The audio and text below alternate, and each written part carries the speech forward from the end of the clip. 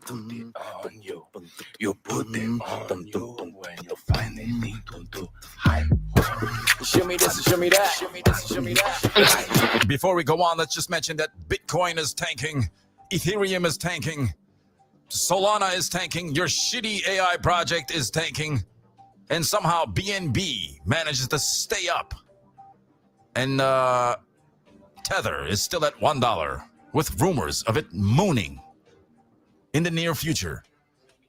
Breaking. Good evening, ladies, gentlemen, degens, and anyone else still pretending to understand crypto. Buckle up, because tonight, today, or whatever the fuck time it is wherever you are watching this video, we're diving in headfirst into the digital money dumpster fire that somehow keeps getting hotter. First up, Vanguard. Yes, the same Vanguard that treats crypto like it's a radioactive pet hamster is reportedly thinking about letting brokerage clients touch third-party crypto ETFs. This is huge. For years, Vanguard treated digital assets like a family reunion, with too many crying babies and suspicious casserole dishes. Suspicious casserole dishes. But now, suddenly, they're interested. I can hear the exec saying, "Wait, people are making money without us? Quick, slap a Vanguard-approved sticker on it." Next thing you know, they'll release their own meme coin. #Vang. Guaranteed to go sideways forever, just like their mutual funds. For fuck's sake. Meanwhile, the SEC and FINRA are investigating some very suspicious stock trading before certain crypto treasury firms announced their plans to buy digital assets. Apparently, someone got a little too trigger-happy with other people's money, and regulators are now squinting at spreadsheets like a detective staring at a crime scene. SEC Chair Paul Atkins insists they'll enforce laws where necessary. Translation, we'll poke the hornet's nest if it makes a good headline. Another translation, whatever they have to do to win. But wait, it gets better. Blockchain security firm PeckShield flagged $3.6 billion in shady outflows from DeFi platform Hypervault. About 752 ETH, worth nearly $3 million, apparently took a little vacation through Tornado Cash, the crypto equivalent of a no-questions-asked nightclub for money. And if you needed more proof this was a rug pull, Hypervault's website went offline and their social media vanished. Poof, gone. Like your cousin Larry's dignity after he made out with his nephew at the family karaoke night. Not to be outdone, Cloudflare CEO Matthew Prince announced plans to launch their own stablecoin, the Net Dollar, fully collateralized by the US dollar. Because if there's not one thing internet infrastructure needs, it's a cryptocurrency, right next to your blog about cats who looks like politicians. In Washington, the U.S. Senate Finance Committee is gearing up for an October 1st hearing on examining the taxation of digital assets. Coinbase VP of Tax Lawrence Zlatkin will be testifying alongside experts from Coin Center, A.S. Kramer Law, and the American Institute of CPA's Digital Assets Task Force, for fuck's sake. Is there really an organization called that? And so basically, a group of people talking about taxes, which is everyone's favorite dinner conversation topic, right after root canals and public speaking. Meanwhile, Bitcoin miner turned AI hosting provider Cypher signed a 10-year, $3 billion AI hosting deal with FluidStack in Texas. That's right, Bitcoin miners are now hosting AI, because if you weren't already confused about your retirement portfolio, this will do the trick. I can't take this anymore. Flare Network rolled out FXRP, a wrapped version of XRP for DeFi. It's over-collateralized, non-custodial, and ready for minting. Translation, fancy blockchain jargon for money, but make it complicated. And speaking of money, Tether is apparently in talks to raise $20 billion at a $500 billion valuation, placing it alongside OpenAI and SpaceX. Cantor Fitzgerald, with ties to Trump's Commerce Secretary, is advising, because nothing says trust me like mysterious billionaires talking in whispers in a dark alley while eating carrots and drinking coffee with cigars. Meanwhile, the FTX Recovery Trust sued Genesis Digital Assets over reckless investments from Sam Bankman-Fried. Apparently, SBF ignored political unrests, energy caps, and new taxes while throwing money around like a college kid at spring break. Guess some people never learn. World Liberty Financial is rolling out a debit card soon, with Apple Pay integration linked to USD1 stablecoin. Yes, now your coffee purchases can be both digital and vaguely dystopian. Crypto regulation is also coming, folks. Patrick Witt from the White House expects a sweeping market structure bill before the end of 2025, And SEC Chair Paul Atkins wants an innovation exemption to fast-track on-chain products. Translation, government speak for we'll try not to kill the fun too much. Moving on-chain analytics platform Bubble Maps launched Intel Desk, rewarding users with tokens for uncovering scams, just like Fukuru. Finally, an app where snitching is profitable. A new study from Henley and Partners estimates crypto's rich list has swelled to 36 billionaires and 241,700 millionaires globally, a 40% surge year over year. Bitcoin holders account for 60% of these millionaires, fueling what the report calls a historic wealth boom. And you thought your student loans were fun? Tokenization platforms Midas and Interop Labs launched MXRP, a tokenized XRP product with a 6 to 8% base yield. Users can deploy it in DeFi markets to generate more returns with payouts in XRP. It's like making money from money while your actual money naps. Strive, co-founded by Vivek Ramaswamy, is acquiring Similar Scientific, creating a combined Bitcoin treasury of over 10,900 BTC, worth $1.2 billion. Meanwhile, Japanese firm Metaplanet just bought 5,419 BTC for $632.5 million. That's right. Some people are basically collecting Bitcoin like it's Pokemon cards. Layer 1 blockchain Kaya and Endline Next are launching Project Unify, a stablecoin super app to handle payments, remittances, and on-off ramps in one interface. So you can pay for sushi, send money to your cousin in Spain, and trade crypto while doing it, all without leaving your phone. Amazing. As if we needed to be glued to our devices anymore. Touch grass, people. Ethereum co-founder Joseph Lubin confirmed that MetaMask will launch its native token soon, and Ethereum developers tentatively set for December 3rd for the Fusakao upgrade. So if you helped ETH through all the drama this year, congrats. Your patience is about to be mildly tested again until it crashes. Again. In the meme corner, Rex Shares and Osprey funds launched the first US spot Dogecoin ETF. Finally, a chance to invest in a coin literally created as a joke, as if you didn't already. Prediction markets are also booming. Platforms like Polymarket and Kalshi now handle billions in contracts covering everything from Fed rate cuts to Nvidia earnings. And yes, even Taylor Swift pregnancy bets, because nothing says finance like betting on pop stars' personal lives. And finally, PayPal is introducing PayPal links for peer-to-peer payments, soon supporting BTC, ETH, and their own stablecoin, PYUSD, so you could send money, digital coins, or existential dread to anyone with an email. And that's your crypto finance meme coin roundup for now. A world where billionaires collect Bitcoin like Pokemon cards, regulators peek at spreadsheets, and your retirement account is somewhere crying in the corner. I'm your unhinged host Kapali from Spare Parts Universe, reporting live at WLNG SPU TV. Nude. From the other side. Stay plugged the fuck in, folks. On you.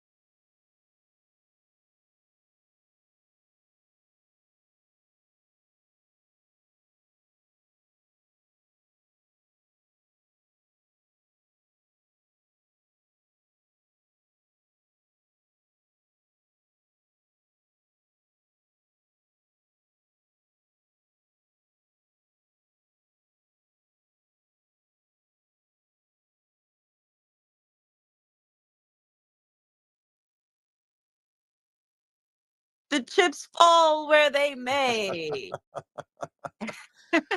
Yeah, it's gonna be fun.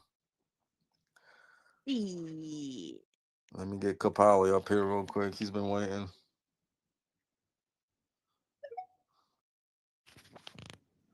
Kapali in the building. Breaking news.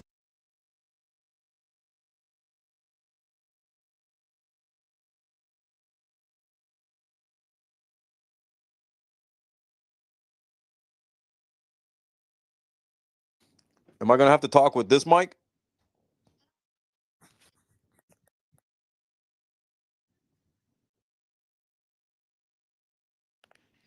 Oh yeah, there's a big delay. I wonder why it's doing that.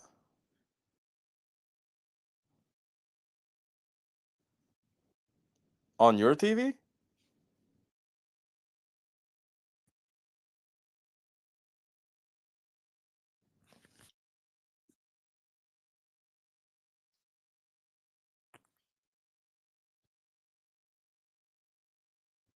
Yeah, whatever. Doesn't matter. If it lags, it lags. It's not like we're gonna be here all night, just doing a quick little thing. Let me try to add Kapali again. Keep your monitor down there. I don't think you need that up, unless you do.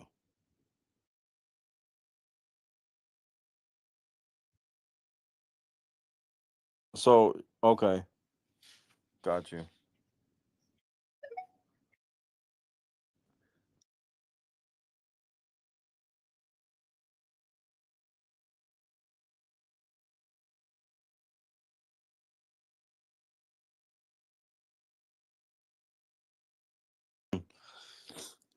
Yeah, that other thing's not gonna work. It's probably gonna be all messed up. The what's it called? Anyway, we'll just deal with what we got right here. What's going on, everybody? Mr. Moon, Doug. What's going on, Doug? Doug. Hope everything's well over there. Dark Web Ninja. I see a couple new faces in here. I really haven't seen anybody here. I just do. You hear me, Regina? Oh, okay, cool. Yeah, we'll just see. We'll see how it goes. Yeah, anybody wants to come up, just throw a throw a request. Come up. You got anything you want to ask or mention? Just slowly gonna start diving into you know the earlier days of spare parts. How kind of things started and where it all began and some of the inspirations. Do you know what I mean?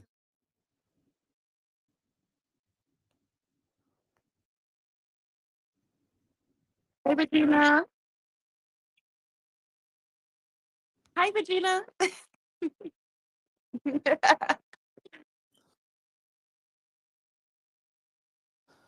Yeah, I was trying to bring Kapali up here, but I don't think his is gonna work. Fully, you stupid motherfucker.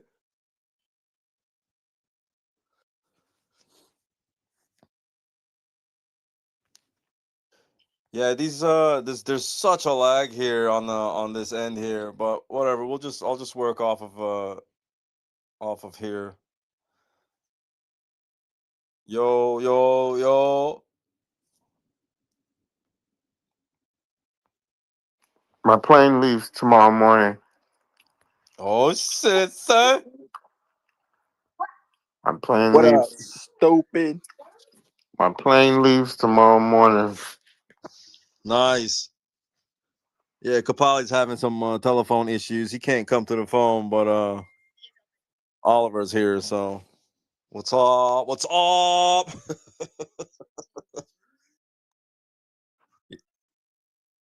Yeah, that's tight. Which airline you with?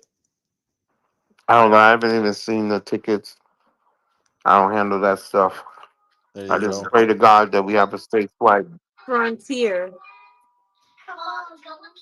That's tight. Should be like a couple hours, maybe like 4 hours or something, maybe. I don't even know. Nah, No? 2 hours.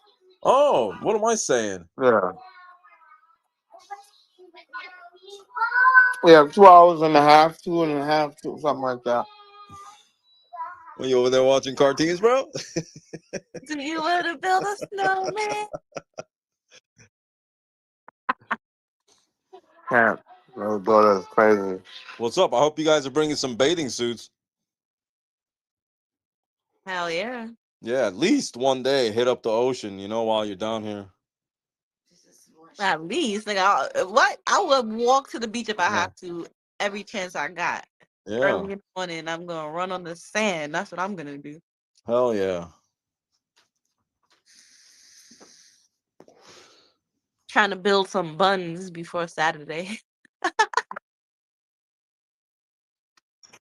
What's up, Poison? Fully, what's good, bro? Hope everything's been well on your end over there, man. Yeah, bro. Everything's been solid.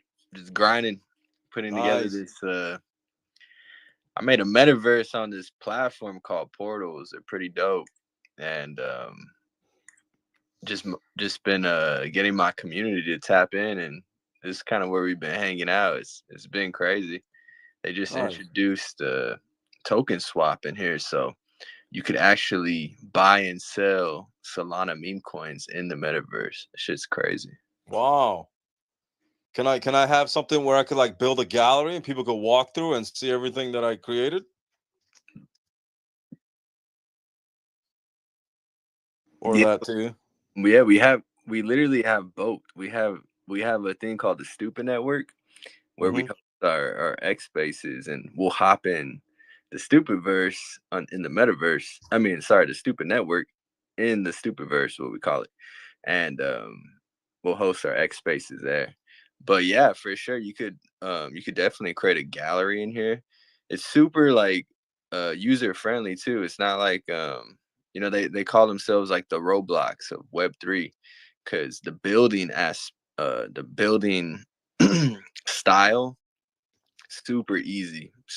But um, yeah, man, I gotta get you in to check out Yeah, the that's metaverse. tight. Mobile friendly? Nah, not yet. That's once that happens, it's game over. Got you.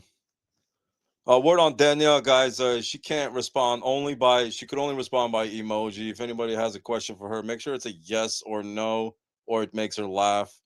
So that way, she could respond with a thumbs up or down or a laughing emoji. Sparico, your twisted co-host up there. He's in the house. What's good, bro? Good. Chilling. Sparico's coming down. Fool, you coming down to Art Basel, Miami, or what? Yeah, I'll be down on Friday. Oh, nice. What's Yeah, happening? yeah, yeah. Ugly Duck Society's got an event planned out at the Drunken Labs on there on the 6th. Oh, okay. Yeah. Shit, I'm all the way in Uh, LA. It's that'd be a last minute mission for sure. yeah, yeah, yeah. If you make it down, you make it. If not, whatever. You lose, bro. Nah, it's crazy because I'm pretty fresh in Web3. I mean, not so much in crypto. I held crypto since 2020, but didn't even know this whole shit existed on here. I have like a entertainment business in real life, so I was doing music festivals like this past like 5 years. But when I saw what was happening here and I see all you guys like coordinating these events, shit's crazy. So I definitely need to start popping up. Yeah, yeah, man. Stop by, bro. Stop by in the mornings too. Scrooge hosts an immaculate space every morning. It goes on for hours. All kinds of people come in and out of there, and it's just you learn, you build, you shit all kinds of great contacts and people coming in and out of there. It's every morning, man. You should stop by. It goes on till like 12, 1 sometimes. So your time it'll probably be I don't know. You said you're in Cali, right? Yeah. Yeah. Okay. Yeah. You said on Scrooge's page. Yeah, yeah, yeah. In the mornings, yeah. Bet. Yeah, Shot him a yeah. follow. Yeah, Scoot. So What the hell? What do you do? What you got 3D glasses too? y'all, Yeah. let's retweet the space. We don't want to talk to ourselves in here. Well, let's retweet the space, everybody. We only got 7 retweets, and it's like 12, 15 of us in here. Yeah, yeah. Retweet the space. We're about to shut the space down in like 4 minutes. Nope, it was I'm 5 minutes and playing. 20 seconds to be precise. Right?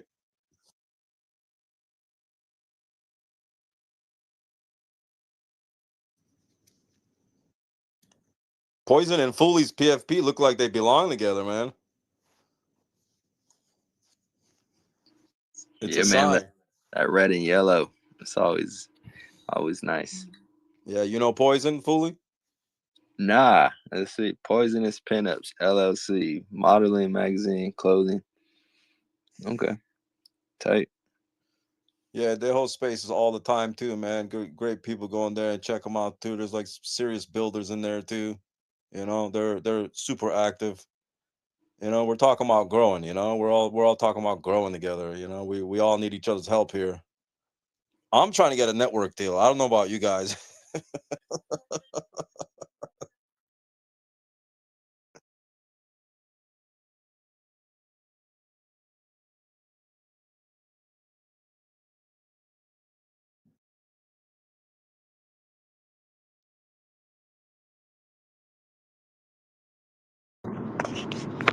Well, I hope you get the network deal because you haven't paid me yet. Your check's coming, bro. Your check's coming. or yeah, just give me your address. Royalties, man, royalties. Yeah. Yeah, let's retweet the space, guys. If you haven't, so send it to your in-laws, send it to your friends, whoever you're sending it to. I usually send them out on text message. I'll share it out in here sometimes, but most of the times I'll just text the link to individual people. Yeah. Bro, I'm looking at your page. Shit is so crazy. Like, Right? can you explain Limbot number 3? Like, what is this about? I'll be gladly to tell you. No. No, that's not no. I didn't even know what a glue gun was when I was 3. What are you saying? Limbot number 3. Okay, so all right, Limbot number 3. I'll share that one up the top so everybody could follow along. This is Scrimpy. Scrimpy is one of the first ones that I named out of not many, except for the ones that are in the show. And each character in the show is based off of friends that I have and real life conversations. But this guy Scrimpy has not made the show yet, but he is going to be in the NFT collection. That head you see there will be one of the selections. So its mouth is made out of a pistachio, and the tongue is made out of a straw that I chewed the hell out of, a red straw, those little red mixing straws. And the eyeballs are made from thumbtacks. And the body there, the green part is a green bottle cap, so with some kind of beer. I don't remember which beer it was. Eyebrows are made out of tie wraps. I got a whole gang of tie wraps that I use for every character. That's one of the traits that they all share. They share 3 traits, like 98% of these characters, and that is the eyebrows, the mouth, and sand. When it's complete, I add like 2, 3, sometimes 4 layers of sand with self-leveling clear gel in between. I paint it on with a paintbrush. I cover all the excuse me, the adhesive marks, all the glue marks. I'll paint over and I'll put sand on it just to add like another aesthetic to it, make it look cool. And then Yeah, that's Scrimpy. He's very old. The reason why it's titled number 3 is because the lower the number is, the closer to its, spawn date, created date, whichever way you want to look at it. The higher the number, the newer the piece. So you'll see down the timeline, once you scroll down, you'll see some of them say like 122, 118, 157. It's not the number in the collection, it just determines how old it is in the collection. And I have a lot. There's a lot of them. I honestly I lost count, but it's close to 200 plus or minus 20. I'll say that much. And I'm making these things every day. No, not every day, but all the time, like super actively. I'm creating. I got some sitting on my bench right now. There's like 6, 7 of them that aren't even done. And what's crazy is the collection, the NFT collection that's going to be coming out, which we're going to release with the heads first only, because you're going to be building your own bot with all the assets that I created. I recently went through and photographed all the new limbots that I created, and there was a lot. I took like 400 images with different angles, and these are the images that I use to, bring in the Photoshop and colorize them to see as you see them in the cartoon show in the NFT collection. And I, I break the limbs down into multiple different limbs: left arm, right arm, torso, left leg, right leg, head.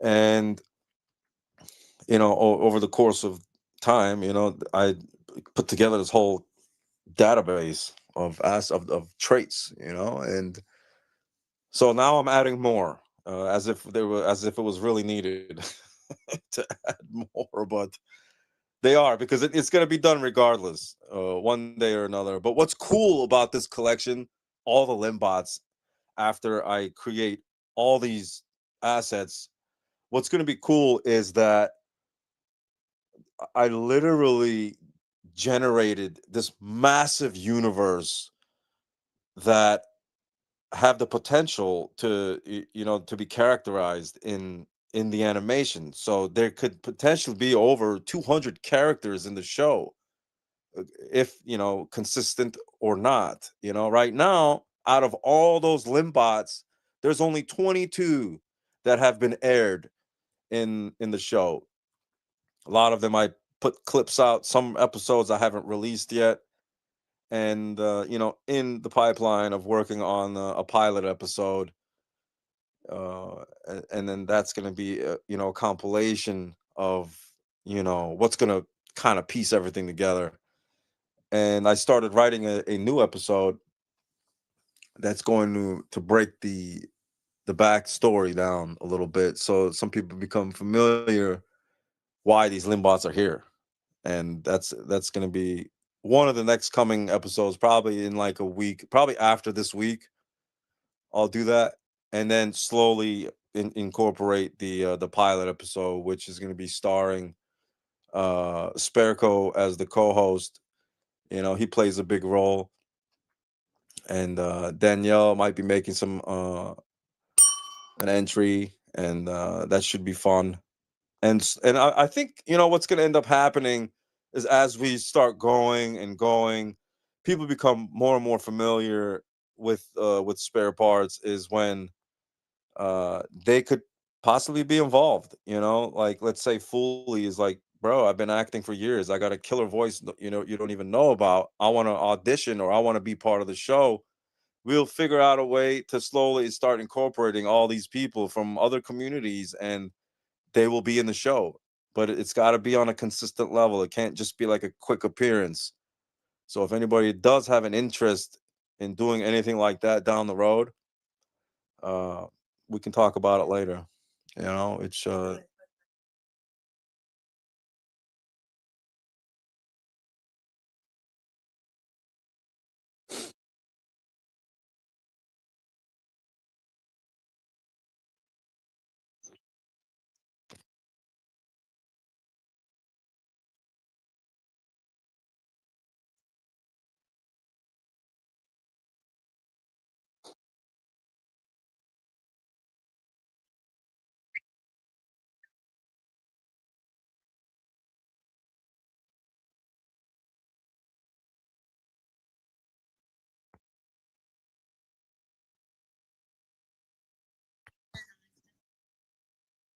Nah, they'll know. They're gonna know. It's their choice whether they want to be recorded or not.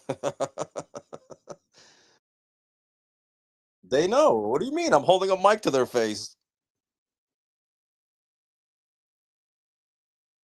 Oh yeah, you made it seem like a secret. Yeah, no, you know. If you don't want to get recorded. No, I recently got a it's like it's the Rode, what's it called? Wireless Pro. That's a super mobile. It's like a little square. It's like 2 by 2 by 1. Super small. Yeah. Yeah. Nice PFP there, Regina, over there sporting Kapali. I did, yeah. I didn't realize until that hoodie was made that I could have if I could have had the arms placed strategically where it's on his arms, that would have been kind of cool, but I wasn't even thinking about it. Yeah, the head wouldn't be there. Yeah, no, I don't want to do that.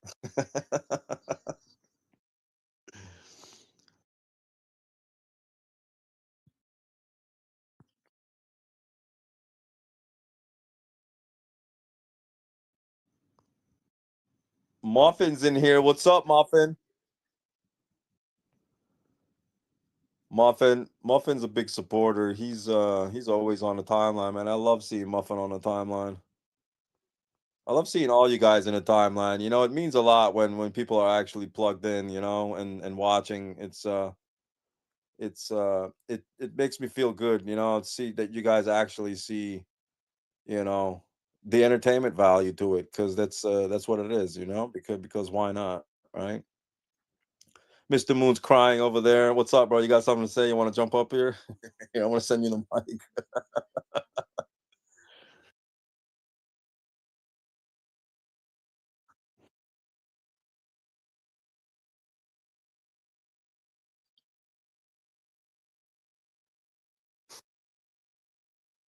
Oh wow. Guys, check out the top picture there. That's Kapali's final image I took about an hour ago, and that's it's pretty much it. That's done. I'm gonna throw a nice little clear coat over that whole thing, and it's gonna be super cool. I'm gonna be taking this thing everywhere I go from now on, even the bathroom. So that's gonna be fun. I'll take him to the grocery store. Oh man, I'm gonna take this thing to the grocery store and take a picture with it in one of the aisles. Yeah. If you maybe.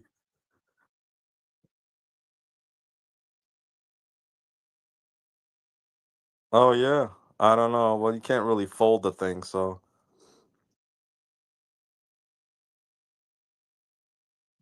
no, it's not gonna work.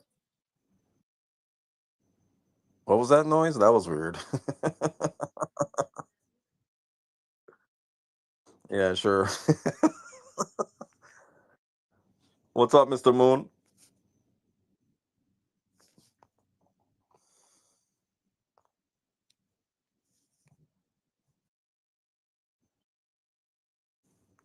It's not even on. Oh, oh, oh. Yeah, the space is it might be my connection here because it's been raining all day and it's super cloudy, and I noticed that when it's cloudy out, the cell service is weak.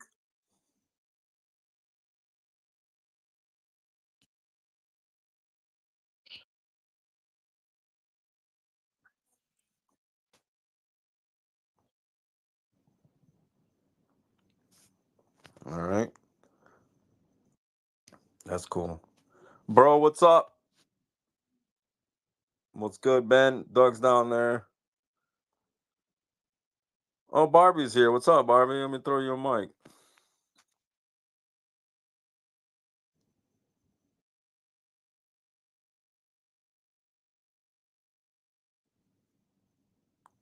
Oh, with the Saudis.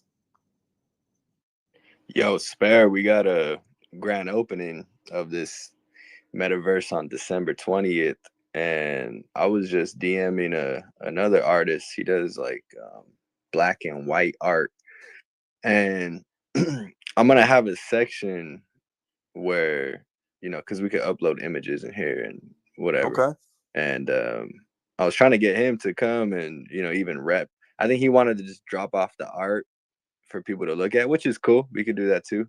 Yeah, why not? But ideally, I was looking for an artist to represent their art and speak to it, or speak to the guests about it. So if you're In free, person? well, it's through the web. Oh, the metaverse thing. Yeah, it's browser based, so Yeah. super easy to get You people. want me to jump in there? Is that what you want? I mean, yeah, if you're free December 20th, it's a Let me check the calendar. I'll lock it in right now. December 20th. I have. so it's a 3-hour event, and it starts at 1 p.m. Pacific Standard Time. Four, Yeah, so 4 to 7 for you.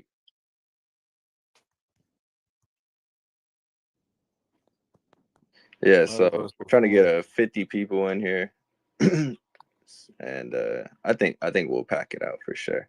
We have a comedian. We're gonna have DJ sets, a comedy show. One of our stupid motherfuckers. They do comedy. Dude is so hilarious. He's from New York, and man, it's gonna be a fun day for sure. Nice. That sounds interesting. I actually earlier today I was getting a whole bunch of files ready for Art Basel because I'm going to be bringing a projector with me. So I'm about to load up my thumb drive with a bunch of content. Every like a lot of the stuff that I created, from the NFT collection to the cartoon show, the clothing line, a bunch of little modeling videos and stuff. So what would it be something I would be do from my end, or I would send you these files? Yeah, you could send me like a file, and then you could hop in. You have like a PC laptop, right? I'm assuming. Yeah. Okay. Yeah, so you could hop in and kind of just like, so it's there's proximity chat in here too. So you could just like, we could just chop it up while we're in the space, and I could just place it in the art section wherever you want. Yeah. Yeah, we could. Yeah, let's try it out. That'll be. I like those kind of experiences. I'm a big fan of metaverse. It's just I still feel like it's so new and it's got so much improvements to be done on it to make it run efficiently. But there might be some other different ones out there. I don't know. I kind of fell off of it, but I was playing around with Spatial. You know Spatial? Yeah. I hopped on Spatial the other day for the first time. This is nothing like Spatial. I'll tell you that much. This Okay. is this is a little different. I think in a better way. It's Yeah. So but you just have to try it out. The one thing that metaverse is, you said the word efficient. It's like sometimes the connection, there's like a lag. That's like probably the flaw in these metaverses. But um, this platform has been pretty damn good. Not gonna lie. You just have to hop in and kind of test it out yourself. Yeah. Yeah. I just made a note of it on the calendar, and then I guess just DM me the link too. Yeah. And then I'm pretty sure I got to go up there and create an account and stuff, right? Yeah, you may be able to hop in as a guest. But the cool thing is like you could do custom avatars. So if you give me, and I do 3D like characters and shit. Nice. So if yeah, sorry, go.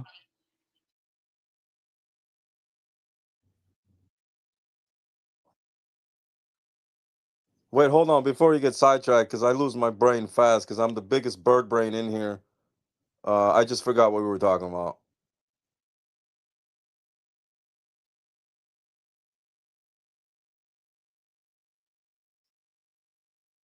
No. Hold on. What were you talking about? The 3D stuff. Oh yeah, so they do you could import GLB files, like custom avatars. And I got the Stupid MS, which is our private NFT collection, and all the NFT characters. So like for every NFT holder, they have their own personal avatar. So we're like right now we're like there's like 5 of us in here. We're just running around with our NFT characters. But for the event, I'm offering custom avatars for people who participate in the grand opening. So if you have one of your NFTs or your characters that you want to run around the space with the metaverse, and and just chop it Yeah. up with people, I can make that happen for you. Yeah, let's do it. What do you need? Do you need multiple images from different angles, or what do you need? Just one clear one, bro. That usually does the trick. PNG? Yeah. Oh, okay. Yeah, that's no problem at all. Yeah, I got one right here, right now. I'll send it to you. Heck yeah, dude.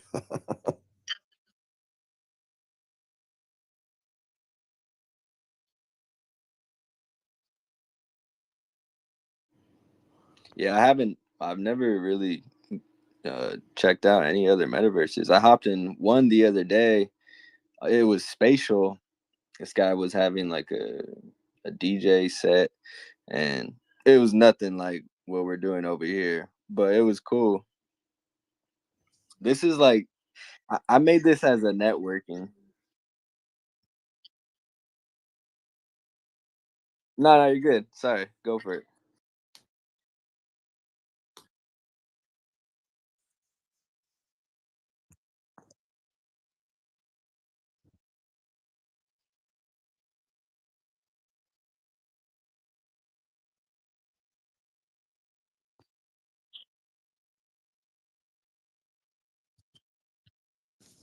All right, so before I answer that question, I pinned a video up. We actually just dropped the like a teaser trailer to what it looks like. So maybe watch that, and I think it should answer. But yeah, we built everything from scratch. We didn't use Blender, Unity. This is all like built um essentially Roblox style. I've never played Roblox, but that's what the platform always claims, is like we're the Roblox type of build. So yeah, it's Nice. crazy. But yeah, we just dropped that video today. Oh, I see it here. I'm gonna watch it real quick. Oh, that looks. I love the color work in there, bro. The graphics are nice too. This, so you're actually walking around in here. Yeah, bro. Yo, that's sick. You don't need no VR goggles, nothing like that. You just run around with a character. Cool. Yeah, that's exciting, man. Yeah, you guys did a number on this thing. Shit. What are you using to build it then?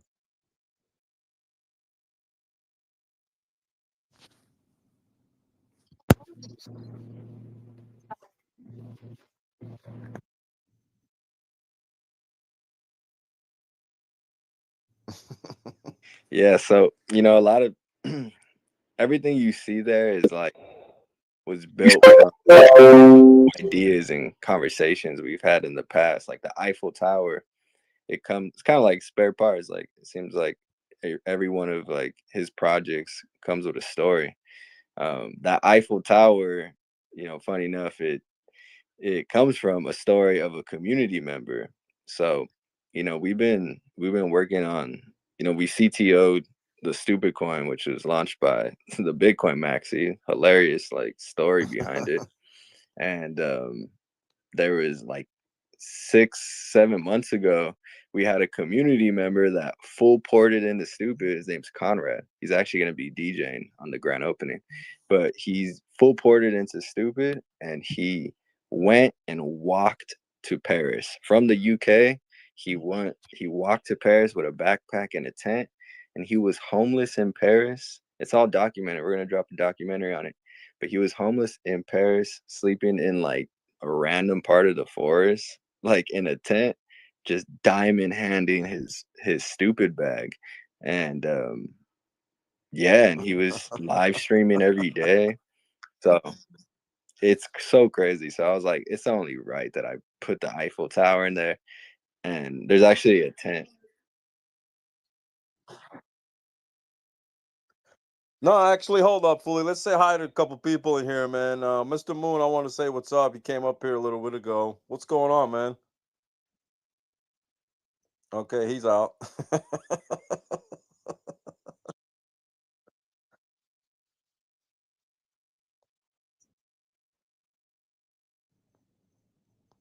Let's say hi to Samuel here. He seems like a new person here. What's up, Samuel? What's up, guys? How you guys doing? Good, man. How about you? What are you doing? I'm good. I'm good. I'm good. Nice, nice. How'd you find the space? I think I kind of follow Sparkle. Oh, okay, cool. Nice. Yeah, so you're familiar with the universe? Not really, bro. I just kind of following him recently. So I'm an animator, though. So I'm just trying to like explore into Web3. Know more about trading. I'm thinking of going to trading to add in my animator job. So I just follow Sparkle and I come across the space. I just decide, let me check what you guys are building here. Nice, nice. Glad you stopped by, man. Have you seen the content on his channel? Uh, no, no, no. But I What are you just following him for then, bro? bro, I'm not kind of very like less busy. As an animator, I got a lot of pile of work I'm working on. You know, Yeah. so I just trying to squeeze in my extra time. Just to, like check, explore the Web3 page.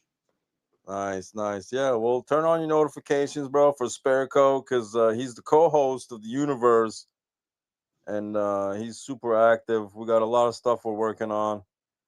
You see his head there. He's gonna be in the NFT collection too. He's got a very rare head. That's angry, twisted Sparico there.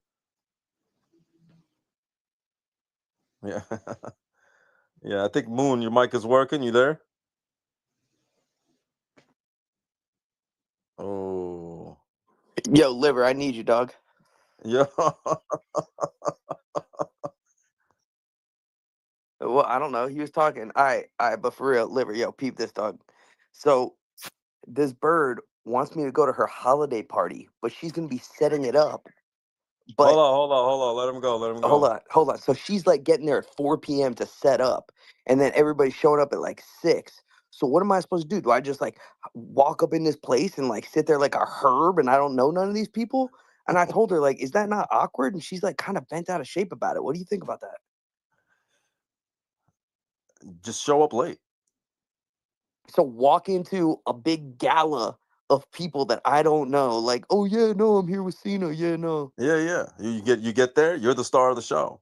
What do Fuck you that. what do you guys all right, this whole room, what do you think about this? Is that the appropriate way? Like when somebody's volunteering at some event and then they invite you to it, like, do I show up at the time everybody else goes? Do I go when she goes? Like, what do I do? Yeah, no, show up late, bro. Show up late. Show up late. Also, everyone, Stevie actually looks like that in real life. Everyone, so That's my baby picture. But literally there's a whole room of y'all and nobody has an opinion on going to a holiday party with some girl you like. Oh, I would love this. Yes, please. Yeah, Regina, please.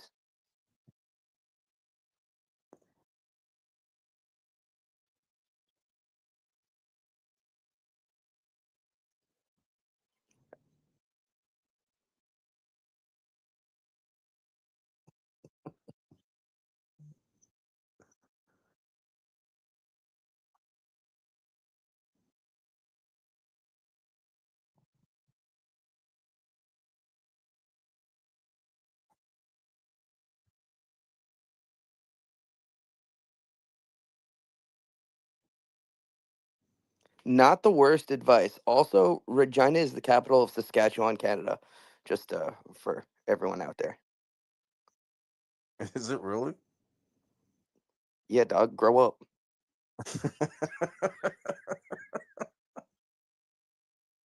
What'd you say?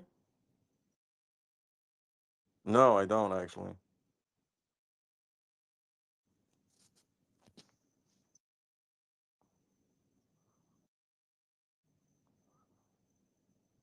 No, I have no idea what it means. Stevie, welcome, Stevie. You seem like a big loser.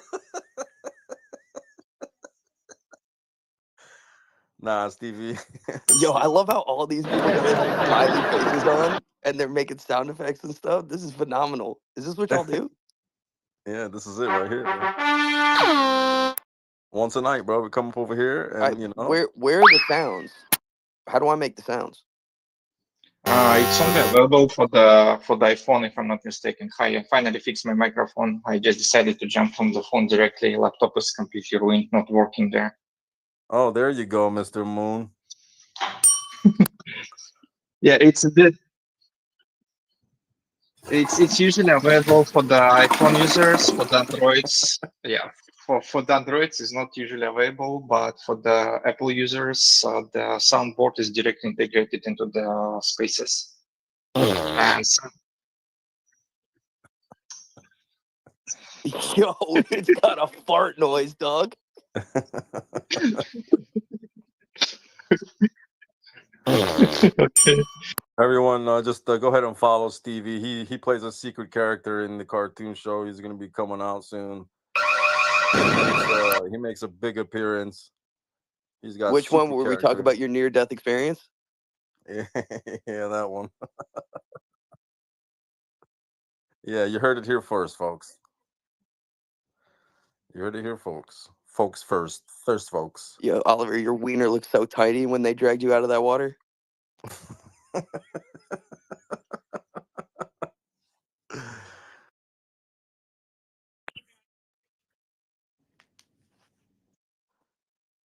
Yeah, all them teeth and no toothbrush. That's why I'm so ornery.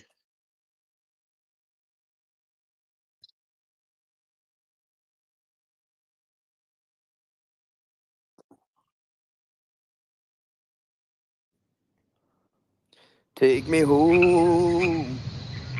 So yeah, Stevie, are you familiar with the universe, man, or what? What's going on?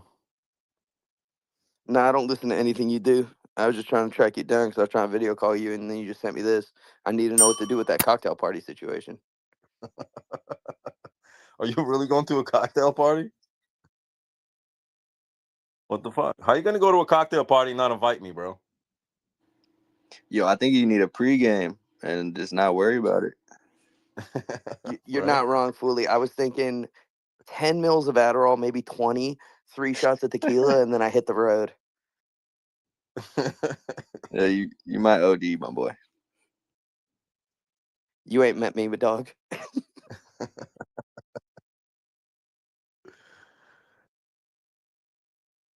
Yeah, Stevie's real connected to the universe, guys. He's been around a long time. He's just as close as Sparco is.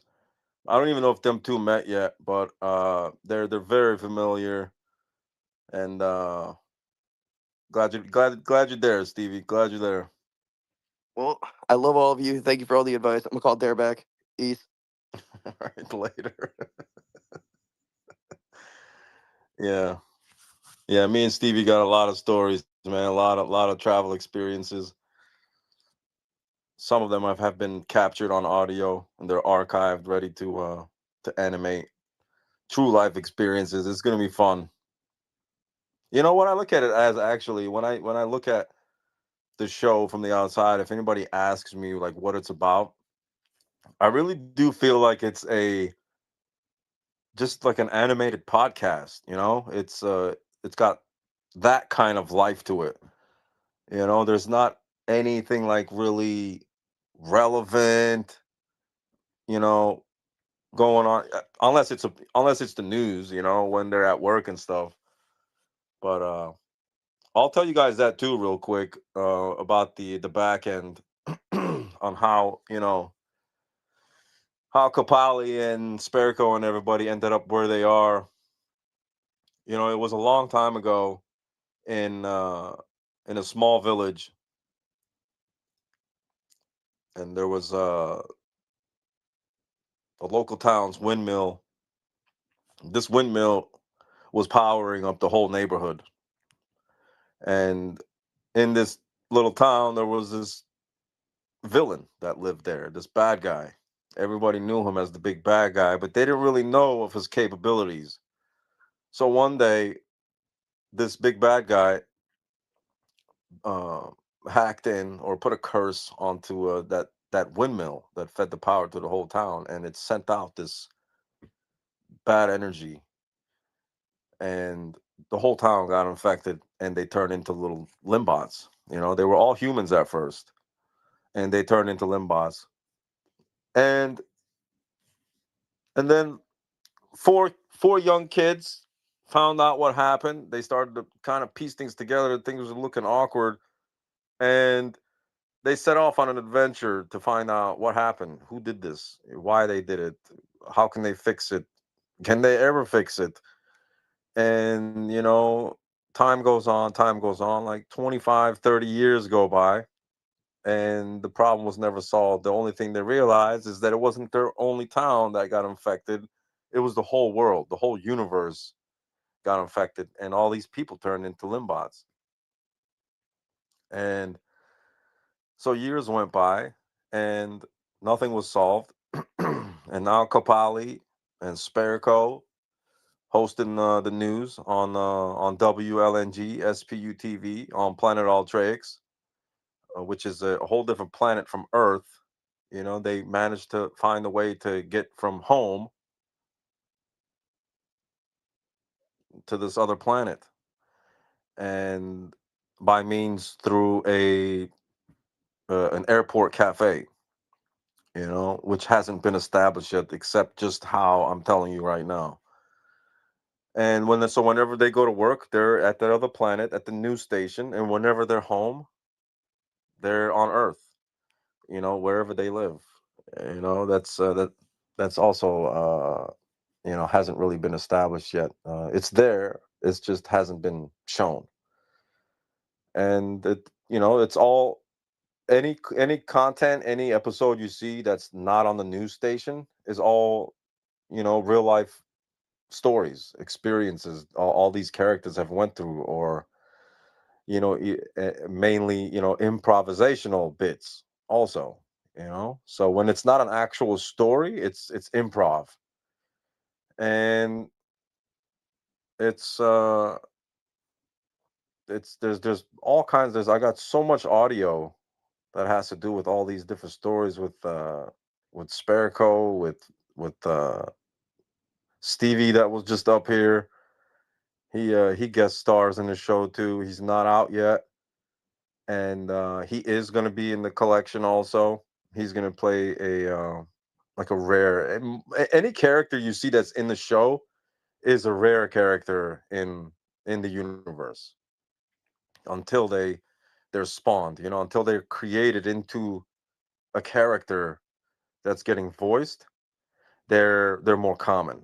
So that's a good thing to take a note to, as far as everything that's involved, within the universe, and yeah. So what's up, Moon? Sorry, I guess you got your mic cleaned up now. Yeah, definitely. Hope you can hear me well. I have several questions, actually three specific questions. Number one,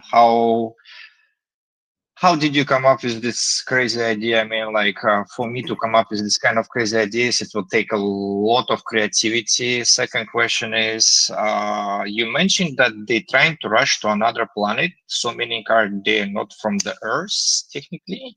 And the third question, are you using any of our voices in spaces for your next episodes? No, I'm not. Although they are required, I'll start backwards and answer them backwards. Yeah, The please. I'm very strict on audio quality, and the way the sound comes out from these spaces is very tinny, and there's no low end to it. And I refuse to use that. So down the road, when it comes time to that, people being part of the show, we'll figure out a way how for them to acquire a microphone, and then they could become part of the show. There's a lot of people out there that have setups at home with microphones and stuff, that do their thing. So they're not. I might sometimes record a phone conversation that I have with somebody, and record the speaker. I'll put my phone on speaker, and then I'll capture that audio, and then when I animate it, it just makes it look like the character is on the phone with the person, and you can hear it like that. As far as the planet, they they got contracted to be hosts of this news station, and how that gets figured out is still beyond me right now, but it'll come to me. Not the more I talk about it, and it's slowly coming to me. And tonight, just now, actually, when you asked me that question, I realized I could incorporate a way. They know somebody who hired them to become, news reporters, you know, in another planet, and they accept the job, and then, they do what they do. They go there to work, and they come home to Earth, and yeah, that's how the other planet gets incorporated. And the first question is, it's I think the craziness comes from the parts that make up each character, each limbot, physical sculpture. So if some of you are not aware, the each character is made from it's inspired by a physical sculpture. And every time I make these characters, it's all natural. I don't plan on it. The only time I'll plan is when I go live, and then I'll just turn the video on. I tell myself, all right, we're going live. I'm gonna make a character live right now. But most of the time, I'll just end up in the studio and just kind of look around, and then sit down, and then it just all comes together. So as far as the craziness of it, I do believe it has. I got some crazy tendencies. I'm wild. I like to do things, whatever. I think a lot of my personal character bleeds into these characters, which is why I have such an emotional attachment to them, and I really don't want to get rid of them. But it's going to be a deliverable through the NFT collection. Once that comes out, people are going to be able to unlock these things and get it shipped to their homes, if they want them. Otherwise, it's there's going to be a fun process through which way that goes, and I'm pretty stoked about it. Um, I said a little bit earlier, I'm adding so many more limbs that I don't know. It's super exciting, man. I love working on this concept, this idea, this thing that I put together, and yeah, I think I hope that first one answered your question with the craziness. I wasn't really too confident about that answer. No, no, no worries. That's just perfect answer. Just to add on to the first question, multiple of us having so-called collective memories regarding the creations that you're dealing with, and actually some of my followers, even that follow you, they say they literally also mentioning that they have exactly the same memory that they used to seen it somewhere before. And I think we discussed this part inside the chats, that there was something similar on MTV. And what do you think about it? Like, could it have been somehow correlated to it, or no? No, there's really no inspiration, man. There really isn't. I don't watch too many cartoons. I mean, back in the day, I watched like Transformers and Ninja Turtles and DuckTales. Those were really the shows that I watched. I never really watched some of the shows that people see similarities to, but I did see the resemblance after they mentioned it, and one of them was Crashbox. and another one was a celebrity death match, and another one was Robot Chicken. I mean, I've watched Robot Chicken, but anytime I created anything, I never once thought of, oh, this looks like that. I just I just knew whatever I was doing was so original as far as aesthetic, visually, that I didn't see it until afterwards, and then I had to actually go look it up too, and I see the resemblance, which is cool.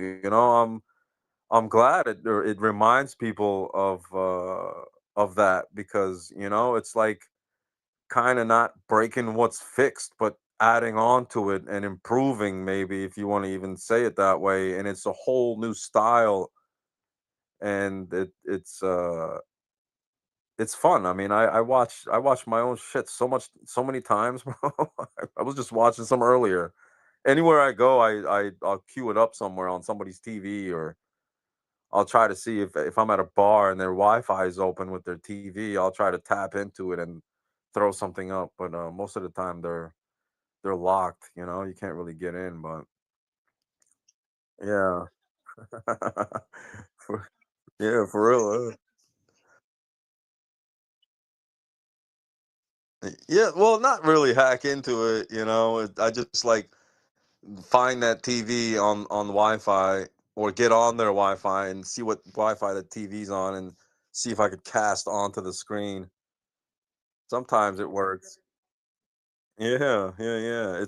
It worked one time. It was fun. People were like, "What the hell is this right now? What's going on the TV?" And they're like, "Try to watch sports." Yeah. Leg up. What's good? Crypto Fight Club. Red Phoenix is here, guys. Thanks for plugging in, man. I don't do these spaces that often, but it's truly great to see you guys coming in here and showing out, because this actually shows right here who's there, and everybody's got a busy schedule, and I'm not the only one out there. We all got things we got going on, but the fact that you guys make the time to come here and say what's up, and just kind of stay in tune, it's a big deal. So I appreciate you all for being here. And my finger almost slipped on that end button. I'm kidding. That would have been very fitting, Spare. Thank you, mother dog. You too, man. I'm glad you're showing up too, because you're to me, you're an icon in here, mother duck. Like, you're a big player in here. I really see you going far and establishing all connections. You're very professional. You're a good talker, and I'm glad I know you. I'm glad I know you here. I'm glad I know you, in person, and I hope to meet many of you. And I do believe that makes a connection that much stronger when it makes it more fun too. You're actually building with each other. You shake your hand, you hug, you kiss, whatever it is. I mean, that's fun. I mean,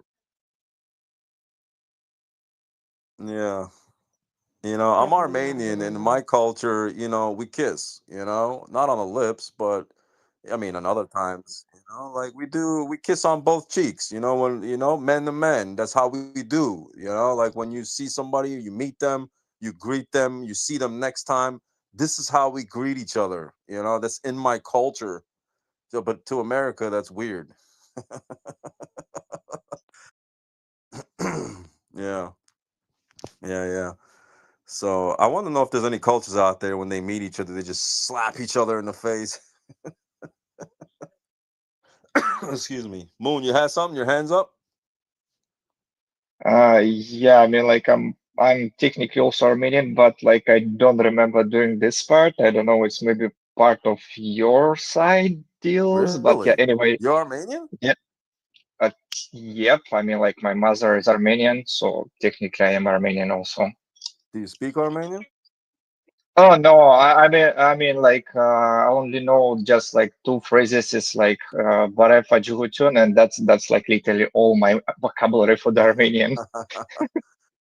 Yeah, no, it's a thing, man. Like it's well, it might be because there's a little bit of Turkish involved too, because my family's from Turkey, and I just for the longest time, that's how I remember, greeting people, friends, family. That's just it was, that's just how they did it. I don't know. Maybe your side was different. I don't know. I mean, doesn't really matter, but it's like funny that you mention it. It's a multiple side of the Turkey and Armenian side that is near to the Turkey. Mm. They usually perform this kind of greetings among the men. Uh, Instead of like handshake, they will just like hug and give like cheek to cheek. No, not actual kisses, just like touching the cheeks of one another. Yeah, yeah, yeah. Exactly. Something like that. So, Something like that. one last question. Sorry to interrupt you. No, you're Actually, good. I'm just here to ask the questions. So, in Please. one of our in our conversations, we mentioned that you might plan to make the card game, if I'm not mistaken. Yeah, yeah. The rule book is complete. That's probably going to be set for like late next year sometime. Realistically, it's going to take a little bit more time because once the rule book, well, the rule book is done. So once that's completed, right after after revision, then I'm gonna pick some cards out of the collection and play test it with some people that I know. They're very big gamers in the tabletop community, and they're eager about this game to be released too. So they're playing a big role, pun intended, because they're gonna help game test it. And once all the cards that are separated, play properly together across all the different themes within the game, then it's going to move into the production phase. And I that was one of my main goals with the NFT collection, is to raise the funds to produce the game. And I'm pretty stoked about it. That's actually one of the things I'm really excited about. I'm excited of all the aspects in spare parts, but the card game is going to be super huge because it's a very niche thing, that specific type of gaming. But it's huge, it's global. There's a lot of heavy hitters in the heavy hitting communities that play these types of games, and it's a very lucrative business.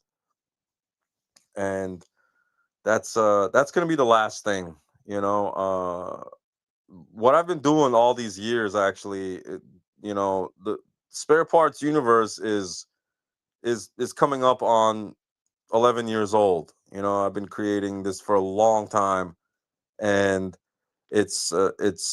I've created all the little pieces out of the course of all these years, and everything's pretty much done. It's at its almost final phases, and then now it's time to just kind of release one thing at a time. And is the animated series is what's getting released all the time, and then the next thing is going to be the NFT collection.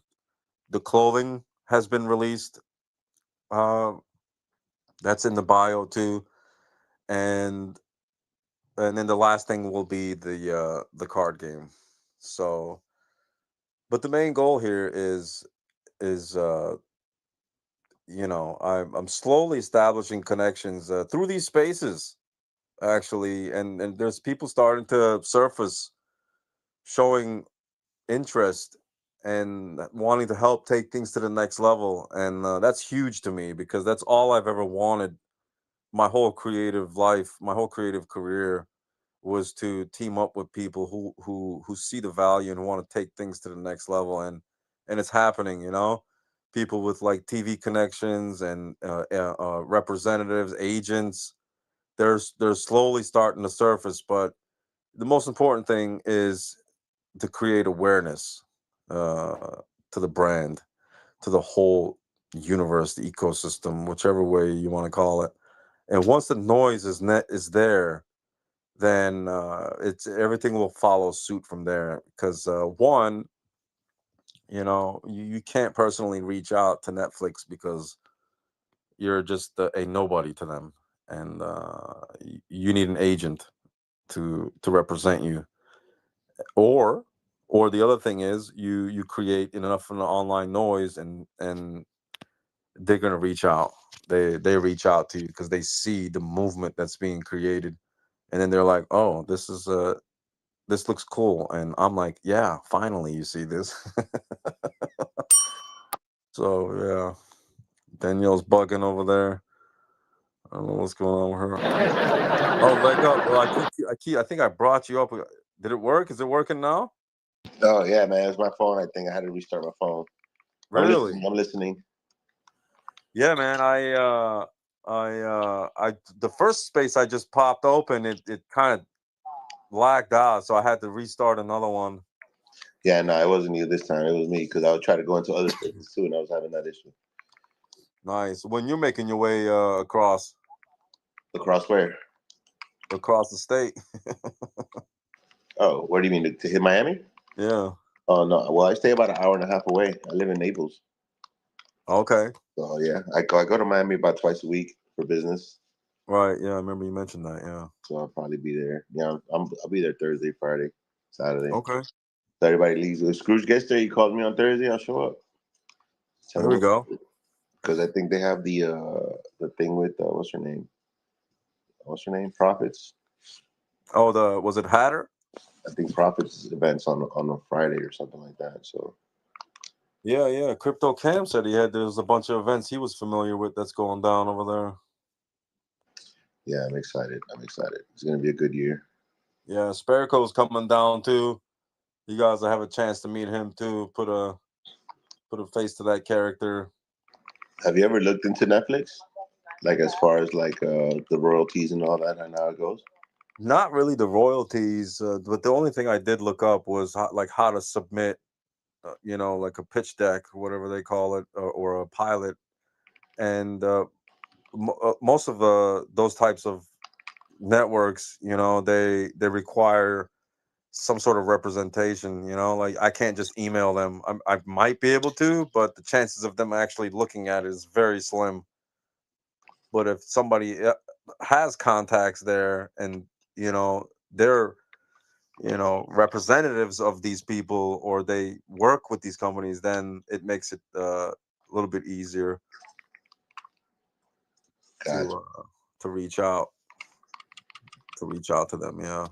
I'm gonna talk to my homeboy because he's a producer Hmm. and he does some work as well. And like he always talks shit about Netflix because they take a lot of your fucking money. I heard, but I'm gonna ask him. I'm gonna talk to him. He's my best friend. Grew up with him since middle school. Oh, nice. Yeah, he's. I'll talk to him and see what he says. Now that, Yeah. I just thought about it. Now listening to you talk, I'm like, damn, wait a minute, I got a friend. Yeah, Yeah, sometimes you gotta talk about it, you gotta mention it, and then sometimes people don't remember until they actually start thinking about it. It's like, oh shit, yeah, I got somebody here or whatever. Yeah. yeah. I'll see what he says. I'll give him a call tomorrow. I'll let you know. I was connected with some agents down here some time ago because I did a lot of TV work and movie work down here in Miami. Oh, nice. But that was a different type of agents. They do have contacts, but they don't represent directly for that type of work. They're basically like agencies where they act kind of like casting agents, to where they get notified from the production company, let's say Sony, that they're looking for a specific type of character. And then if you fit the criteria, you just submit, say, hey, I'm available, and then that goes to the agent, and then the agent sends it to the production company, and then they just they make their decisions from there. But it's yeah, it's not easy, bro. It's not easy.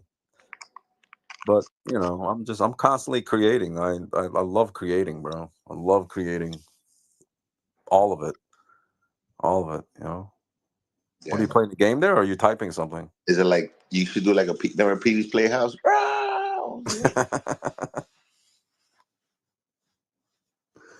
Yeah, no, I'm Yeah, excited, bro. I know you. I know you have a lot of imagination, a lot of potential, and a lot of skills.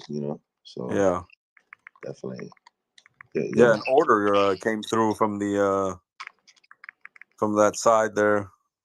Oh yeah, it was cheaper for me to order it directly and then ship it to the person directly than to actually ship it myself. Because I started shipping so many of them, like I shipped about 8 of them, and then they were like $20 here. Oh, no way, I really? was like, oh shit! And then the one I bought today was like $5.99. I was like, damn, I should have did this a long time ago. Yeah, that's the thing. Damn. All right. Oh, I see what you're saying. You could have put the addresses in individually. You're saying. Right, right. Yeah. Yeah. Well, now you know. Now I know. Yeah, that's that hot pink. Hot pink. Yeah, the girls love the pink. Yeah. So what What is else? that? Are you playing a game? What's that noise? Yeah, I play Black Ops. My bad. Oh, Blackout. Is it the new one? Yeah, the new one. I usually play Modern Warfare. Oh, nice. Nah, I don't play that. Yeah, shit. I like playing realistic games. Yeah, I haven't played in a while.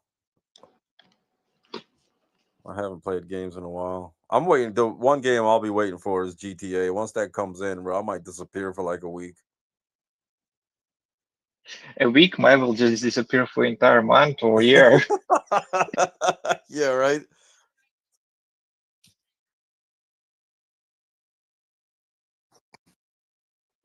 Yeah, right. Yeah, we're slowly gonna wind the space down, guys. I'm glad you guys plugged in. But if I'm gonna leave the last couple questions here, if anybody wants to ask anything or anything in particular, if you're not, But what time are you going to be there, though, at the event? Or when are you going to be? I'm not the event. I mean, when are you going to be in Miami? I'll be there. I'll probably be there a couple times this week. I'm already down here right Oh, now, and I was gonna wait for Scrooge and them to get down. I think they're landing sometime tomorrow. I figured they get situated, and then I think they said something's going on the third, so I'll definitely drive down on the third, what's on the and then that leaves Thursday. Wednesday? Okay. Yeah, yeah, and yeah, right, exactly. And then you got Thursday, Friday, and Saturday, and then whatever else. I figured, we go vibe out, get some nice dinner, get some nice food, drinks, whatever. Meet some people at these other events that are popping off.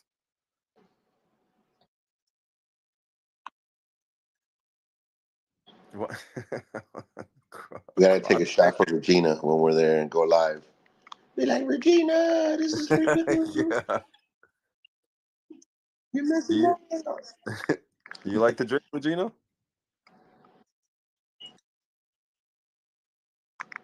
Oh, okay.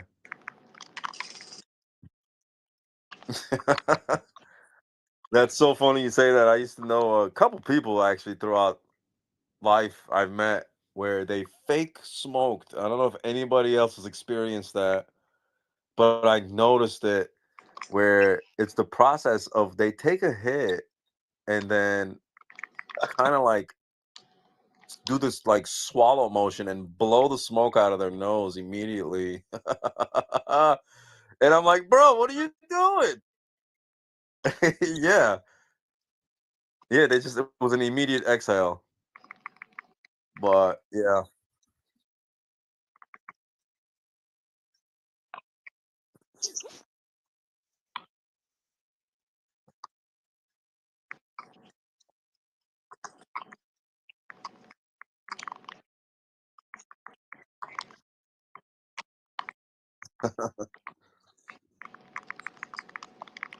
Damn, Samuel left.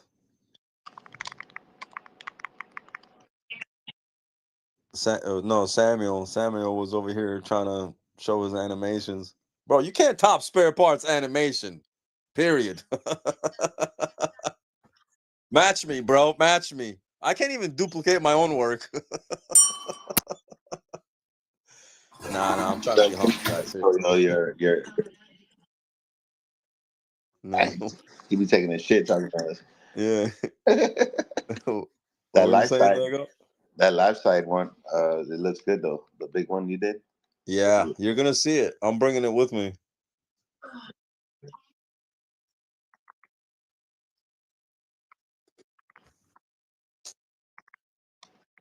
I'm running.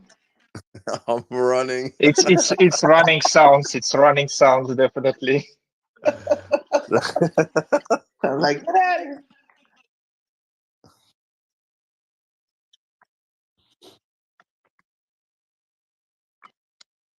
Yeah, I like to run because I'll shoot somebody and then run and then be like, ha ha. She was quick with that one. Yeah. Yeah, that's what's up. That's what's up, man. Maxi, nice for Maxi Mush Josh to join the space.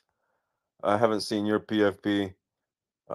Glad you found it here. If you want to come up and say something real quick, see how you discovered the spare parts universe, I'll be more than happy to find out how you did. But all good. Glad you made it here. You guys could tune in tomorrow. I skipped a couple days last week. I had a bunch of family in town, and everybody was just eating, and I was hanging out with my nephew, and you know, I didn't. Yeah, but yeah, Kapali's going out on his first venture tonight. I'm gonna take him out to the to this place I'm going to, and he's gonna say what's up to everybody, get some pictures taken of him. But yeah, thanks everybody for coming in here. We're gonna go ahead and close it down. I don't know if anybody's got one last thing to say. Regina, you want to say anything before we clip out of here? We love Kapali.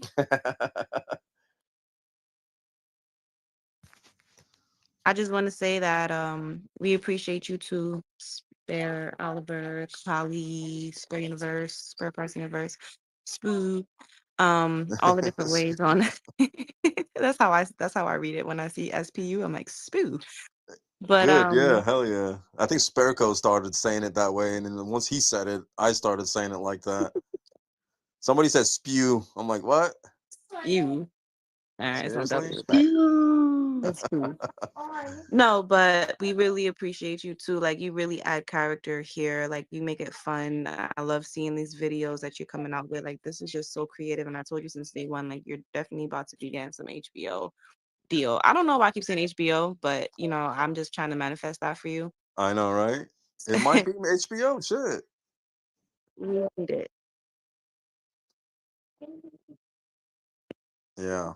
Once that budget comes in and there's a whole team working on this, I mean, do you have any idea the endless possibilities of what's going to be happening?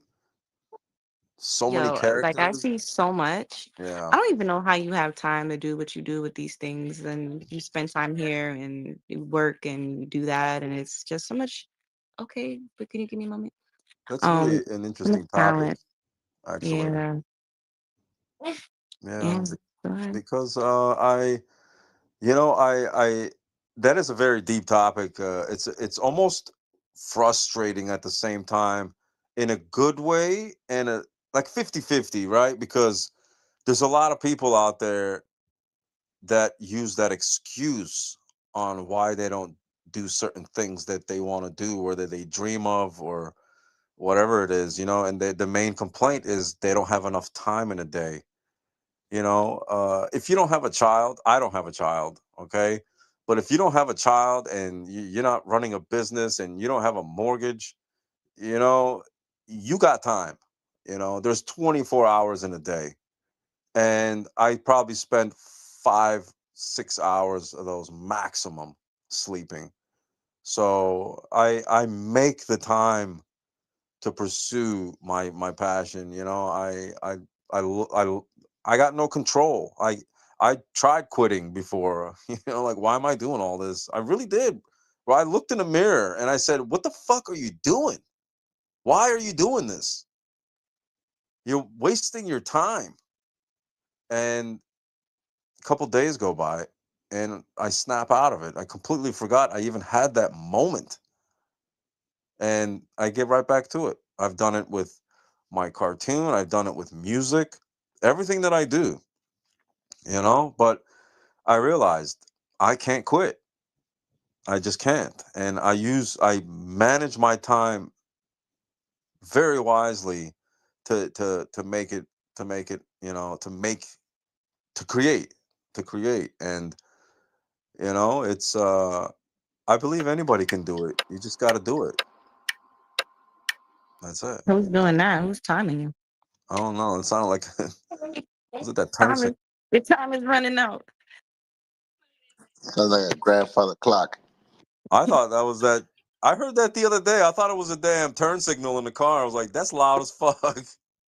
Also, I thought this was the first time I heard it. I was like, who driving? That's funny. But thank God you didn't quit. Thank God you don't quit. Your talent is needed out here for those who think that they're doing something like and they see what you're doing. It's like reminder, you're not doing shit. But um no, honestly, I appreciate your craftsmanship and I know everybody else does too, even if people don't say it, they watching it like, what the hell is going on here? Like, what the hell, Barry? But Yeah, I appreciate you too, mhm. spare parts, Oliver. You Much too, love. man. All of you, for real. I just Yeah, I'm done. I love the idea. You know what really fascinates me is looking back at these spaces. I don't know, 6 months from now, 3 years from now, or 5 years, however long of that time that is, and we are successful, and we look back at these conversations like, yo, we were right here. This is where we started. Building relationships and and growing together. And I I I love seeing when I see somebody creating something and I'm like, damn, this shit is fire. I want to know this person. I want to stay in contact with this person because later on in life I want to be like, yeah, I know that guy. Think about back in the day when these people like Nike and Reebok or whoever all these people were, they've had friends, they've had supporters, they've had people there with them their whole lives. And imagine the stories these guys are sharing with them amongst themselves. It's got to be so fun and exciting, to know that you went from point A to point Z and it was just been this massive explosion. And I feel that. I really do feel like, something's going to take off here, whether it's with spare parts, whether it's with ugly ducks, whether it's with Ben, whether it, you know what I'm saying, whoever it is, something's going to take off here, and we're going to be here and we're going to boost each other because, again, that's our duty. We're not in here to waste time, you know? Just like Shiny's collection, like, bro, there should I that's why I love the fact that Scrooge is doing what he's doing. Like he's pushing people. But it's necessary, like you have to. Like what the fuck's $10, $20 to you? I mean, it's a shame the people that can't even muster 10, 20, $30 together, which they're gonna make back in half a day anyway, the next day, unless you're just that broke, you know? It's huge. It's huge. So yeah, everybody, if you guys haven't checked out Shiny's collection, go check hers out. We'll drop it in the comment section too here. Yeah, we have like over 300. We have over like 300 people in our chat, right? And all of a sudden, people just show up, support me, support me. I'm like, who the fuck is this guy? I look at Yeah, his page and shit. I'm like, yo, this guy doesn't have no likes, no retweets of our family or community, any of my posts, anybody's posts. But yeah, yeah, he's quick to come and like ask for like support. yeah, yeah. Well, somebody was just in here talking. I was just because I genuinely want to know when there's a new PFP in here because we're familiar. A lot of people still have the same PFPs. I want to know, how did you find the space? Are you familiar with spare parts, and they were like, no. I'm like, all right, cool. How'd you come in here? They're like, I follow Spareco. I'm like, all right, nice. Have you seen what Spareco got on his timeline? He's like, no. So what the fuck you following him for?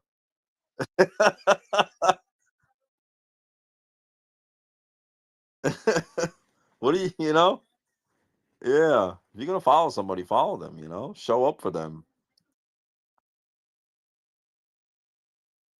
Yeah. Yeah. Yo, You give everybody a chance though, and you give, huge shout out to Russell Connell, man. Rocking that spare parts, showing up in X spaces. right? That's a one of one, bro. Nobody else I don't even have that. He's literally the only one with that. Nice. I got Yeah. me a 1-on-1 too. All right. Oh, what's up? Yo, just throw emoji up if you want to come up. Yeah. Yo, so Regina, I bought the hoodie from Spare Parts. I bought the one that says "You want to fuck." So I went to the club, right, and all these girls, were looking at me. Girls were smiling at me all the time, and I was with a bunch of females because it was my sister's birthday party. So like, there was a bunch of females there too. Yo, forget about it. Finally, when everyone realized, oh, yeah, what, yeah, they were rubbing off. Yeah, I got the Now I got the bomber jacket. He said Now I got the boxers and the swimwear. yeah. Oh, I got a whole Oh my damn gosh. And then let's not even did I, did I get what? no, man. Mm, Something mm, happened mm, with the mm, damn mm, package, yo. I'm so mad at that, but it's nobody's fault, man. It's nobody's fault. mm, That shit mm, happened.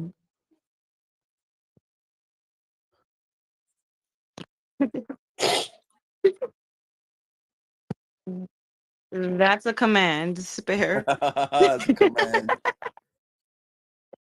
So, But Mother I Duck, was how tall are gonna you? yes. I don't know. That's what I'm wondering. You look Five tall. three, Yes. 5'3". 5'3". You're 5'3"? Really? Wait, no, who said 5'3"? I was about to say Aaron, hey, 5'1". what's up, spare parts? It's I Scrooge thought and you said Mother I was Duck. What's up? 5'3". What's up?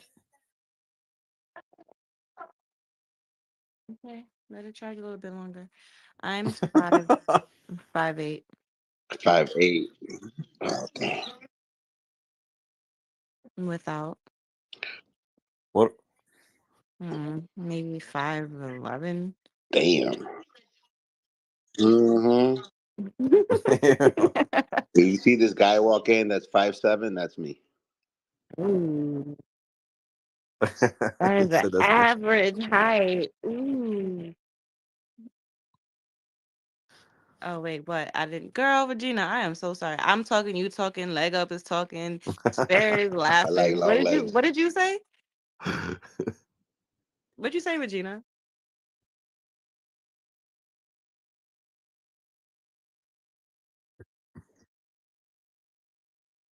But if you want to Yeah, drink my sure. water, you can. Go, go. Um, I was gonna say though, yo, what is wrong with me? I was gonna say though, spare that you can't go anywhere though, because that laugh. That laugh is needed. I need to hear that laugh Yeah. once a day. Just once a day. I wish somebody could make fun of my laugh so I could laugh at it too. Yeah, record it and then like play it back every time that you're in the spaces. Just introduce you with your laugh. Here he is.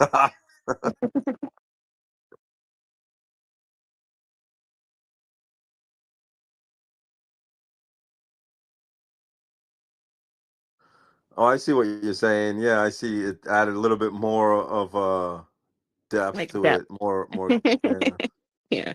You got to do. Like he's not like Oh, like what? Like who laughs like that?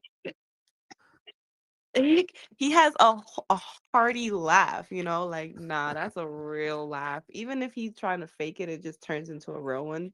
You're like, oh yeah. Right. Even if his fake is real, it's like, yeah, that's Yeah, I the could I laugh could you fake need. laugh real. I could real fake laugh. Okay. Ooh, child, as a female, you learn how to laugh to anything. I tell you. Yeah, I'll have I my mic tell with me too, Mother Duck. So maybe we could have a couple improvisational conversations you. Let's do and it. Let's do it. throw you into the show somehow. Somehow, some way. Give me the afro. The afro How? limba. The Afro bot. The afro. But Yo, that sounds I'm fire. gonna be rocking my afro. So, you know. The Afro bot, that does sound tight. It does.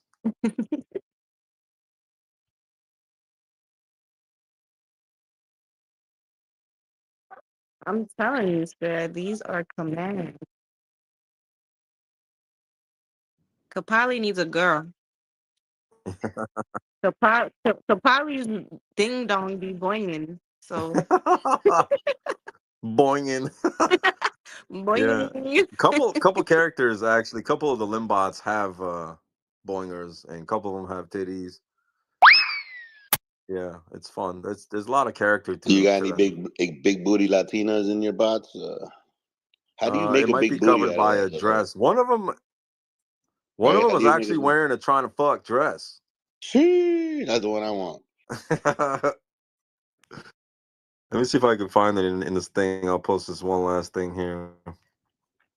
Yeah, I got the bomber jacket now, so I'm already, ready for next year.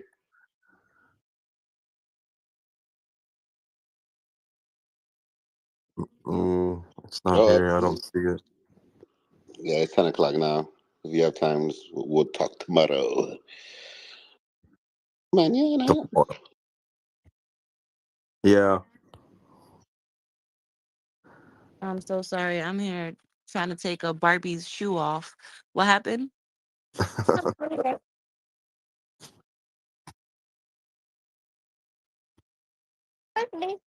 Oh, well, maybe you're good at Uno, but I'm good at spades.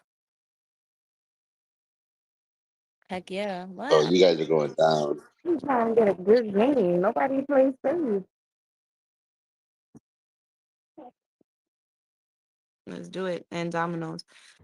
I'm just saying, a nice, decent night of something. Oliver, we got to make sure that we got a good hangout before we come back to New York. Yeah, no, we're gonna have a great time. I can't wait to take you guys some places. I was saying it earlier, man. We go get some nice food, get some nice Yeah, drinks. let's Check the do whole it. vibe out. Yeah. Maybe check a gallery or two out. There's gonna be a bunch of galleries down there too. Oh, we going to one on Wednesday. You gonna come? Oh yeah, yeah, yeah, Yeah, it's yeah. I for was telling Scrooge, you guys, I guess you guys. What time you guys landing? 12. So, Oh but wow, we got to that's get the car and stuff. So we probably won't be out of there until like what 2? and You know, then you you're gonna gotta go and walk, check in. find. Well, we in an Airbnb. Close. We're 5 minutes away from Hard Rock. Oh, that's where you ended up, huh? Yeah, that's where we ended up. Hollywood. Yeah. Okay. That's where the cheaper hotels are at. That's why. Cheaper R.I.P. Hulk Airbnb. Hogan. Yeah. Oh, listen, no, we gotta go. We gotta go to the Hard Rock one of the nights. You gotta experience I it. Yeah, I'm gotta get down. a good. Well, we've been there. The Oh, last okay. time All right. when we went to Palm Beach for the convention out there, we went to Hard Rock a couple nights. We need to go to that I pool think I party there. won like $300 off of 100. Walked out of there with 200. So Hard Rock, that's my good. That's the only casino where I win at. I don't win nowhere else. That's funny. It's crazy. Yeah. That's the They got it. sign. Yeah, you're familiar then. They got a couple of those clubs there. They got that pool place too, upstairs or Yeah, we somewhere. gotta go. Sure. Mm,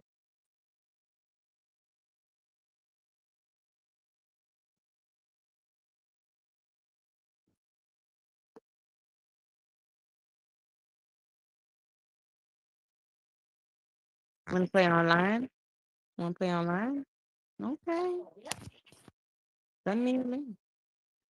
That one.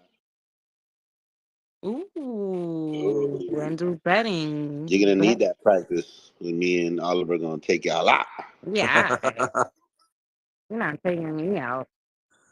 I will renege. I will renege on your ass, and you won't even I know will which catch fan I it. reneged on. Man, I got a whole yard. I got 3 in a possible. Hit a pop. Hit a mother effing pop. Yo, those possibles. You ever had 3 possibles?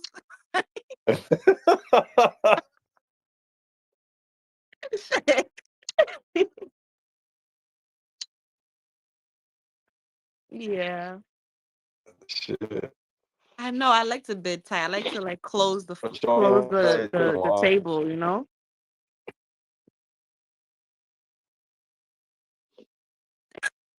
If you see me throwing the low cards, it means I don't have no more of them. Oh. Anyways, girls know how to talk with their eyes. So Shit, fire. Take the cheat. just so y'all know. Nah, we went to this place, bro. In a few years ago, I went to Vietnam with a couple friends, and we spent some time out there. And we ended up in this little village in the mountains, and we had an Airbnb, and the families also lived there. And that night, one of the nights we were there, we all played cards together, and it was called Tin Lin Minang, and it was I I can't even explain how to play it, but once we started playing it, it was so much fun. I'll look into it, see if I could find the rules, and then maybe one of these days. Also, I had a pretty cool idea. I don't know if it's ever been done, and I wanted to host a IRL shill event. I don't know if that's a thing, but it'll be like it's gonna be like spaces, but you come up on stage, and then you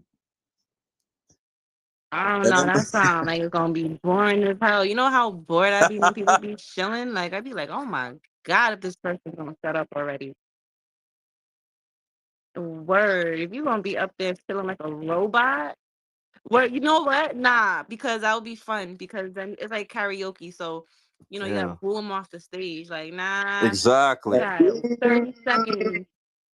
You got 30 more seconds to change this. If you can't change this, you There was a what's that Spanish stick where show. you pull them off the stage? Like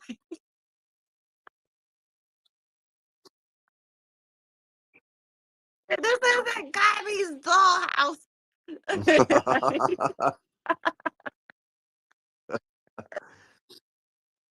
Scrooge God. ain't here to defend himself.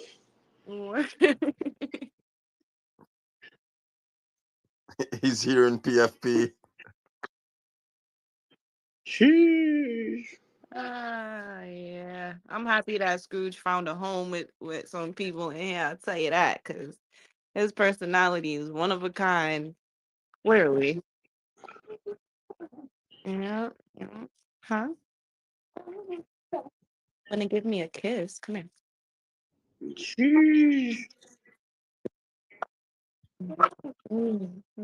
Yeah.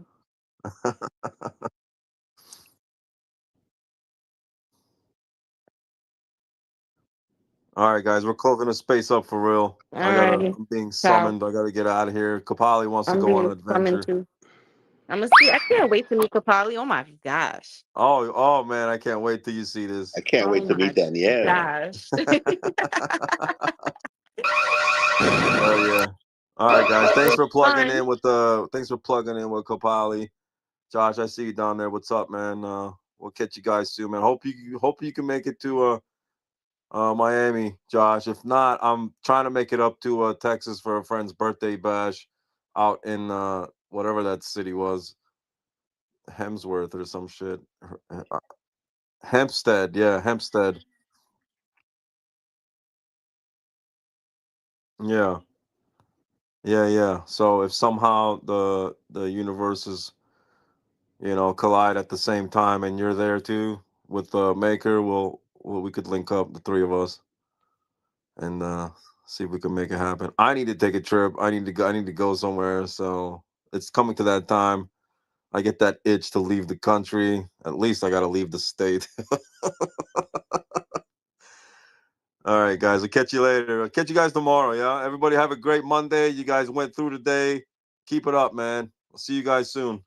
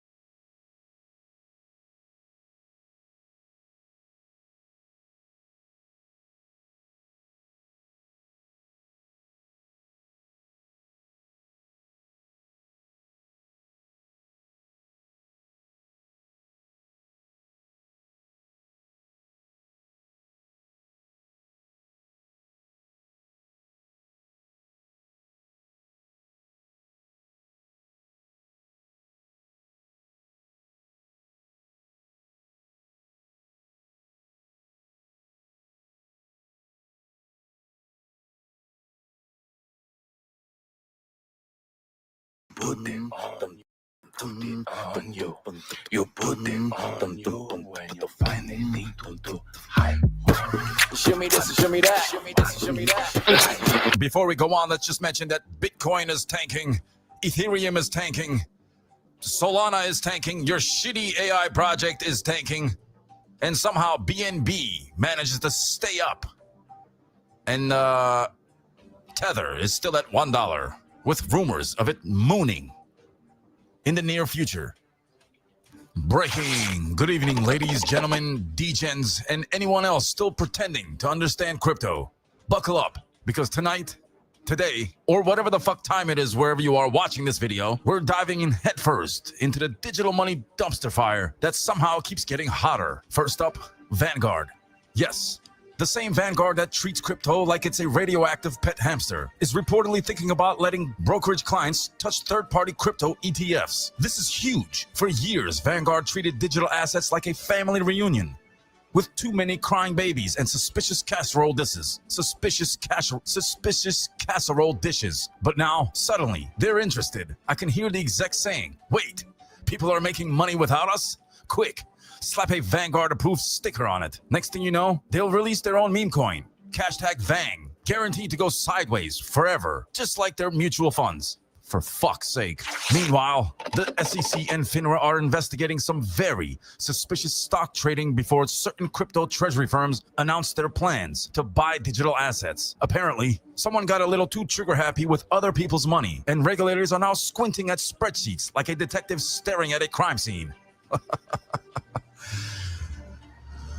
SEC Chair Paul Atkins insists they'll enforce laws where necessary. Translation, we'll poke the hornet's nest if it makes a good headline. Another translation, whatever they have to do to win. But wait, it gets better. Blockchain security firm PeckShield flagged $3.6 billion in shady outflows from DeFi platform Hypervault. About 752 ETH, worth nearly $3 million, apparently took a little vacation through Tornado Cash, the crypto equivalent of a no-questions-asked nightclub for money. And if you needed more proof this was a rug pull, Hypervault's website went offline and their social media vanished. Poof, gone. Like your cousin Larry's dignity after he made out with his nephew at the family karaoke night. Not to be outdone, Cloudflare CEO Matthew Prince announced plans to launch their own stablecoin, the Net Dollar, fully collateralized by the US dollar. Because if there's not one thing internet infrastructure needs, it's a cryptocurrency, right next to your blog about cats who looks like politicians. In Washington, the U.S. Senate Finance Committee is gearing up for an October 1st hearing on examining the taxation of digital assets. Coinbase VP of Tax Lawrence Zlatkin will be testifying alongside experts from Coin Center, A.S. Kramer Law, and the American Institute of CPA's Digital Assets Task Force, for fuck's sake. Is there really an organization called that? And so basically, a group of people talking about taxes, which is everyone's favorite dinner conversation topic, right after root canals and public speaking. Meanwhile, Bitcoin miner turned AI hosting provider Cypher signed a 10-year, $3 billion AI hosting deal with FluidStack in Texas. That's right, Bitcoin miners are now hosting AI. Because if you weren't already confused about your retirement portfolio, This will do the trick. I can't take this anymore. Flare Network rolled out FXRP, a wrapped version of XRP for DeFi. It's over-collateralized, non-custodial, and ready for minting. Translation: fancy blockchain jargon for money, but make it complicated. And speaking of money, Tether is apparently in talks to raise $20 billion at a $500 billion valuation, placing it alongside OpenAI and SpaceX. Cantor Fitzgerald, with ties to Trump's Commerce Secretary, is advising, because nothing says trust me like mysterious billionaires talking in whispers in a dark alley while eating carrots and drinking coffee with cigars. Meanwhile, the FTX Recovery Trust sued Genesis Digital Assets over reckless investments from Sam Bankman-Fried. Apparently, SBF ignored political unrests, energy caps, and new taxes while throwing money around like a college kid at spring break. Guess some people never learn. World Liberty Financial is rolling out a debit card soon, with Apple Pay integration linked to USD1 stablecoin. Yes, now your coffee purchases can be both digital and vaguely dystopian. Crypto regulation is also coming, folks. Patrick Witt from the White House expects a sweeping market structure bill before the end of 2025. And SEC Chair Paul Atkins wants an innovation exemption to fast-track on-chain products. Translation: government speak for "we'll try not to kill the fun too much." Moving on-chain analytics platform Bubble Maps launched Intel Desk, rewarding users with tokens for uncovering scams, just like Fukuru. Finally, an app where snitching is profitable. A new study from Henley & Partners estimates crypto's rich list has swelled to 36 billionaires and 241,700 millionaires globally, a 40% surge year over year. Bitcoin holders account for 60% of these millionaires, fueling what the report calls a historic wealth boom. And you thought your student loans were fun? Tokenization platforms Midas and Interop Labs launched MXRP, a tokenized XRP product with a 6 to 8% base yield. Users can deploy it in DeFi markets to generate more returns with payouts in XRP. It's like making money from money while your actual money naps. Strive, co-founded by Vivek Ramaswamy, is acquiring Similar Scientific, creating a combined Bitcoin treasury of over 10,900 BTC, worth $1.2 billion. Meanwhile, Japanese firm Metaplanet just bought 5,419 BTC for $632.5 million. That's right. Some people are basically collecting Bitcoin like it's Pokemon cards. Layer 1 blockchain Kaya and Endline Next are launching Project Unify, a stablecoin super app to handle payments, remittances, and on-off ramps in one interface. So you can pay for sushi, send money to your cousin in Spain, and trade crypto while doing it, all without leaving your phone. Amazing. As if we needed to be glued to our devices anymore. Touch grass, people. Ethereum co-founder Joseph Lubin confirmed that MetaMask will launch its native token soon, and Ethereum developers tentatively set for December 3rd for the Fusakao upgrade. So if you held ETH through all the drama this year, congrats. Your patience is about to be mildly tested again until it crashes. Again. In the meme corner, Rex Shares and Osprey funds launched the first US spot Dogecoin ETF. Finally, a chance to invest in a coin literally created as a joke, as if you didn't already. Prediction markets are also booming. Platforms like Polymarket and Kalshi now handle billions in contracts covering everything from Fed rate cuts to Nvidia earnings. And yes, even Taylor Swift pregnancy bets, because nothing says finance like betting on pop stars' personal lives. And finally, PayPal is introducing PayPal links for peer-to-peer payments, soon supporting BTC, ETH, and their own stablecoin, PYUSD, so you could send money, digital coins, or existential dread to anyone with an email. And that's your crypto finance meme coin roundup for now. A world where billionaires collect Bitcoin like Pokemon cards, regulators peek at spreadsheets, and your retirement account is somewhere crying in a corner. I'm your unhinged host Kapali from Spare Parts Universe, reporting live at WLNG SPU TV. Nude. From the other side. Stay plugged the fuck in, folks.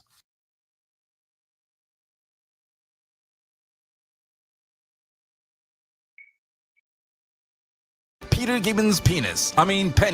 Peter Gibbons inspired by a 26-year-old cult movie launched. Hashtag PGP. No site, no X account, no roadmap, just vibes. And a downloaded TPS report he didn't even fill out. 5 months stuck on a bonding curve like a hamster on meth. Project of the year, folks. The Dundies bought apocalypse. The Dundies are multiplying, folks. New bot accounts are popping up with 6 followers, stock PFPs, and suspicious growth. Oh, just like the Sweet My NFT account that went from 200 followers to 8,000 in less than 2 weeks. Totally organic. Definitely not cooked. Nothing to see here, guys. Moving on. In entertainment news, comedian Matt Rife bought a Doginal dog at 77,000 Doge, roughly $18,000. Totally organic. Totally not paid promo, right? Right. You put it on you when you finally need to hide. Show me this, show me that, show me this, show me that. Breaking news brought to you by MoonTube. Last month, we uncovered the bizarre rise of the dueling bunion challenge, a TikTok trend in which 2 people attempt to defecate simultaneously into a single toilet, claiming it aligns the bunions and cleanses the soul. One TikTok user initially refuses to participate, stating, "I poop alone. It's my right." Moments later, they're dragged gently but firmly by 2 government agents into a conflict resolution restroom, where they emerge 17 minutes later enlightened, smiling, and holding hands with their toilet twin. One B-list reality star said, "I got 3 million views and a hemorrhoid. Worth it." But tonight, new intel reveals that this isn't just disgusting performance art. It's part of a global behavioral experiment disguised as a social media challenge. Wow.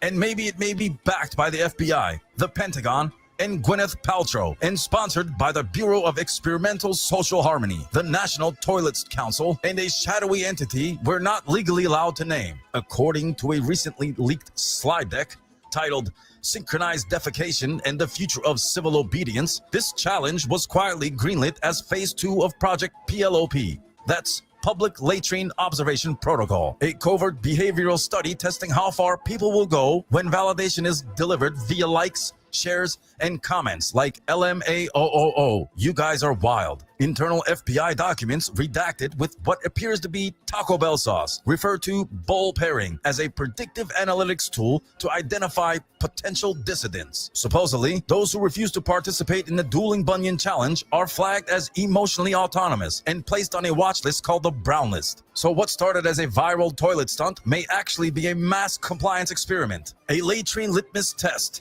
and possibly the first act of Great American Unification ritual of 2025. 1 bowl, 2 minds, 0 dignity. I'm your unhinged correspondent Kapali from WLNG SPU TV. Stay plugged in, folks, as the story continues to be uncovered or covered.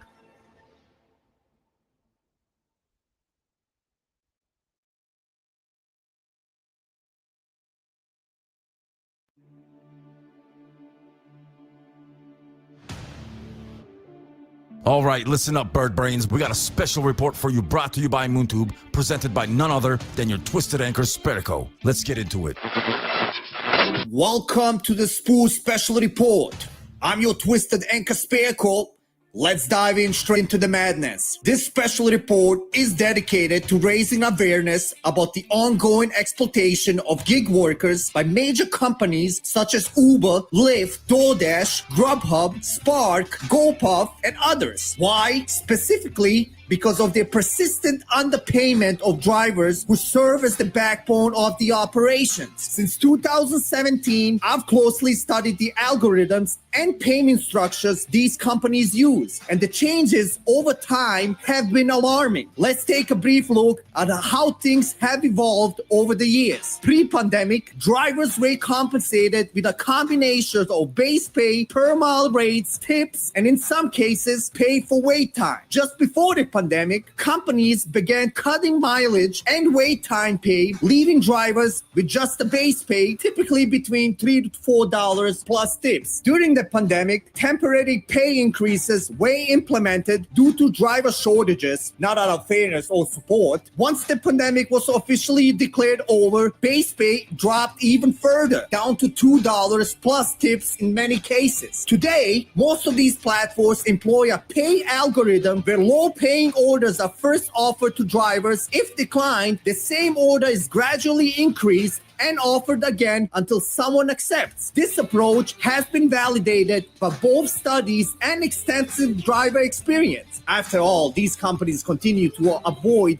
offering basic worker protection or benefits. This must change. We are calling for a nationwide driver strike on Memorial Day, May 26th. Here's how you can participate. To all the drivers out there, be online from 9 a.m. to 9 p.m., but do not accept any orders. I'll repeat, do not accept any orders. Decline everything and witness how the pay model shifts in real time. Go grab some salsa, a few margaritas, get twisted, whatever. To all the customers out there, refrain from placing orders on this day. You may not receive them. I personally will be grilling some kebabs in my backyard. And to all the restaurants out there, power down your delivery tablets in solidarity. These services have cut into your profit anywhere between 15 to 30%. And to anyone listening out there, if you know a gig worker or a customer, share this message. Also, if you ride with an Uber or Lyft before May 26, inform your driver about the strike. The more people we reach, the more impactful this will be. And do not forget to let your favorite restaurants owner know about the strike. Let the movement begin and power to the people. And one last thing, buy and huddle spoon. This is Fairco reporting at WLNG SPU TV. Stay plugged in, folks. Danielle, grab me my polished Springfield from the office. I'm done playing nice. I'm heading to the mechanic shop to settle a score. There's a real chance I won't make it home for dinner. And for fuck's sake, where the fuck is Bull? I need a fucking drink.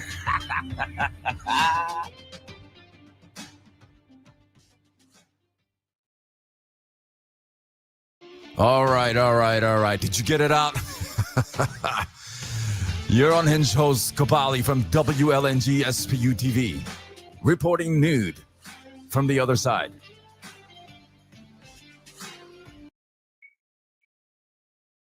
Breaking news brought to you by MoonTube. TikTok's dueling bunions trend leaves authorities baffled and toilets overwhelmed. Let's dive right into it. In what experts are calling a gastrointestinal Woodstock, a new TikTok trend known as dueling bunions has clogged more than toilets. It's clogged the very arteries of civilization. The trend, which involves two people simultaneously defecating on a single toilet, one seated normally while the other squats atop their thighs and fires through the middle, has taken social media by storm and public restrooms by siege. Where did it start? No one knows exactly who started dueling bunions, but conspiracy theorists, anti-plumbing activists, and several retired janitors believe it to be the handiwork of the cabal, a shadowy syndicate rumored to be behind every viral challenge since Tide Pods and Slap Your Teacher.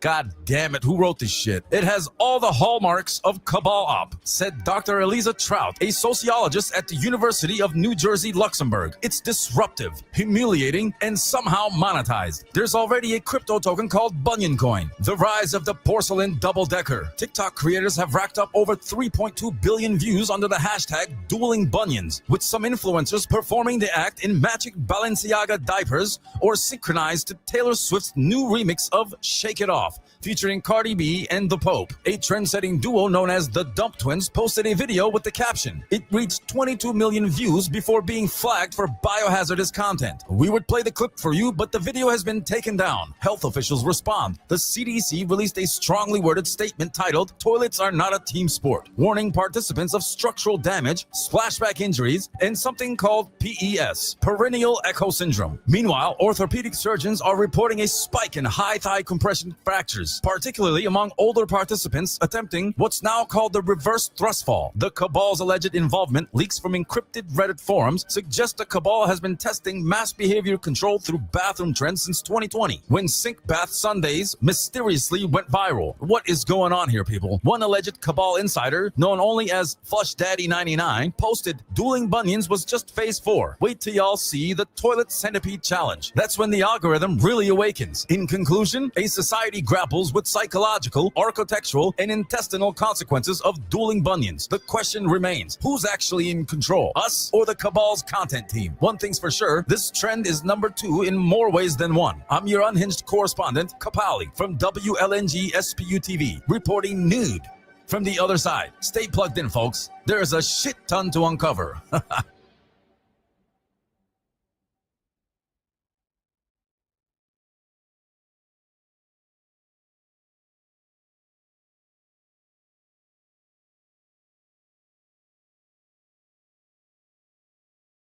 Breaking news brought to you by MoonTube. Before we dive in, shout out to our sponsor, MoonTube, the only place where degens, traders, your grandma, and conspiracy theorists come together to watch their portfolios moon or crash in real time. The apple juice conspiracy takes Hollywood. Damon, Affleck, and Wahlberg go all in. Scorsese to direct. Robin Williams returns from the dead to write the screenplay. Just when we thought the great apple juice heist couldn't get any stranger, it appears Hollywood has now sunk its teeth into the saga. Matt Damon, Ben Affleck, and Wahlberg have officially signed on to produce a blackbastard film based on the FBI's fruit-based investigation, with none other than Martin Scorsese set to direct. However, the biggest shocker came when Wahlberg, during a heated CNN interview, accidentally confirmed that Robin Williams was in fact never dead and has been living in an underground writer's retreat beneath a defunct Blockbuster store. Williams has now agreed to write the script under the condition that he is paid exclusively in McDonald's Monopoly game pieces. What do we know so far? The movie is tentatively titled Juicegate, the high-altitude cover-up. Sources claim Damon will play an ex-FBI agent turned rogue juice smuggler, while Ben Affleck will portray a whistleblower pilot who leaked top-secret government documents proving Apple Juice has been controlling the airline industry since 1947. Wahlberg, in a shocking twist, will play himself, an aggressive Bostonian detective who yells about juice conspiracy at Dunkin' Donuts employees. Scorsese allegedly insisted on a 4-hour runtime, claiming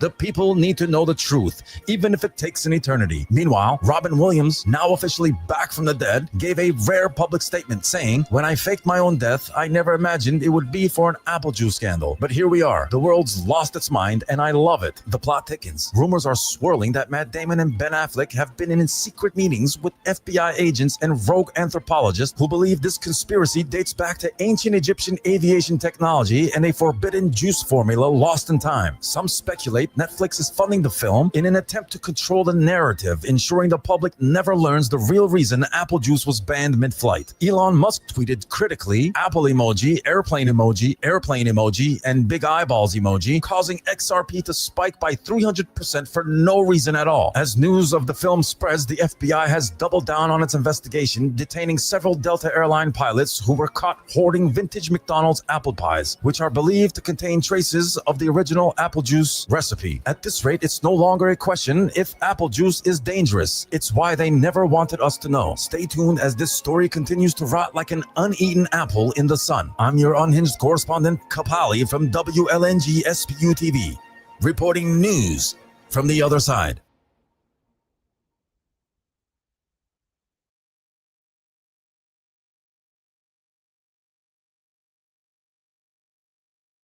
Breaking news brought to you by MoonTube. Before we dive in, shout out to our sponsor, MoonTube, the only place where degens, traders, your grandma, and conspiracy theorists come together to watch their portfolios moon or crash in real time.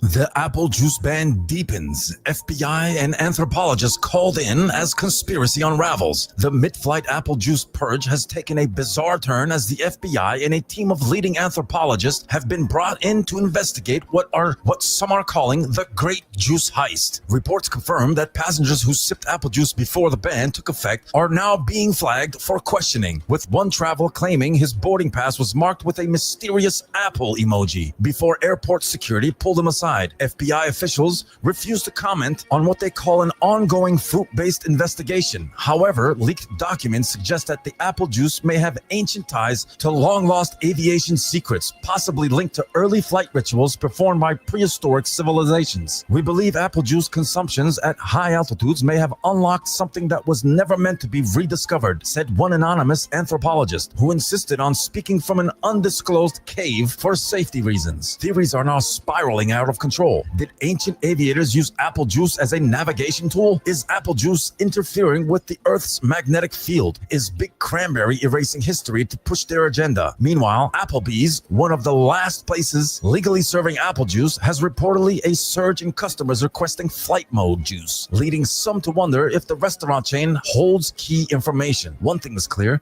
this is bigger than juice. Stay tuned on the next episode as we uncover the truth on the apple juice scandal or conspiracy. Maybe the FBI is involved, who knows? I'm your unhinged correspondent, Kapali, from WLNG SPU TV, reporting nude from the other side. Stay plugged in, folks.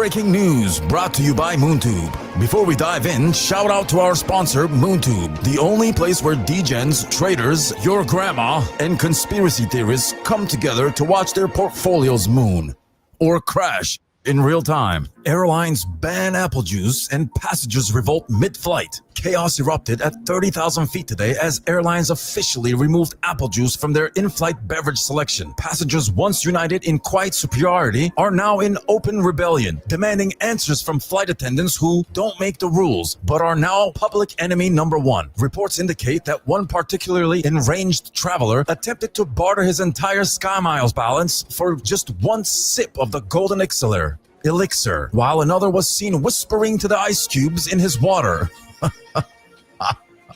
hoping they might still hold traces of the past apple juice glory. A pilot on a major international flight allegedly refused to take off in protest, demanding the airline restore order before agreeing to fly. Meanwhile, rumors are swirling that private jets have doubled in value overnight due to their bring your own juice policy. The official reason for the ban? The airlines claim it has nothing to do with the turbulence science or just conspiracies, just supply chain issues. But skeptics believe Big Beverage is behind the move, pushing their lukewarm tomato juice agenda in what some are calling the most shameless drink swap in aviation history. As tensions soar, the White House has yet to comment on whether the apple juice ban constitutes a national crisis. But one thing is clear, this is the biggest airborne scandal since they started charging for carry-ons. Stay tuned on the update for the next episode. I'm your unhinged correspondent, Kapali, from WLNG SPU TV, reporting nude from the other side.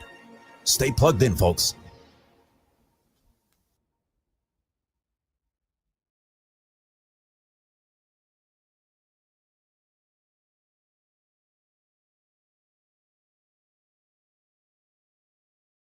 Breaking news brought to you by MoonTube. Before we dive in, shout out to our sponsor, MoonTube, the only place where degens, traders, your grandma, and conspiracy theorists come together to watch their portfolios moon or crash in real time. The apple juice scandal at 30,000 feet. Passengers worldwide are reporting a shocking trend. Drinking apple juice on flights is apparently the ultimate power move.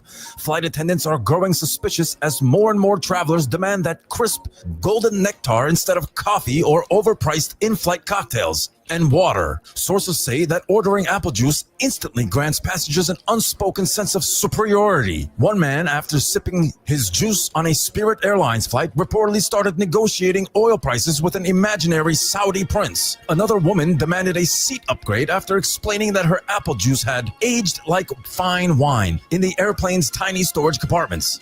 However, controversy looms. A leaked memo from an airline insider suggests that apple juice may, in fact, be the secret ingredient behind the world's worst turbulence. Every time someone orders apple juice, the plane starts shaking. It's science, said one anonymous pilot who later disappeared under mysterious circumstances. Meanwhile, the government is investigating whether Big Juice has been manipulating in-flight beverage trends to steer passengers away from orange juice, which remains bitter, literally, over its sudden decline. Some experts believe the juice cartel may have connections in the missing national crypto reserve, but further details remain classified. More updates as this high-altitude beverage battle unfolds. I'm your unhinged correspondent at WLNG SPU TV, reporting news from the other side. Stay plugged in, folks.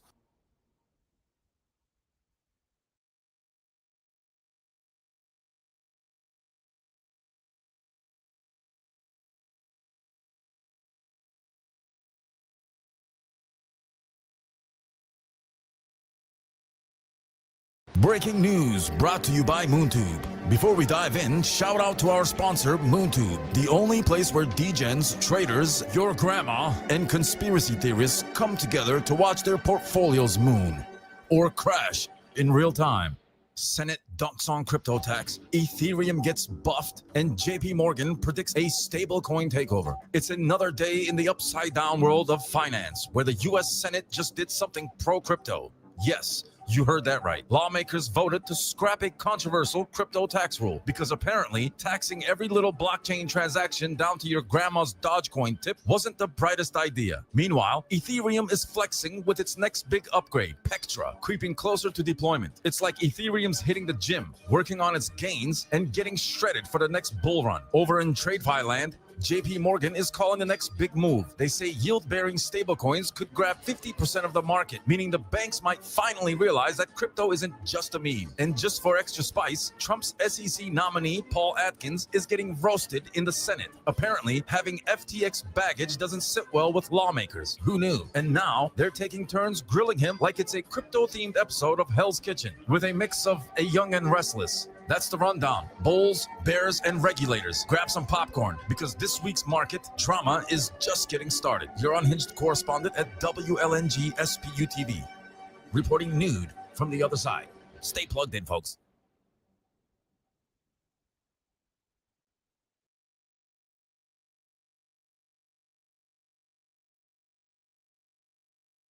Breaking news brought to you by MoonTube. Before we dive in, shout out to our sponsor, MoonTube, the only place where degens, traders, your grandma, and conspiracy theorists come together to watch their portfolios moon or crash in real time. Elon kills the Doge dream, BlackRock shakes the dollar, and Trump's dick for Bitcoin.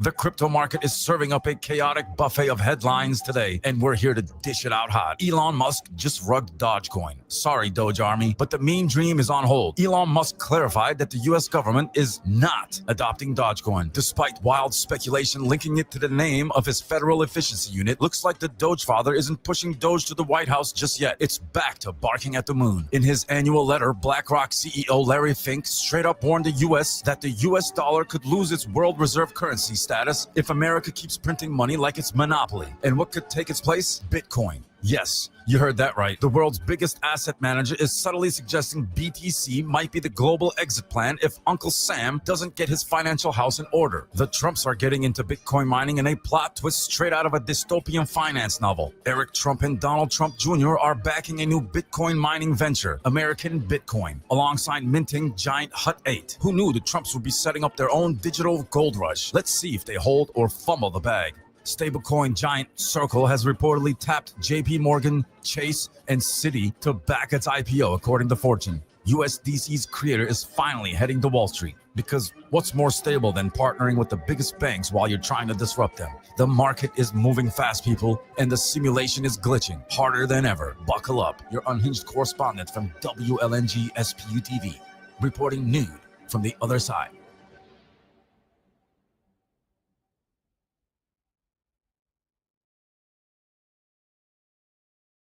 Breaking news brought to you by MoonTube. Before we dive in, shout out to our sponsor, MoonTube, the only place where degens, traders, your grandma, and conspiracy theorists come together to watch their portfolios moon or crash in real time. The financial apocalypse continues, people. Markets are red, vibes are dead, and your portfolio's now legally a meme. Bitcoin holding strong at whatever that number is because it's so volatile, because even chaos respects a digital rock with commitment issues. Gold spikes to a 5-month high, and grandpas everywhere shouting, "I told you so," while polishing their coin collection in a bunker. The Fed says they're monitoring the situation closely.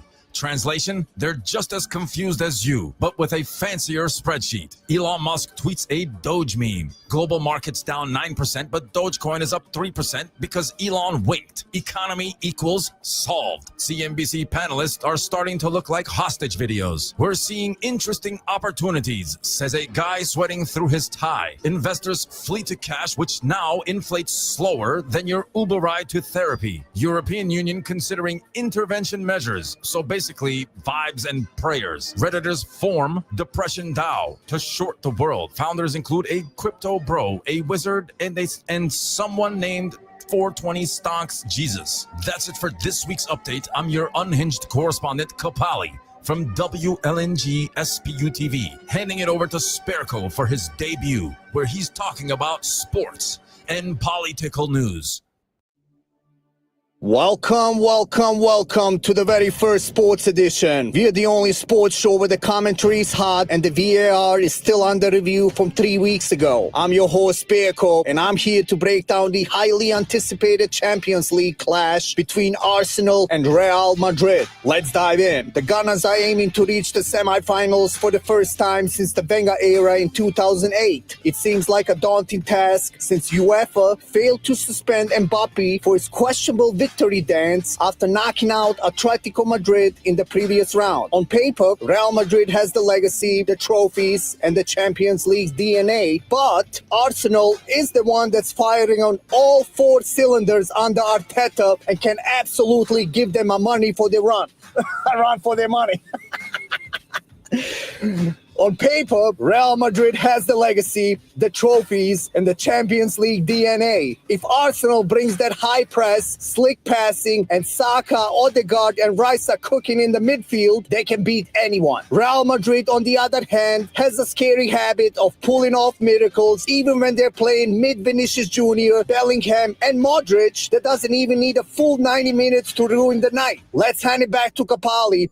Who's your pick? It's a tough one, man. I'm going to have to go with Arsenal, Sparrow. Yeah, that's my pick. I've always loved them, and they're going to kill Real Madrid. Watch. You'll see. You really think Arsenal will beat Real Madrid? Yeah, absolutely, bro. Have you seen the way, what's his name? What was his name? Martin Odegaard. You see the way he plays? The way he kicks that ball? Ha!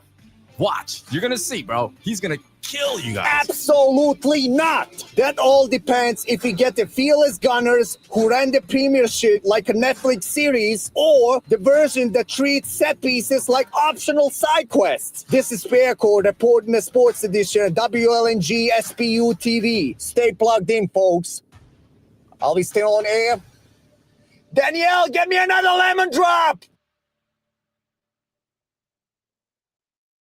You heard it here last, folks. Thank you, Sparrow, for coming aboard. Breaking news brought to you by MoonTube. Before we dive in, shout out to our sponsor, MoonTube, the only place where degens, traders, your grandma, and conspiracy theorists come together to watch their portfolios moon or crash in real time. Crypto Twitter is in absolute shambles as Ghostface token causes mass chaos and existential crisis. Crypto Twitter has erupted into full-blown dust storm hysteria following the catastrophic launch and implosion of Ghostface Killer's Ghost token on Solana. Reports indicate that approximately 6.7 billion fingers are currently being pointed in every single direction. Statistically impossible. But hey, this is crypto. Multiple X spaces have sprouted up like weeds in a neglected metaverse garden. Each one sounds exactly like the others. 14 dudes yelling over each other and one OnlyFans girl promoting her fan page. No one knows who to blame, but everyone agrees that someone, somewhere, must be held accountable. Probably. Sorry. Sorry, I just took a bong rip. In a shocking turn of events, an account with a Big Bird PFP raises hand in a space, tearfully recounting how he stole money from his wife and took out a second mortgage to buy the dip. This brave yellow Muppet claimed to be now homeless, stating, "I should have just bought that Snorlax beanbag instead." You should have. CTMZ has promised a full expose on her Twitter timeline. But let's be honest, no one's probably going to read it because her write-ups are longer than the Bible, the Constitution, and your MetaMask C-phrase combined. Just kidding. We love you, CTMZ. Sort of. Meanwhile, speculation is running wild that AI has taken full control of the market. Although this is not confirmed, Elon Musk tweeted earlier today, "I'm all in on AI," which immediately caused every AI token to 10x, then crash, then 20x, and crash again before you could even blink. The algorithm is drunk, people, and honestly, so are we. Well, at least I am. Crypto is just a big old circle jerkfest of degenerates scamming each other while pretending this time it's different. Spoiler, it's not. And finally, if you somehow still have any liquidity or hope left, don't forget to check out SPU, Spare Parts Universe on Solana. The only real project out here building nonstop with cartoons, NFTs, card games, clothings, and AI sex dolls that don't fuck you, they fuck themselves. Your unhinged correspondent Kapali at WLNG SPU TV, reporting news from the other side. Stay plugged in, folks. Or don't. I don't care. Yeah, also check out the YouTube.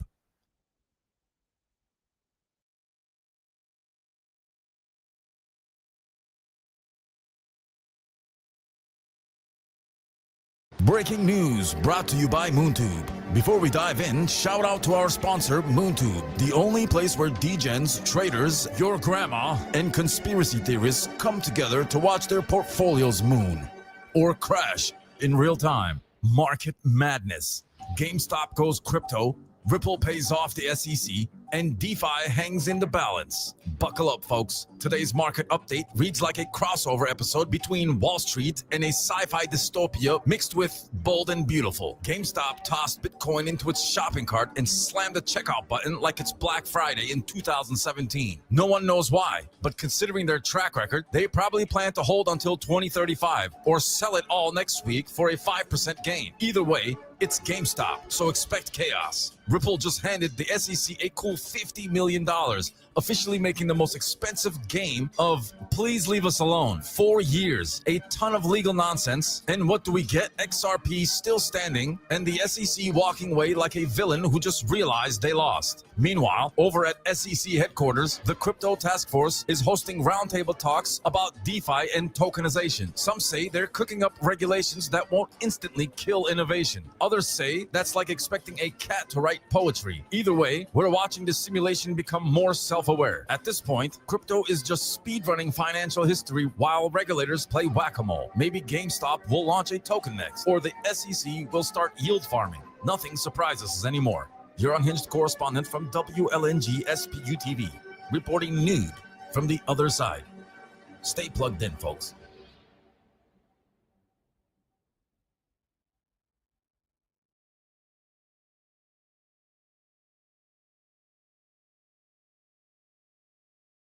Breaking news brought to you by MoonTube. Before we dive in, shout out to our sponsor, MoonTube, the only place where degens, traders, your grandma, and conspiracy theorists come together to watch their portfolios moon or crash in real time.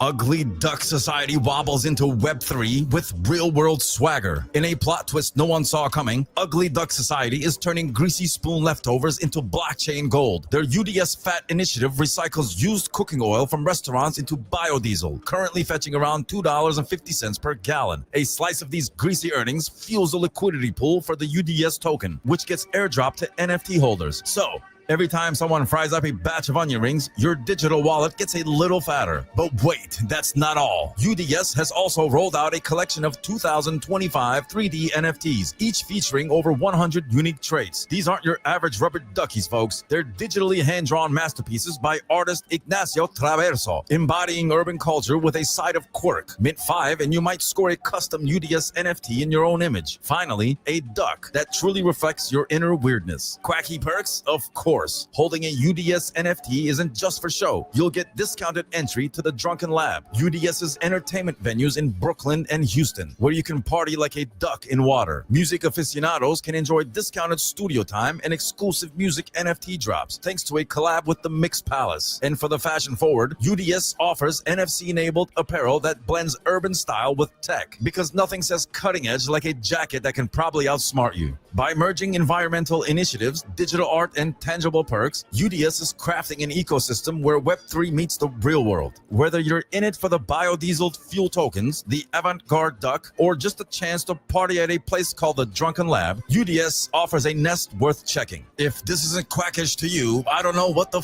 is. Stay tuned for the follow-up full interview with the Ugly Duck Society founders. Your unhinged correspondent from WLNG SPU TV, reporting nude from the other side. Stay ducked in, folks.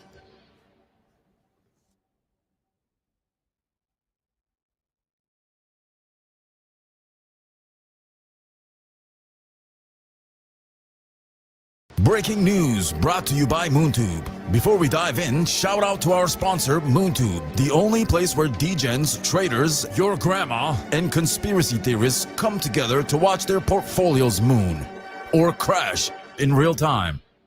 Breaking Kong.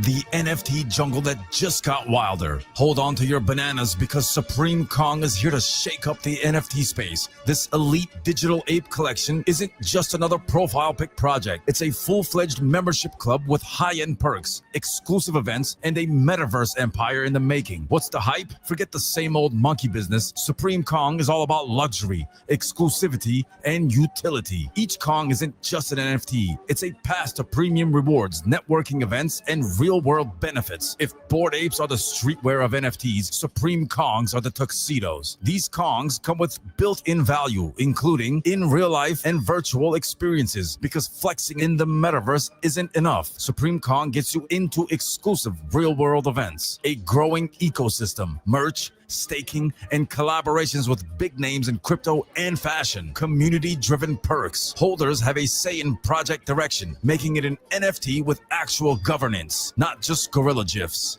or gifts. So, if you're tired of rug pulls, meaningless PFPs, and NFT hype that fizzles faster than a flat soda, Supreme Kong is your next blue chip flex. It's where crypto meets class, and the elite ape society is just getting started. Join a Kongdom now before these apes become untouchable. Your unhinged correspondent at WLNG SPU TV, reporting nude from the other side. Stay plugged in, folks.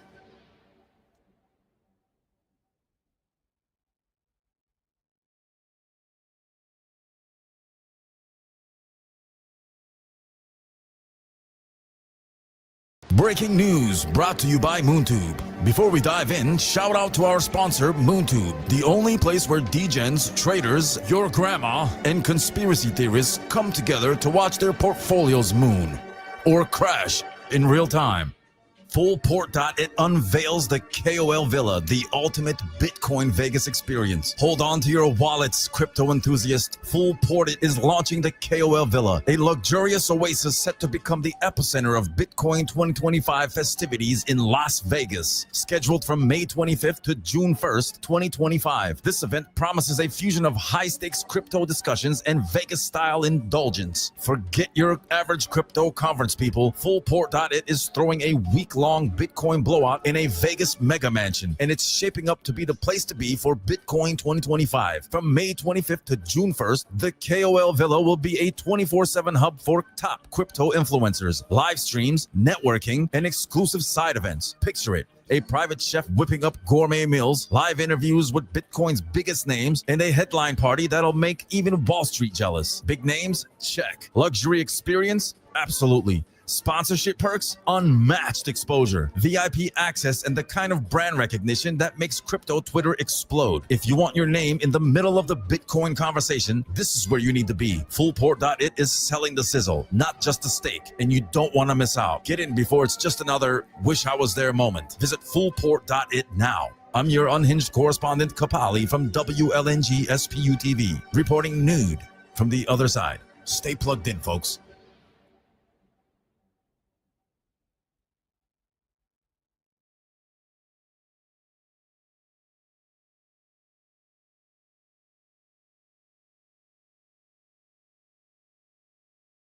Breaking news brought to you by MoonTube. Before we dive in, shout out to our sponsor, MoonTube, the only place where degens, traders, your grandma, and conspiracy theorists come together to watch their portfolios moon or crash in real time. Breaking spotlight.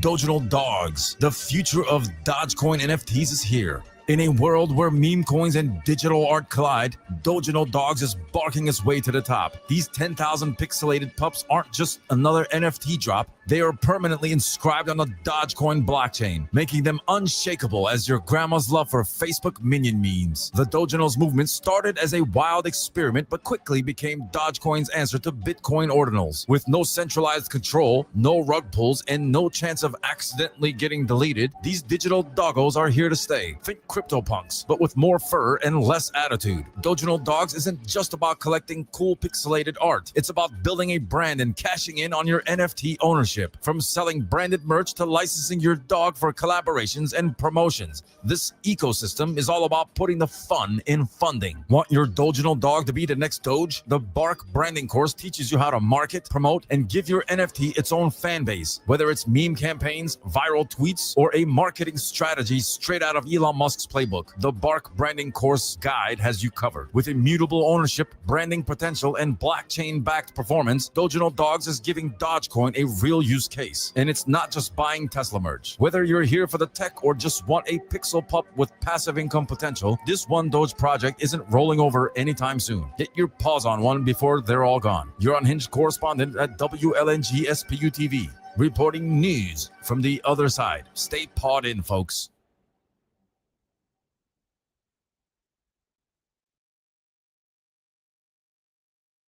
Breaking news brought to you by MoonTube. Before we dive in, shout out to our sponsor, MoonTube, the only place where degens, traders, your grandma, and conspiracy theorists come together to watch their portfolios moon or crash in real time. Breaking spotlight on a kid called Beast. The future of digital identity is here.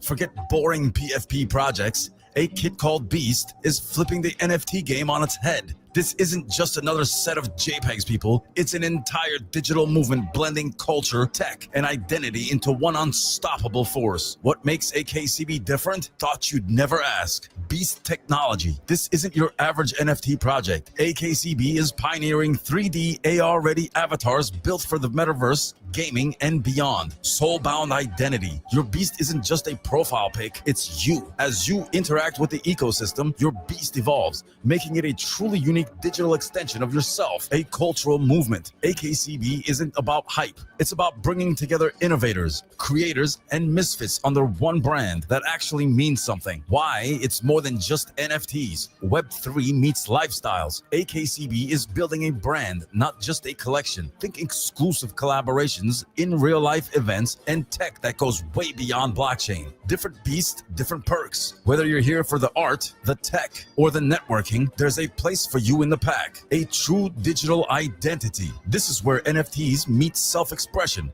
Your AKCB avatar adapts, evolves, and grows with you. This is more than a project. It's the future of how we interact online. The question is, are you ready to unleash your inner beast? I am, your host, Kapali, at WLNG SPU TV, reporting nude from the other side. Stay plugged in, folks.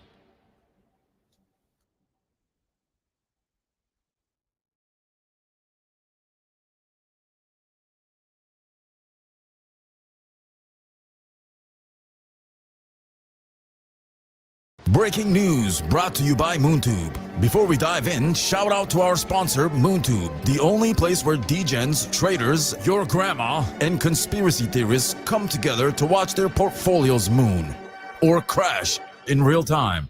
Breaking spotlight. Everybody hold. The ultimate diamond hands movement. Forget panic selling. Everybody hold is here to turn FOMO into fortune. This isn't just another crypto project. It's a full-blown movement designed to reward those who have the patience of a monk and the grip of a vice. Selling? Never heard of it. In a world where paper hands get wrecked daily, Everybody Hold is flipping the script. The platform is built to incentivize holders with unique rewards, community benefits, and potential gains that don't disappear in a weekend pump and dump. What makes it different? Thought you'd never ask, or I just did. Hold to earn mechanisms. The longer you hold, the better the rewards. Forget weak hands. This project literally pays you to do nothing. Community-driven governance. No shady backdoor deals. The power is in the hands of the holders, people. Get it together. Built for long-term success. Instead of chasing the next pump, Everybody Hold is creating a sustainable ecosystem where patience is key. Why should you care? Because if you're tired of rugs, exit scams, and seeing your bags evaporate, this is your chance to join a project that actually rewards discipline. Diamond hands aren't just a meme, they're a lifestyle. Get in, buckle up, and hold on. This ride is only going up. Rocket emoji, diamond emoji. Your unhinged correspondent from WLNG SPU TV. Reporting nude from the other side.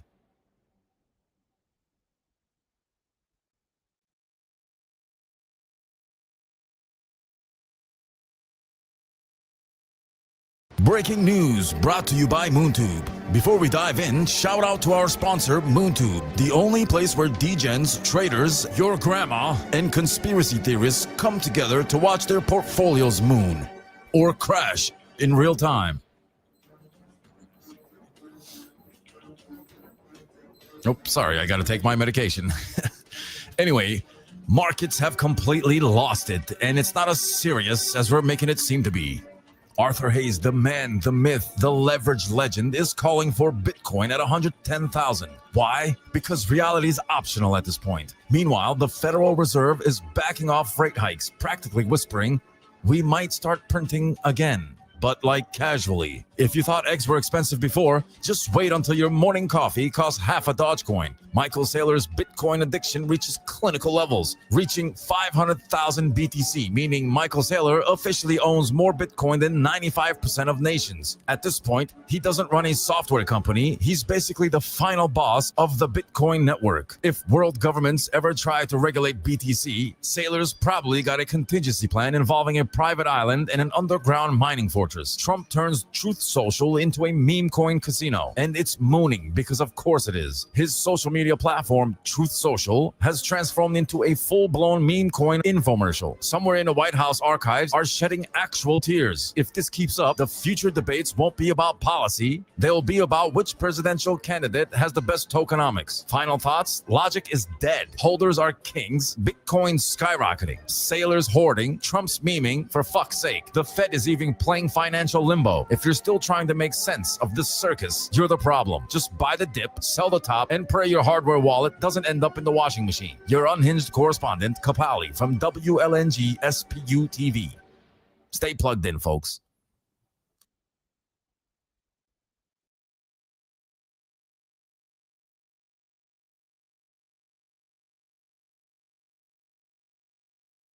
Breaking news brought to you by MoonTube. Before we dive in, shout out to our sponsor, MoonTube, the only place where degens, traders, your grandma, and conspiracy theorists come together to watch their portfolios moon or crash in real time.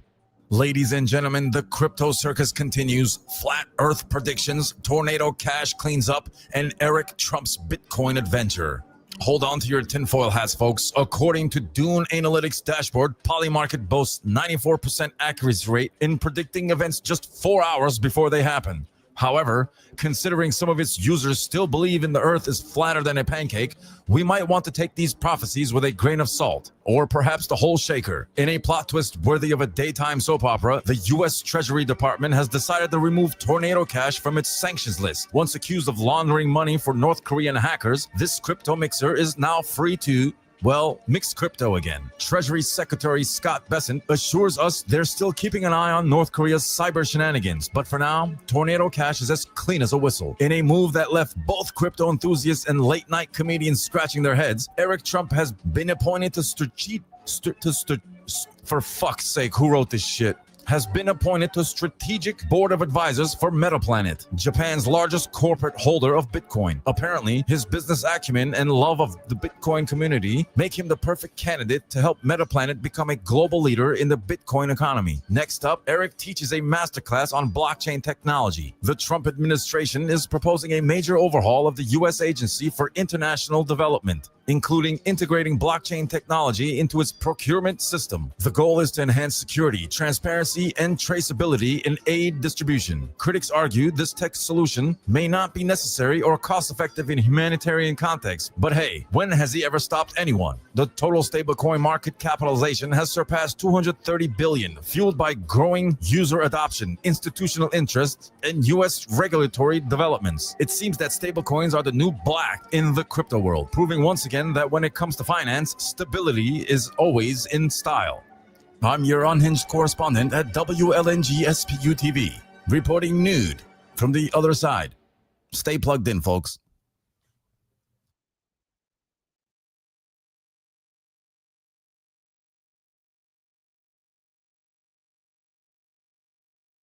Breaking news brought to you by MoonTube. Before we dive in, shout out to our sponsor, MoonTube, the only place where degens, traders, your grandma, and conspiracy theorists come together to watch their portfolios moon or crash in real time. In today's news, chaos in the crypto streets. Solana's getting ETFs, BlackRock's invading Europe, and Binance employees are getting too greedy. The only thing missing is Elon Musk tweeting something ridiculous to send Dogecoin flying. Let's get into it. Fidelity just entered the spot Solana ETF race in the US because clearly they weren't satisfied with just hoarding Bitcoin and Ethereum. At this point, TradeFi giants are trying to collect blockchains like Pokemon cards. Will the SEC approve it? Probably not. But hey, at least they're trying. BlackRock is bringing its Bitcoin ETP to Europe because why let Americans have all the fun? Now European investors can finally experience the thrill of crypto volatility, all from the comfort of their overpriced flats and cafes that charge extra for tap water. Binance just suspended an employee for allegedly profiting from insider information. This is like finding out a casino dealer is counting cards. Not surprising, just awkward when they get caught. Expect CZ to tweet something vague about integrity before everyone moves on. I'm your unhinged correspondent from WLNG SPU TV,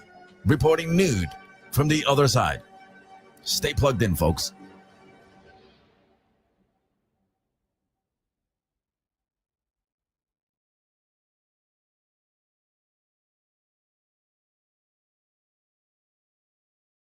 Breaking news brought to you by MoonTube. Before we dive in, shout out to our sponsor, MoonTube, the only place where degens, traders, your grandma, and conspiracy theorists come together to watch their portfolios moon or crash in real time.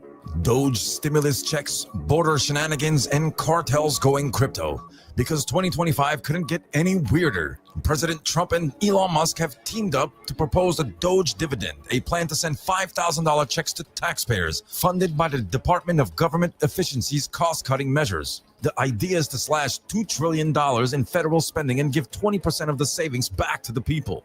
However, experts are skeptical about finding such massive waste in the budget, and the plan would exclude low-income individuals, retirees, and some families. Rumors of the $5,000 Doge checks have sparked a surge in immigration, with hopefuls flocking to the U.S., envisioning a land where money grows on blockchain trees. Border officials report an uptick in arrivals clutching Dogecoin wallets, chanting, "In Doge we trust." Whether they qualify for these mythical checks remains as uncertain as the checks themselves. In a plot twist no one saw coming, Mexican drug cartels are now accepting XRP for cross-border transactions. Blockchain analytics have uncovered financial links between these cartels and Chinese suppliers of fentanyl precursors, facilitated through cryptocurrency transactions. This modern twist on money laundering shows that even criminals can't resist the allure of digital assets. As we navigate these bizarre times, remember, if it sounds too ridiculous to be true, it's probably happening right now. I'm your unhinged correspondent from WLNG SPU TV, reporting nude from the other side. Plug the in, people.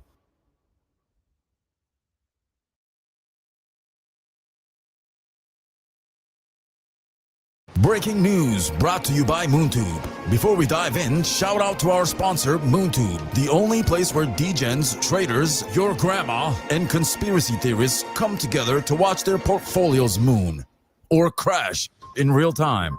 In today's entertainment news, we have a bizarre and tragic story. The disappearance of legendary actor Gene Hackman and his wife took a grim turn as authorities discovered their lifeless bodies buried beneath an enormous pile of Jenga blocks. Investigators are baffled, with one detective suggesting that a crucial support block was pulled, triggering a catastrophic collapse. Witness marks indicate that Hackman may have leaped forward in a heroic attempt to shield his wife from the falling pieces. However, not all investigators agree. A second detective has stepped forward with his own theory, claiming the couple may have been victims of an overly ambitious DIY home renovation. It looks like they attempted to reinforce their ceiling with Jenga blocks, and well, gravity had other plans, he stated, pointing to a crude set of blueprints featuring a load-bearing structure made entirely out of children's toys. Authorities are now considering new safety regulations for oversized Jenga games, urging players to wear helmets and sign waivers before engaging in any high-stakes block removal. Meanwhile, the game's manufacturer has yet to release a statement. Those sources say they're quietly updating their warning labels to include "not recommended for structural engineering." I'm Kapali from WLNG SPU TV, reporting news from the other side. Stay plugged in as the story continues to unfold like a complex origami set. And I'm Kapali from WLNG SPU TV. Prayers go out from the news team.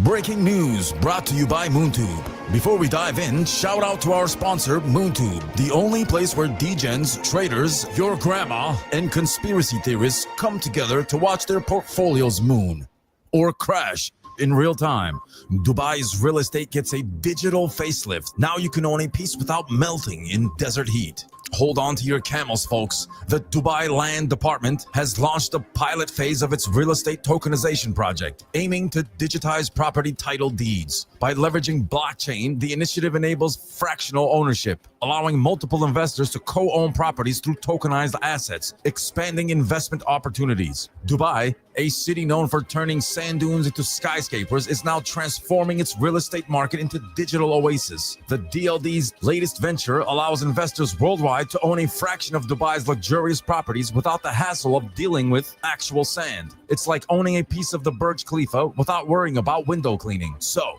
gone are the days when you need a however they pronounce that, fortune to invest in Dubai's real estate. With this tokenization project, you can now own a fraction of a property, making it as easy as buying falafel. Imagine telling your friends you own 0.00001% of a luxury villa in Dubai. Talk about a conversation starter. By leveraging blockchain technology, the DLD ensures that your property investments are as secure as the crown jewels. No more shady paperwork or dubious agents. Everything is transparent and immutable. It's like having a digital bodyguard for your investments, minus the sunglasses and earpiece. This initiative opens up Dubai's real estate market to global investors who now invest without ever setting foot into the city. No need to endure scorching heat or navigate through the sea of Lamborghinis. You can invest from the comfort of your own home while sipping on some mint tea. Dubai continues to cement its positions as a global hub for innovation. With the real estate tokenization project, the city is not just building skyscrapers, it's building the future. So, if you've ever dreamed of owning a piece of Dubai, now's your chance. Just don't expect a free camel ride with your investment. I'm your unhinged correspondent from WLNG SPU TV, reporting nude from the other side. Stay plugged in, folks.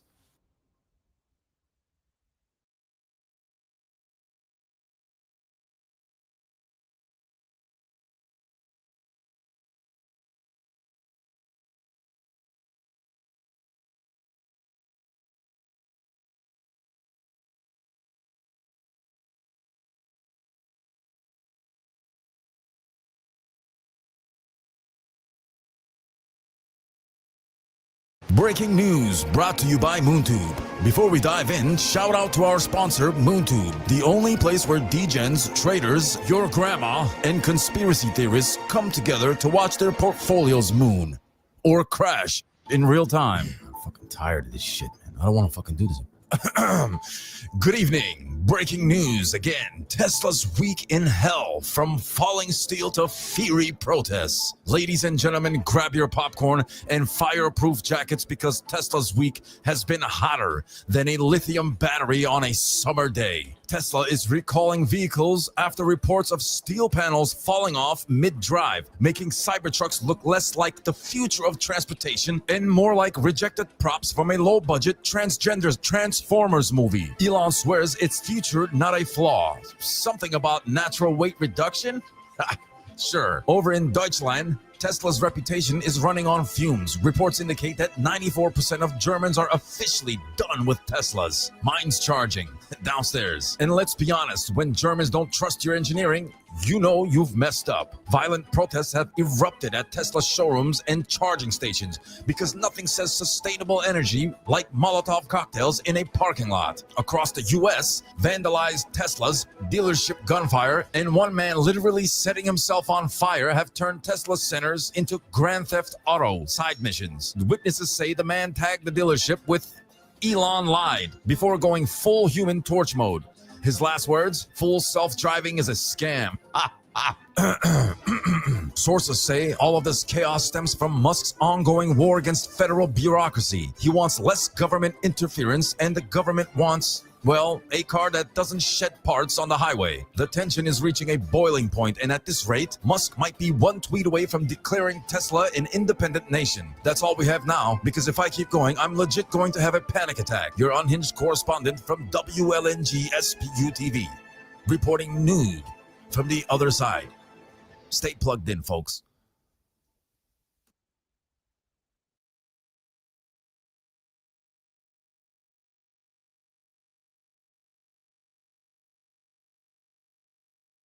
A special announcement from WLNG SPU TV. Big thanks to all our viewers for your continued support. Because of you, we're expanding our newsroom.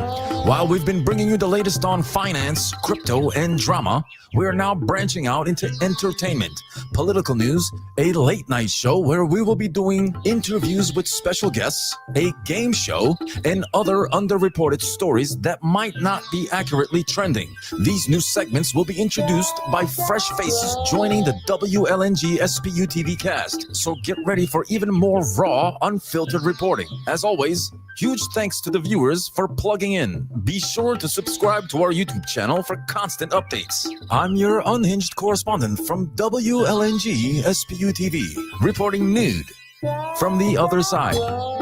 Stay plugged in, folks. Ladies and gentlemen, we have a special report to you, brought to you by MoonTube. Actually, hold on.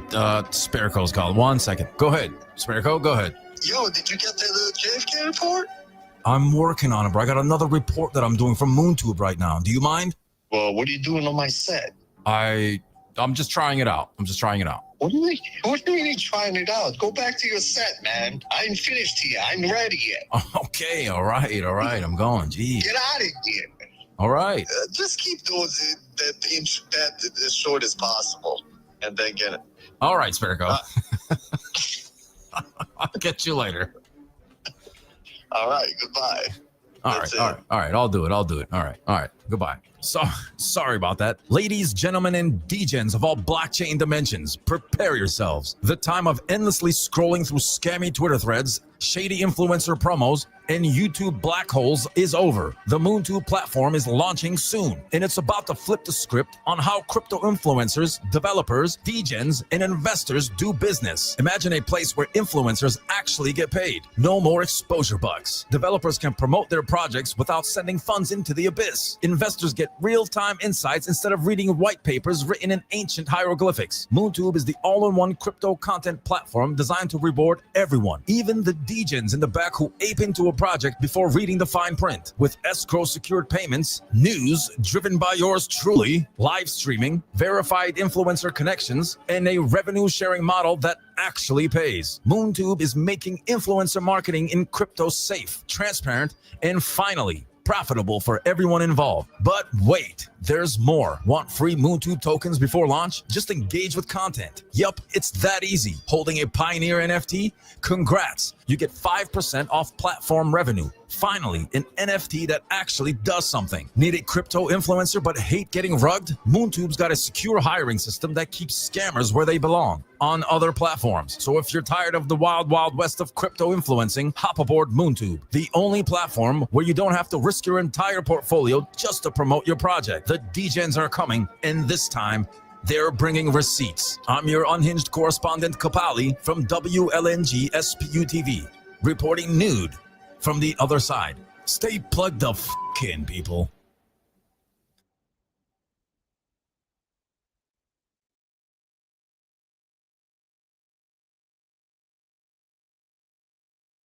Breaking news brought to you by MoonTube. Before we dive in, shout out to our sponsor, MoonTube, the only place where degens, traders, your grandma, and conspiracy theorists come together to watch their portfolios moon or crash in real time.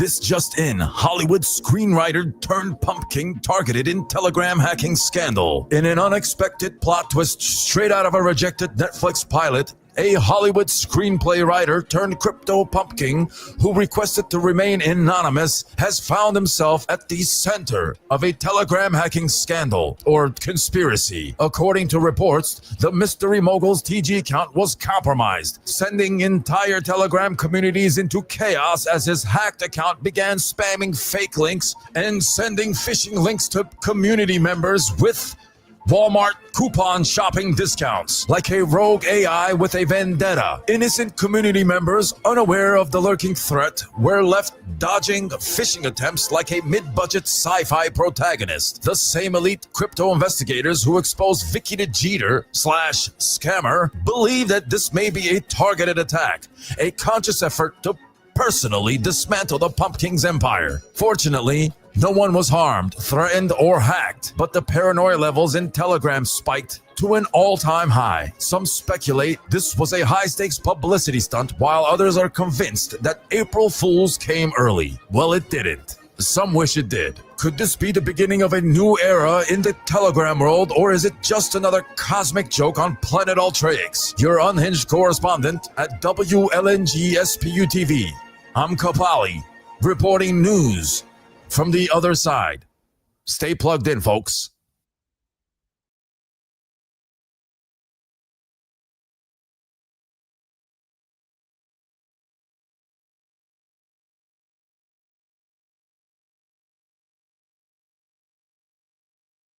Breaking news brought to you by MoonTube. Before we dive in, shout out to our sponsor, MoonTube, the only place where degens, traders, your grandma, and conspiracy theorists come together to watch their portfolios moon or crash in real time. The stop sign standoff. In yet another unexplained phenomenon of human incompetence, reports are flooding in from across the country that drivers are now stopping at stop signs as if they're waiting for a second coming. But the moment a traffic light turns green, they're ready to honk like they're in the Indy 500. Exploits are baffled as more and more drivers have seemingly forgotten how stop signs work. Drivers stopping at stop signs for an eternity, contemplating life, taxes, and why they haven't even left the house in the first place. Multiple cars stacking up at four-way stops, all too polite to move first, resulting in a psychological chess match that lasts longer than your last relationship. Drivers waving people through even when it's their turn, as if the laws of traffic are governed by personal guilt. One frustrated driver shared, "I was behind someone who stopped at a stop sign for so long, I started aging in real time. I almost got out and walked." Incredible. On the flip side, these same drivers who apparently need a personal invitation to move at a stop sign have their honking fingers ready the literal millisecond a traffic light turns green. Reports include honking before you even have time to lift your foot off the brake, honking so aggressively you think they were about to deliver a baby in the back seat. People honking at self-driving cars as if AI is going to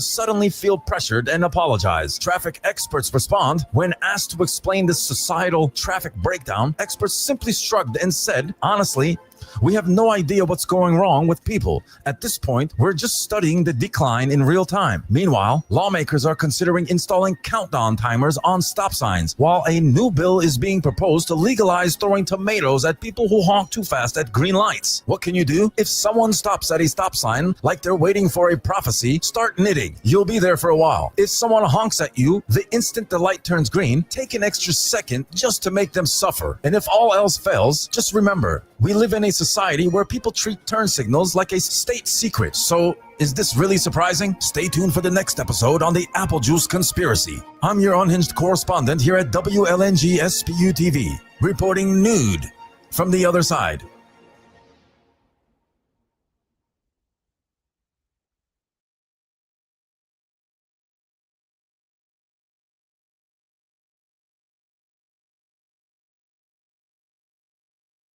Breaking news brought to you by MoonTube. Before we dive in, shout out to our sponsor, MoonTube, the only place where degens, traders, and conspiracy theorists come together to watch their portfolios moon or crash in real time. This just in, 1-800-COLLECT makes a comeback, now catering to they-them callers. In a stunning revival that no one saw coming or asked for, 1-800-COLLECT is back. Excuse me, but with a modern twist. This time, it's fully inclusive and designed for the non-binary community. Gone are the days when you had to announce your name in a rushed, robotic tone to save a few cents. Now, callers will be greeted with gender-neutral automated operators who ensure all pronouns are respected before the call even begins. Some key features are they-them mode, because traditional collect calls are so binary, non-gendered call prompts. Instead of "Would you like to accept a call from John?" it now says, "Would you like to accept a call from an individual whose existence transcends traditional labels?" A new sliding scale pricing. Charges are now based on how seen the caller feels during the process. Safe space hold music. Instead of elevator jazz, you'll now hear affirmations like, Your identity is valid while waiting for grandma to pick up. Some community reactions are, boomers are confused but relieved that they can still call someone without using a touchscreen. Gen Z is equally confused, mostly because they don't even know what a collect call is. Meanwhile, millennials are trying to figure out if this is a Black Mirror episode or late-stage capitalism at its finest. Will 1-800-COLLECT successfully reclaim its place in the modern world, or is it just another nostalgic cash grab? Only time and a very expensive phone bill will tell. Also, 1-800-COLLECT is now launching a coin. Because why not? Just when you thought 1-800-COLLECT couldn't get any more out of touch, they're now jumping onto the crypto bandwagon with the launch of Collect Coin, a digital asset designed to revolutionize the way absolutely no one makes phone calls. How does it work? Instead of paying for a call with actual money, you now stake Collect Coin to connect with friends, family, or that one ex who still won't block your number. Calls are recorded on the blockchain, ensuring a permanent, uneditable record of every embarrassing collect call you've ever made. Rug proof? Probably not. But if you lose all your tokens, at least you'll still have voicemail. Crypto degens are confused, wondering if this is an investment or an elaborate phone scam. Boomers are upset because they still don't understand how Bitcoin works. Meanwhile, Gen Z is trying to figure out if collect calling was some kind of medieval communication method. Will it moon? With rumors of Elon Musk endorsing it as the future of long-distance scams, there's no telling where collect will go. But one thing's for sure, just like all collect calls, someone else is always paying the price. I'm your unhinged correspondent here at WLNG SPU TV, reporting news from the other side. Stay plugged in, folks. Or make a collect call. Or buy the token. Goodbye.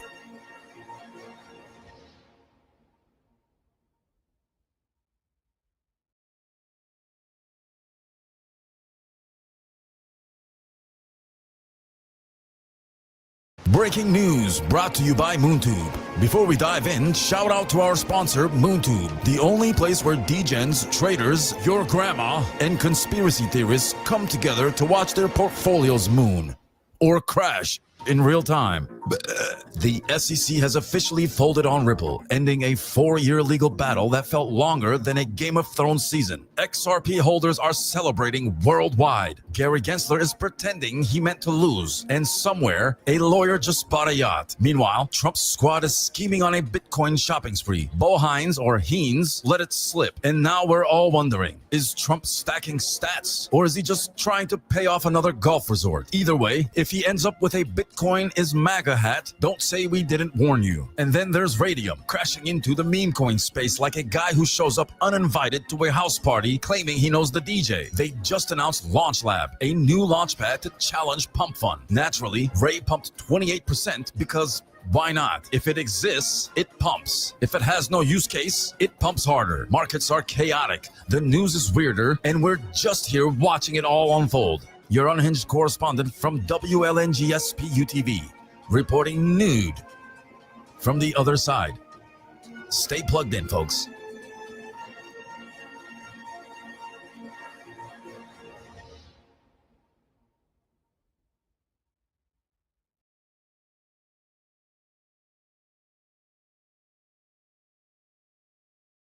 Breaking news brought to you by MoonTube. Before we dive in, shout out to our sponsor, MoonTube, the only place where degens, traders, your grandma, and conspiracy theorists come together to watch their portfolios moon or crash in real time. It's another week of whales acting weird, CEOs playing musical chairs, and banks proving once again that they have no idea what they are talking about. Michael Saylor's MicroStrategy picked up a humble 130 Bitcoin this week. Basically pocket change for a guy who usually buys Bitcoin like he's ordering bulk toilet paper. Either he's finally pacing himself or he accidentally left his credit card in another yacht. Meanwhile, Pavel Durov pulled the ultimate ghost move on France, packing his bags for Dubai Dubai. The Telegram founder ditched Europe faster than a tourist realizing Paris is mostly pigeons and overpriced espresso. Now, the ton community is buzzing, probably wondering if this is bullish, bearish, or just rich people being rich. And in the ultimate rug pull of expectations, Standard Chartered just nuked its 2025 Ethereum price target, slashing it from 10K to 4K. ETH maxis went from early retirement to guess I'll keep my day job in real time. Banks being wrong about crypto? Shocking. Truly, by the time you have finished watching this, the market will have flipped again. Your unhinged correspondent Kapali at WLNG SPU TV, reporting news from the other side.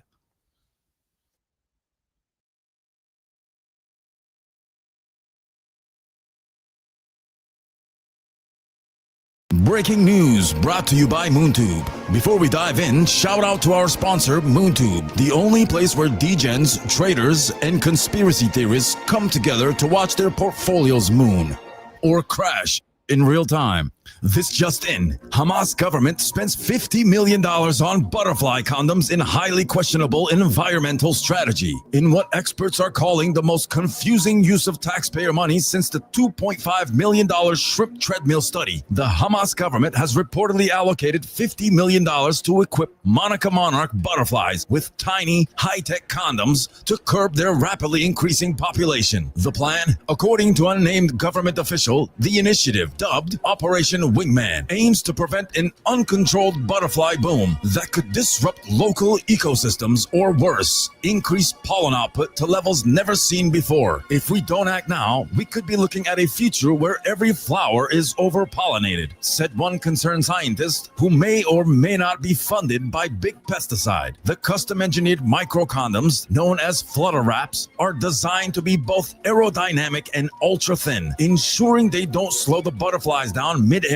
However, early tests have been problematic. Some butterflies have reportedly refused to wear them, while others simply flew away, causing an estimated $3.7 million in lost equipment within the first week. Environmentalists are in uproar, claiming the plan is morally bankrupt and a misuse of resources. We don't even have universal health care, but we have federally funded butterfly contraception, said one protester outside the White House, waving a sign that read, "Let them fly raw." Meanwhile, conspiracy theorists on Tinfoil Tube believe the butterfly condom program is a secret plot by the deep state to control the butterfly population and, by extension, manipulate the weather. First it was chemtrails, now it's latex on insects. Wake up, people, said one particularly passionate user. With no clear way to enforce compliance among the butterflies, the government is already considering alternative approaches, including butterfly chastity belts and tiny just say no abstinence pamphlets. Will Operation Wingman take off, or is this just another bureaucratic disaster waiting to crash and burn? Stay tuned. I'm your unhinged correspondent from WLNG SPU TV,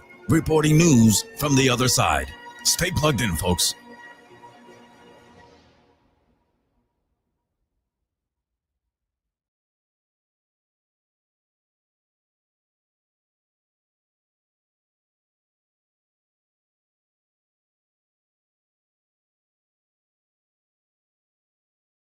Breaking news brought to you by MoonTube. Before we dive in, shout out to our sponsor, MoonTube, the only place where degens, traders, your grandma, and conspiracy theorists come together to watch their portfolios moon or crash in real time. Okay, all right. Well, hold on. Actually, we have Spareco on the line. Hold on one second. Go ahead. What do you got to say?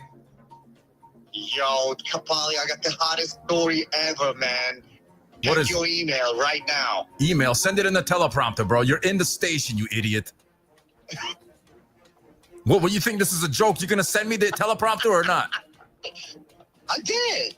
I'm waiting, bro. What's the story about? Give me a quick. What's the story about? What is it? Oh, okay. I got it. Here it is.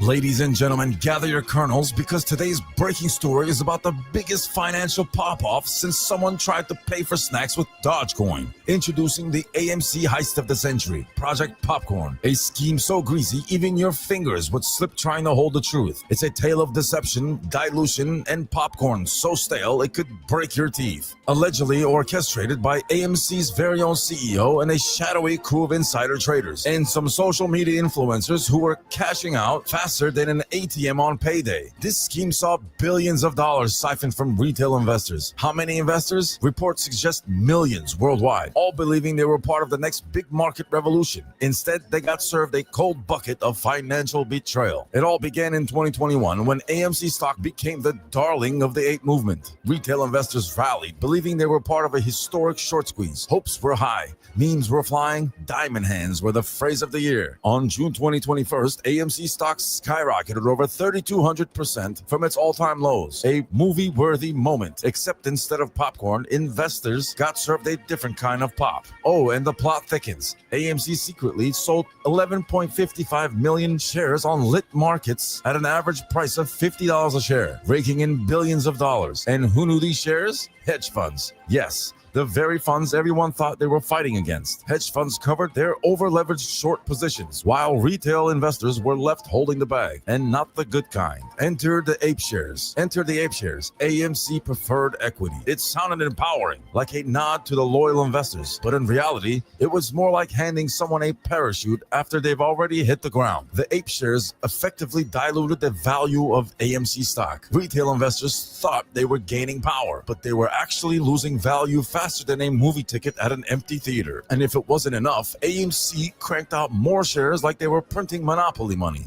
Dilution wasn't just a tactic, it was a strategy. Every new share printed meant the value of existing shares dropped faster than AMC's popcorn prices during a weekday matinee. It was like standing in a rainstorm and someone hands you an umbrella with holes in it. And let's not forget about the infamous buy button drama. When retail investors wanted to buy more, suddenly they couldn't. It was like AMC decided the best way to handle demand was to shut the doors and throw away the key. Meanwhile, insiders were cashing in like it was Black Friday. Now, the lawsuits are rolling in. Allegations of market manipulation, insider trading, and just good old-fashioned scamming are on the table. Undercover agents are reportedly investigating, gathering intel like it's Mission Impossible Stock Market Edition. Sources say the deadline for action is closing fast, really fast. And for those wondering where the influencers went, Trace Trades, once the face of retail investor movement, allegedly cashed out with millions and vanished quicker than your favorite AMC theater during lockdown. Matt Kors, still around,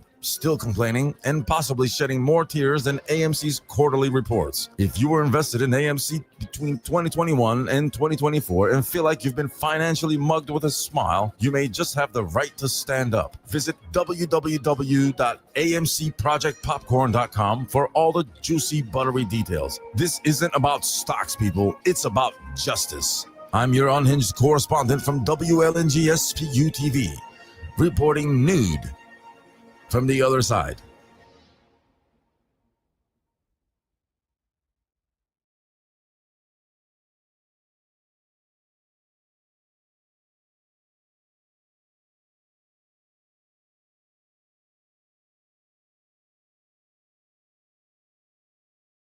Breaking news brought to you by MoonTube. Before we dive in, shout out to our sponsor, MoonTube, the only place where degens, traders, your grandma, and conspiracy theorists come together to watch their portfolios moon or crash in real time. Breaking update, scammers expose the blockchain bloodbath. Talk about trenches. This isn't just crypto warfare. This is Nuketown madness. And guess what? It was all connected to Yeezy Coin, Exploit Alliance, Epstein Coin, and much more scams than we could even fit in the teleprompter. This is like peeling back the layers of an onion, but instead of tears, it's just straight up betrayal and rug burns. The plot thickens. Blockchain investigators have confirmed that Nick Cannon himself was an innocent bystander, duped like the rest of us, or rest of you. Poor Cannon just wanted to name his twins and ended up in a scam saga. Sorry, Nick. Your only crime was believing in Web3, but the real villain, drumroll.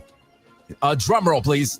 Anyway, never mind. Dao Kwando, aka Books. Yeah, the genius behind the lead culprit behind sniping the liquidity pool. And not just that, multiple wallets tied to Books, Moonster's Dev Soul Saver X, and amongst many others, were all linked together like a chain of dumb decisions, all funneling into something called Meteoropool. Still trying to figure out what that means, which honestly sounds like a fake pool in a motel that's been closed since 1998. And get this, the scammers left a trail of breadcrumbs so obvious that even Hansel and Gretel would be embarrassed. We're talking amateur hour moves here. Blockchain receipts, transactions, timestamps. They basically gift wrap the evidence for investigators. Incredible.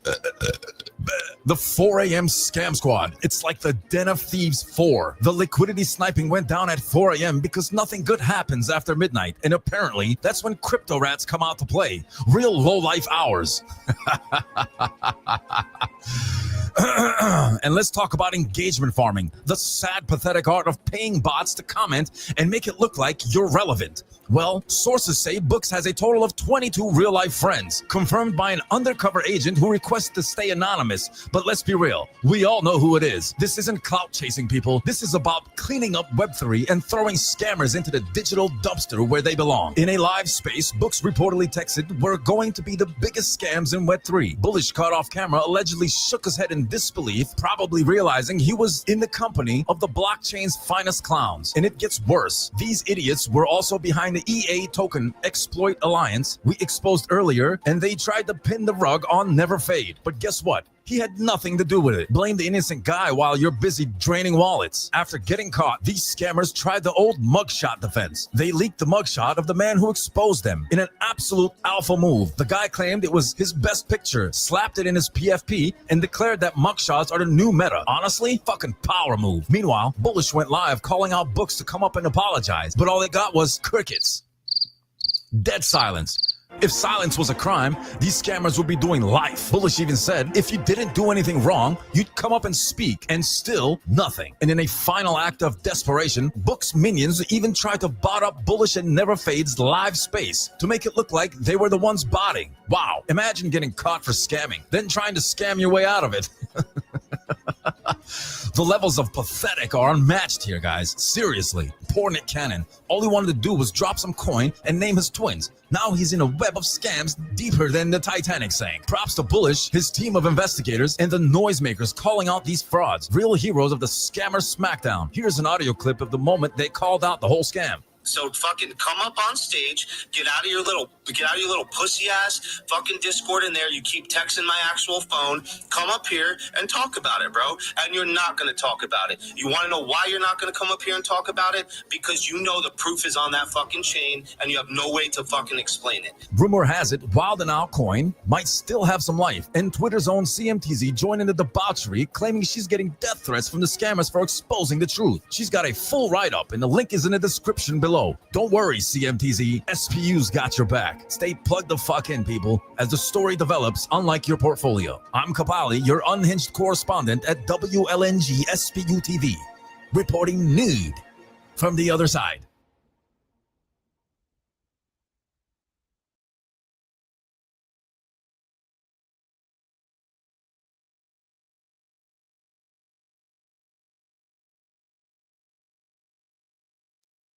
Good evening to all my fellow Limbots. I have a special announcement to make for you. I'm going to play a song that that I did, and I'm going to perform it for you. Any day now, Sparrow, play the track. Yeah. I need you to play the, go ahead and play the track. Say what? I need you to play the track. What track? The track that I sent you. What track? You check your email, bro. No, well, here, let's do that. Think what I'm gonna say, and then we can do it later. I'm driving right come now. on, are you serious, bro? Play the fucking song. Okay, I'll play the song. All right. Let me cue it up for you. Sorry, guys. He's new. He's new at this. Sorry.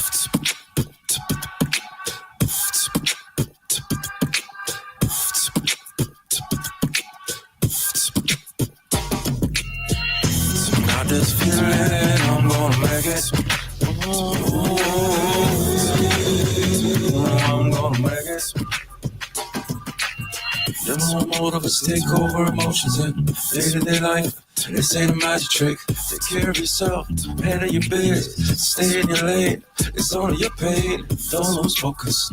She called life, it's only one road, so make it count. Take it or leave it, cause I ain't turning back again. If I guess you wanna fight, then you better have some juice and gin. So I just feel it, I'm gonna make it. I'm gonna make it. I just feel it, I'm gonna make it. I'm gonna make it. Why things are complicated and far from ordinary.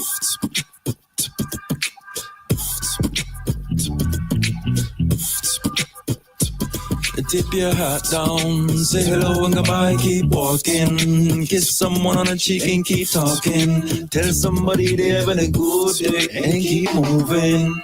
So I just feel it, I'm gonna make it.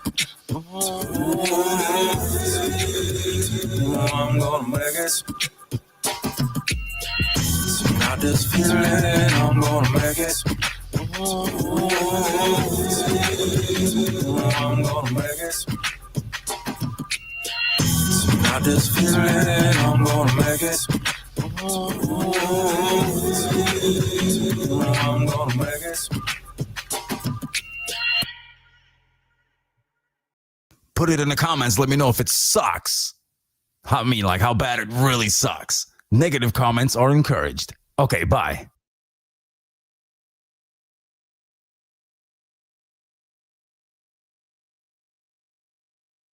Breaking news brought to you by MoonTube. Before we dive in, shout out to our sponsor, MoonTube, the only place where degens, traders, your grandma, and conspiracy theorists come together to watch their portfolios moon or crash in real time.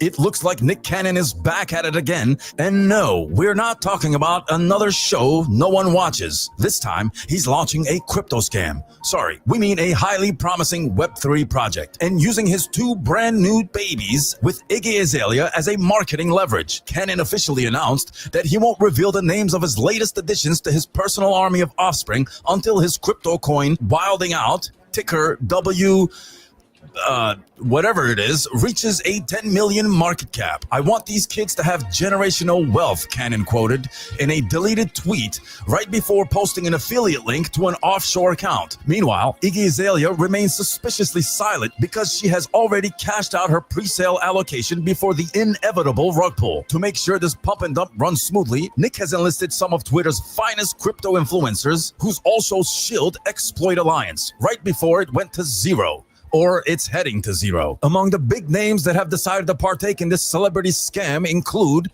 Nick Cannon himself, some guy named Rome Books, who's actually sounds Indian today, but not yesterday, which is highly questionable, Soul Saver, Nico, Creep, Meep, Jeep, Steep, among the big names backing Wild on Altcoin, BitBoy Crypto, because he just can't resist a bad idea. The guy who used to be a fitness influencer but now tweets about life-changing altcoins. That one dude who starts every tweet with, "Sir, this is not a drill." A 19-year-old with laser eyes in his PFP who claims he's a millionaire but still lives home with his parents. All of them have promised to raise awareness about Wild on Altcoin, which is crypto bro code for get paid in pre-mined tokens and dump on the followers. If history has taught us anything, it's that this coin will follow the same predictable life cycle. Step 1, influencers posts. This is bigger than Bitcoin tweets. Step 2, Nick Cannon releases a freestyle about blockchain and nobody listens. Step 3, price spikes. Your broke cousin buys in. Step 4, someone finds out Nick's baby names are just Moon and Lambo. Step 5, Nick deletes all tweets and announces baby number 27. Nick Cannon also announced that if his coin passes $100 million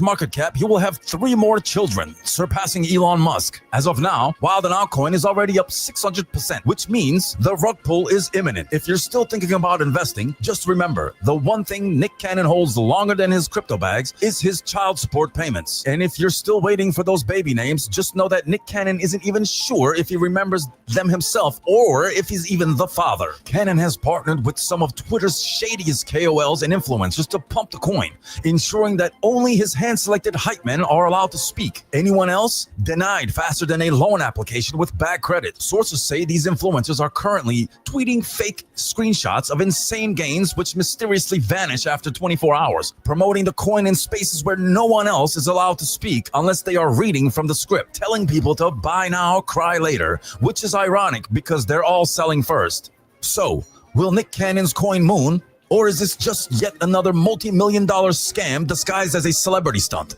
Stay tuned, but maybe keep your money in your wallet and disconnect your wallet. Tune in for the following episode where drivers are now treating stop signs like red lights. I'm Kapali from WLNG SPU TV, reporting nude from the other side. Stay plugged in, folks.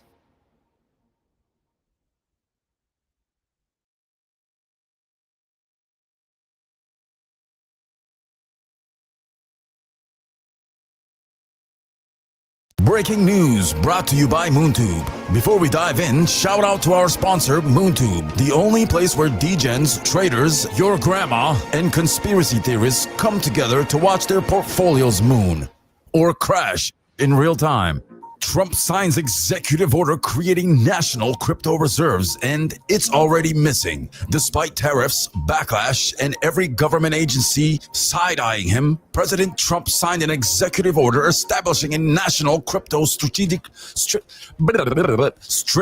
reserve. The reserve will elevate this critical industry after years of corrupt attacks, and then, in true crypto fashion, immediately dump on retail investors faster than an NFT influencer caught in a rug pull. According to Trump, the reserve will initially include major cryptocurrencies like Bitcoin, XRP, Solana, and Cardano. And because Trump is always one step ahead, he threw in SPU, Spare Parts Universe, for good measure. It's a tremendous project, folks. Nobody knows SPU better than me, Trump said while suspiciously winking at a camera that wasn't there. But here's the real kicker. When Murat got wind of this news, he did what any seasoned crypto veteran would do. He dumped on all his followers and loaded up on Cardano and SPU. That's right, folks. Your favorite guru just rugged you again. What the fuck, indeed. In a shocking turn of events, just hours after the reserve was created, reports surfaced that the funds are already missing. Where did they go? Some say they were transferred to a cold wallet owned by an unknown entity named Not BlackRock,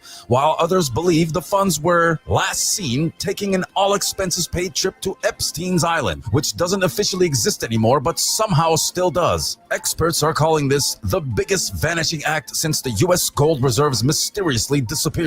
That's right, folks. First the gold, now the crypto. At this rate, we wouldn't be surprised if next week the entire stock market just logs off and never comes back. After the ink dried on the executive order, Trump clarified the real reason behind the strategic reserve, a new golf course in Florida. According to insiders, Trump is planning to cash out at the peak of the pump and immediately break ground on Trump Moon Links, a luxury 18-hole course with a pro shop that only accepts Solana NFTs, Doge, and SPU. Meanwhile, SPU holders are holding their breath, hoping their bags will finally moon, while retail investors have already started mortgaging their homes to buy the dip, despite the fact that we haven't even had a dip yet. In a follow-up post, Trump declared that Bitcoin, Ethereum, and SPU would serve as the heart of the reserve because he loves Spare Parts Universe. How he found out about SPU remains a mystery, but the tea has been spilled. In a completely unrelated yet absolutely related development, Trump was reportedly fired after not responding to an email from Elon Musk. What was in the email? Why did he ignore it? Was this the real reason behind the strategic reserve? We may never know. Meanwhile, the FBI claims the Epstein files shredded themselves. Officials say this is a totally normal thing that happens all the time, and not at all an organized cover-up. When asked for a comment, the FBI just responded with a 404 error page. Meanwhile, in other news, the Onion News Twitter account may or may not have been hacked just before launching 2 meme coins that completely rugged in under 15 minutes. Speculation is swirling that this was actually a social experiment to prove that people will buy literally anything if the vibes are good enough. And in a move no one saw coming but should have, the entire US government's crypto wallets have been drained. When asked how this could have happened, the Saudis reportedly shrugged and said it was customary. So, will crypto's fate be determined by the orange man himself? Will the National Crypto Reserve magically reappear in time for the next bull run? Or will we just pretend this never happened, like we did with the missing gold? One thing's for sure, we're about to win so much, we might just start hating it. More updates soon, assuming the FBI doesn't glitch this article out of existence.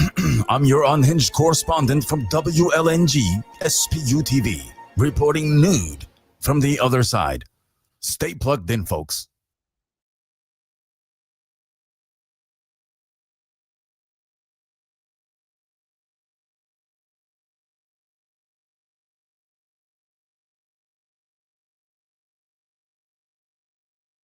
Breaking news brought to you by MoonTube. Before we dive in, shout out to our sponsor, MoonTube, the only place where degens, traders, your grandma, and conspiracy theorists come together to watch their portfolios moon or crash in real time. In football news, that's European football, Arsenal versus West Ham, the London Derby, or just another choking masterclass. Arsenal fans woke up thinking it was their time, only to realize West Ham didn't get the memo. West Ham showed up like it was a final cup, while Arsenal looked like they were playing a charity match. Passes going nowhere, defense looking like it was designed by a toddler playing FIFA in career mode, and Arteta on the sidelines doing his best "I swear I have a plan" impression. Arsenal fans were already preparing their "we're winning the league" speeches, but West Ham decided to bring them back to reality. Declan Rice, once West Ham's golden boy, was forced to watch his former team humble his new one in real time. Painful stuff. Meanwhile, David Moyes, or Moyes, whatever, pulled out his classic park the bus around the corner and counter strategy, proving that sometimes boring football is still better than whatever Arsenal was trying to do. Arsenal Twitter is currently in shambles, blaming referees, the pitch, the weather, the crowd, and probably global warming for their performance. Will Arteta's men bounce back? Or is this the annual Arsenal title race collapse starting early? Stay tuned for more drama, tears, and excuses. I'm your unhinged correspondent, Kapali, from WLNG SPU TV, reporting news from the other side. Stay plugged in, folks.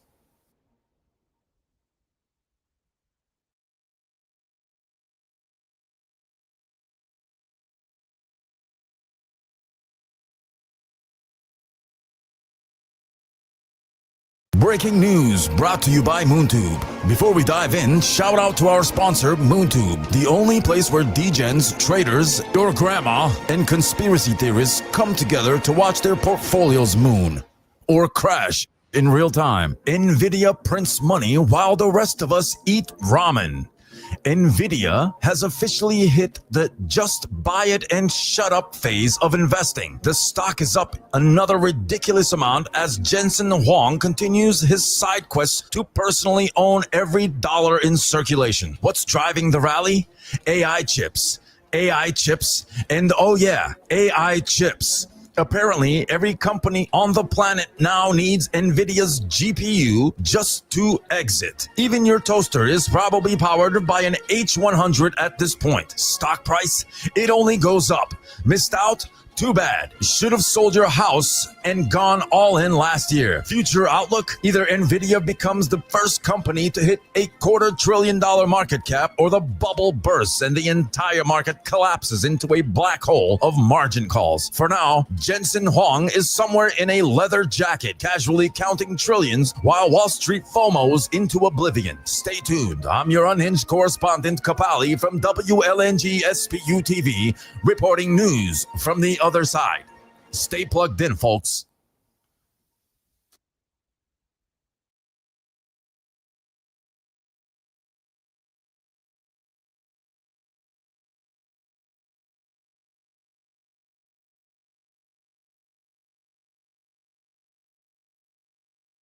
Breaking news brought to you by MoonTube. Before we dive in, shout out to our sponsor, MoonTube, the only place where degens, traders, your grandma, and conspiracy theorists come together to watch their portfolios moon or crash in real time. In today's news, we discuss Epstein files. How many phases do we actually need? Ladies and gentlemen, welcome to yet another episode. Actually, this is the first one of the Epstein files, the never-ending documentary where the government releases just enough information to keep you engaged, but never enough to actually answer anything. We've all seen this movie before. Cameras conveniently malfunctioning, guards fall asleep, like it's the last Disney fairy tale, and the world's most high-profile prisoner suddenly decides to tie a self-help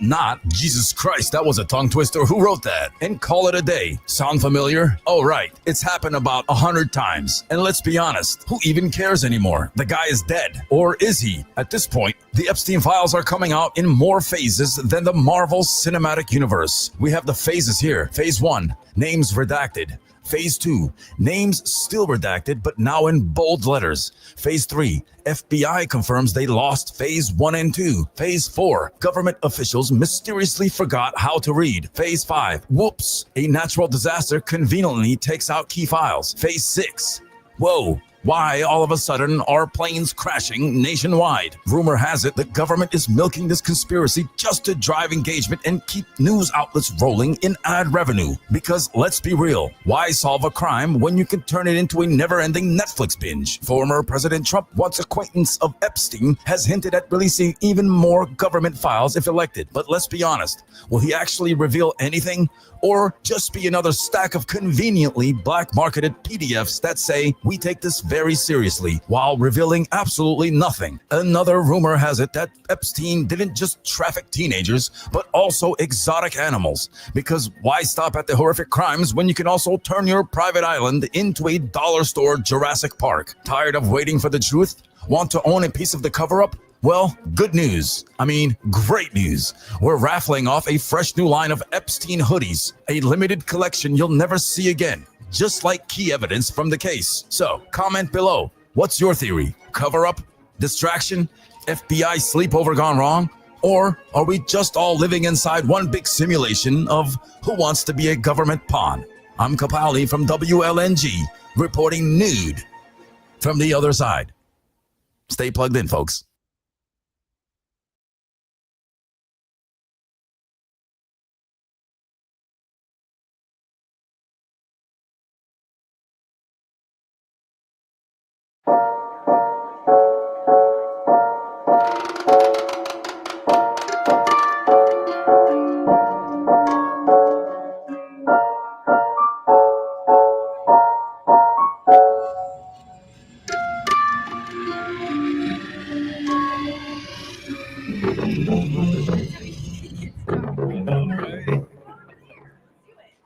How are we going to do that, though?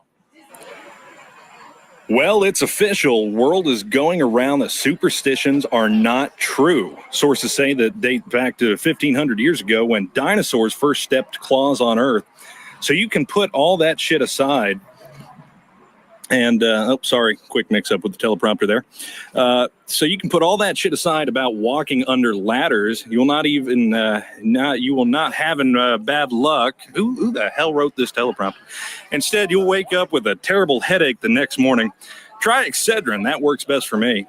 Your global news guy at WLNG-SPC TV, reporting bad news, fake news, or something that's not accurately trending. We have it all here at WLNG-SPC TV. What are you doing, bro? Fucking drive, you fucking loser!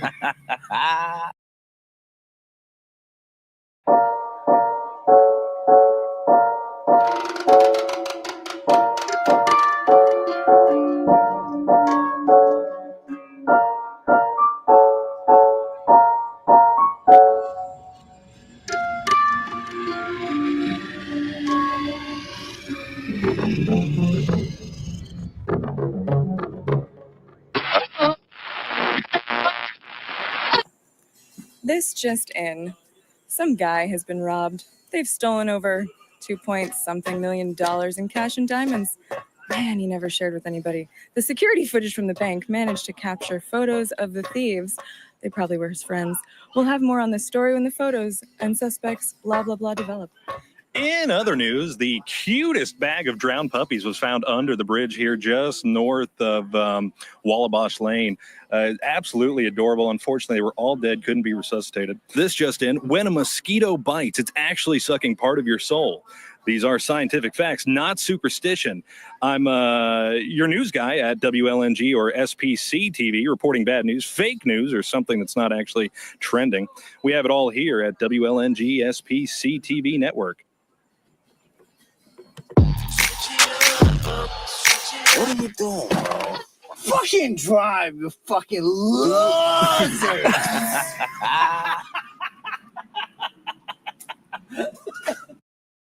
Breaking news brought to you by MoonTube. Before we dive in, shout out to our sponsor, MoonTube, the only place where degens, traders, your grandma, and conspiracy theorists come together to watch their portfolios moon or crash in real time.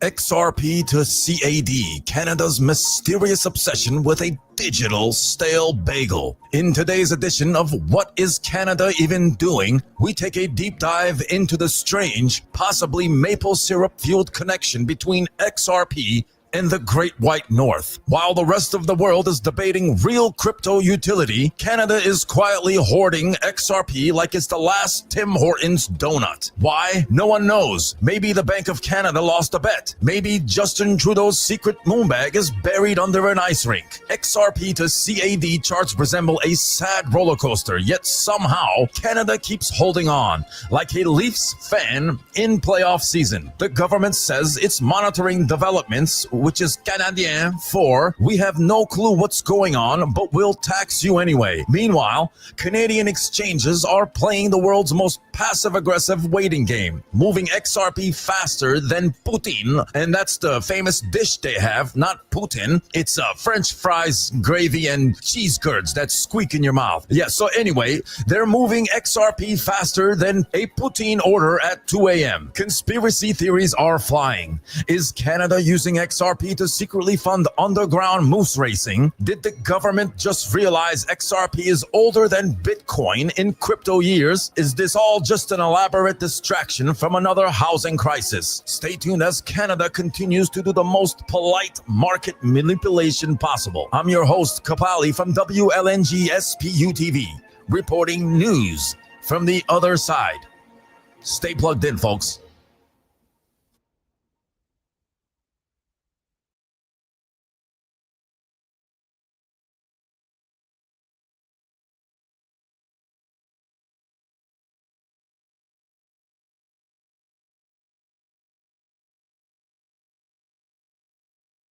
Breaking news brought to you by MoonTube. Before we dive in, shout out to our sponsor, MoonTube, the only place where degens, traders, your grandma, and conspiracy theorists come together to watch their portfolios moon or crash in real time. In another market update, Alex Becker versus Henoch, or Henoch, well, whatever it's called, in the ultimate crypto clown war. Just when you thought the crypto space couldn't get more ridiculous, Alex Becker has finally had enough of Henoch's nonstop 10 posts a day marathon of useless hype. That's right, Becker has officially declared war on the human ad-libs machine, aka Henoch, for spamming the timeline with motivational speeches that make absolutely no sense. Henoch, known for screaming into his camera about life-changing opportunities while making sure no one actually makes money, has somehow found a way to get under Becker's skin. Although Henoch has a solid YouTube channel on blue chips, the man has the meme coin IQ of a magic 8-ball.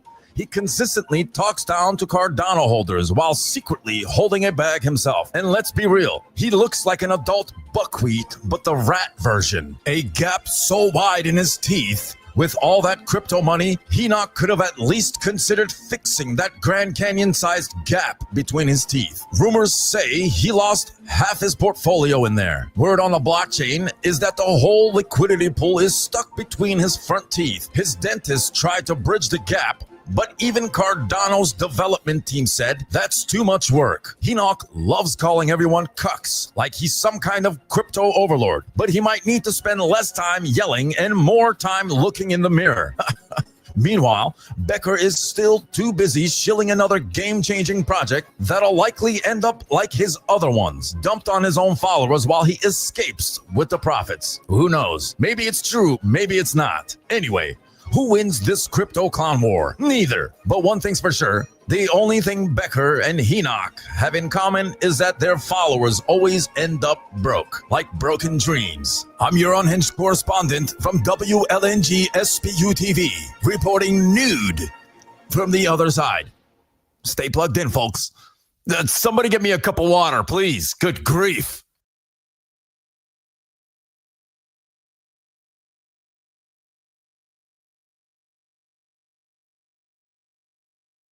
Breaking news brought to you by MoonTube. Before we dive in, shout out to our sponsor, MoonTube, the only place where degens, traders, your grandma, and conspiracy theorists come together to watch their portfolios moon or crash in real time. Unicorn Fart Dust now in talks of locking transactions. In a groundbreaking revolution for DeFi security, or so they claim, the Unicorn Fart Dust protocol has introduced a new, unhackable transaction locking mechanism that ensures absolutely nothing happens with your funds. Ever. Sources say this cutting-edge technology is the brainchild of an old dude who spends 18 hours a day live streaming from his basement, explaining the future of finance, while ignoring the fact that his chat is just 3 bots and his own burner account. This is it!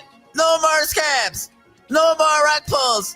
He shouts, conveniently forgetting that his last 4 projects rugged before launch. Viewers have noted that his entire business model revolves around yelling at his screen while staring at charts like they're speaking to him in Morse code. Meanwhile, transactions on Unicorn Fart Dust remain permanently locked, which is just another fancy way of saying nobody can withdraw a dime. Is this financial innovation, or is it just another geriatric Ponzi scheme with extra steps? Either way, the old guy will be back tomorrow, same time, same place, same 4-hour rant. I'm your unhinged correspondent from WLNG SPU TV, reporting nude news from the other side. Stay plugged in, folks.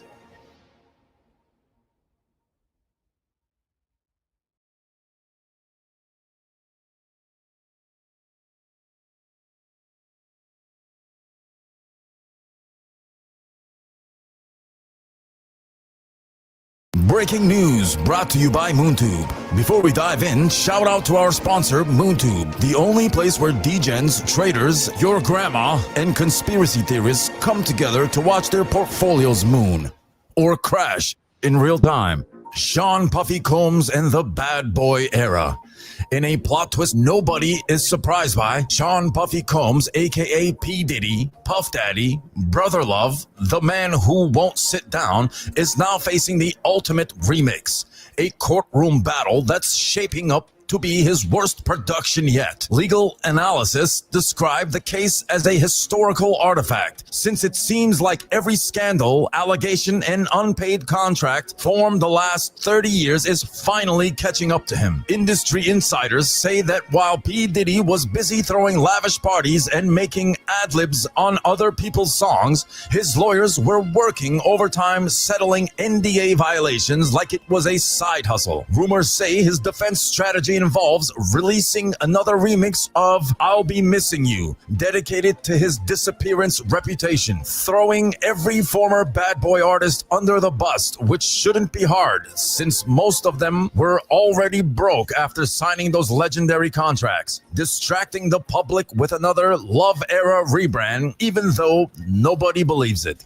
Meanwhile, former associates are coming out of the woodwork faster than a 90s sample clearance lawsuit. One ex-bodyguard claims P. Diddy's parties were wild beyond belief. Sir, we knew that. The real question is, where is all the missing publishing money? Will justice finally be served? Or will Diddy moonwalk his way out of this like it's another shiny suit era? Stay tuned, because unlike his old contracts, his trial isn't getting swept under the rug. I'm your unhinged correspondent Kapali, reporting from WLNG SPU TV.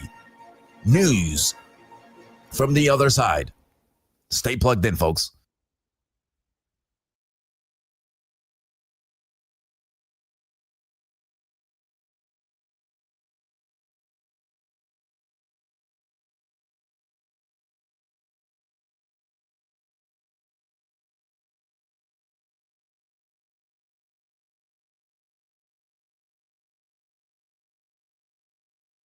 Breaking news brought to you by MoonTube. Before we dive in, shout out to our sponsor, MoonTube, the only place where degens, traders, your grandma, and conspiracy theorists come together to watch their portfolios moon or crash in real time. Crypto's self-proclaimed prophet, Murad or Murat, however they're pronouncing it these days, has been exposed for hiding a whopping $24 million in meme coins, all while acting like he's just another humble trader. Turns out, the only thing he's actually trading is blind loyalty for exit liquidity. Despite preaching about cults, Murat refuses to acknowledge the Can-Do Army, a group so dedicated that one guy allegedly got a tattoo on his dick. That's next level conviction, and yet Murat stays silent. Maybe he's just too busy pumping his own bags nobody even understands, like XPX 6900. What is it? A trading strategy? A secret society? A code that only causes seizures in rabbits? Nobody knows. Meanwhile, his so-called GigaChad crew consists of an empty telegram with 4 mods arguing amongst themselves. And let's not forget Popcat, Mr. Punky, and Frank the God, who went full Houdini, making their pages private after 48 hours before rugging the community. Bravo. So, is Murat truly the mastermind, or just another overhyped Telegram trader with a god complex? One thing's for sure, the Can-Do Army will do anything in their cult power to get this man's attention. The gears are spinning. The rocket fuels are on fire. Jimmy Carter is building a bridge from the grave. Not sure what that meant, but Walmart is having an unbelievable sale this weekend. Next weekend. I'm your unhinged correspondent Kapali from WLNG SPU TV, reporting nude from the other side. Stay plugged in, folks.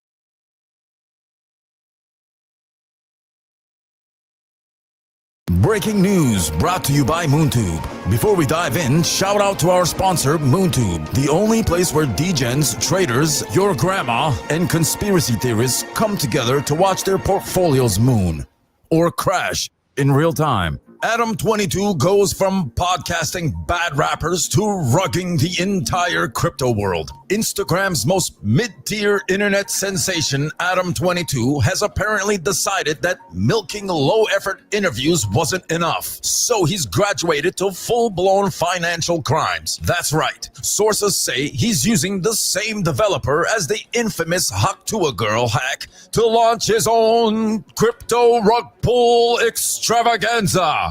Sorry, got a little excited there. Because why just ruin hip-hop culture when you can scam an entire financial market too? Adam22, best known for pretending to care about SoundCloud rappers, has now pivoted to pretending to care about decentralization, a natural transition for someone who's been rigging everything he touches since day one. They say he promoted his new coin harder than promoted his own wedding. Entertainment News says that he promoted his coin harder than he promoted his own wedding. Insiders claim the entire liquidity pool was pre-rugged even before launch. Some say the white paper was just a copy-paste of an OnlyFans terms of service. His wife, that was. And the best part, he's using the same dev team as the Haktua Girl, meaning this scam comes preloaded with betrayal, exit strategies, and a zero chance of success. And we actually have the playbook step by step.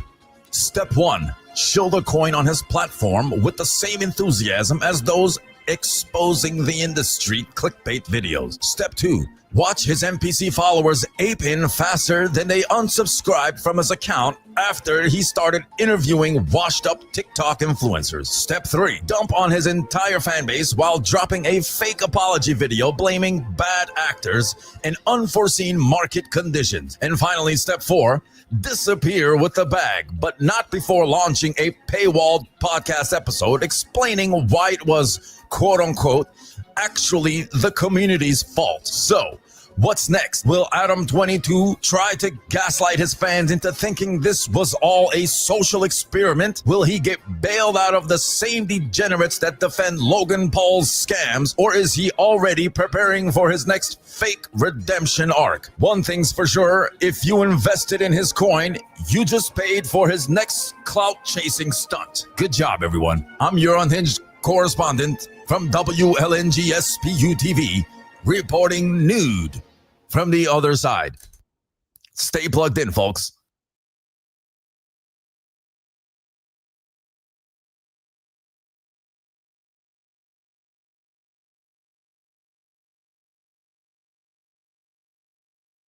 Breaking news brought to you by MoonTube. Before we dive in, shout out to our sponsor, MoonTube, the only place where degens, traders, your grandma, and conspiracy theorists come together to watch their portfolios moon or crash in real time. Bybit hacked for $1.5 billion. The Titanic of crypto exchanges sinks again. In what might be the most catastrophic crypto hack ever, Bybit just got absolutely obliterated, losing a staggering $1.5 million in cyber heist so embarrassing that even FTX is looking down from the fraud of Hall of Fame and laughing. The best part, Bybit tried to pull an FTX and reassured everyone with the classic scammer line: your funds are safe and won't be touched. Yeah, safe and untouched.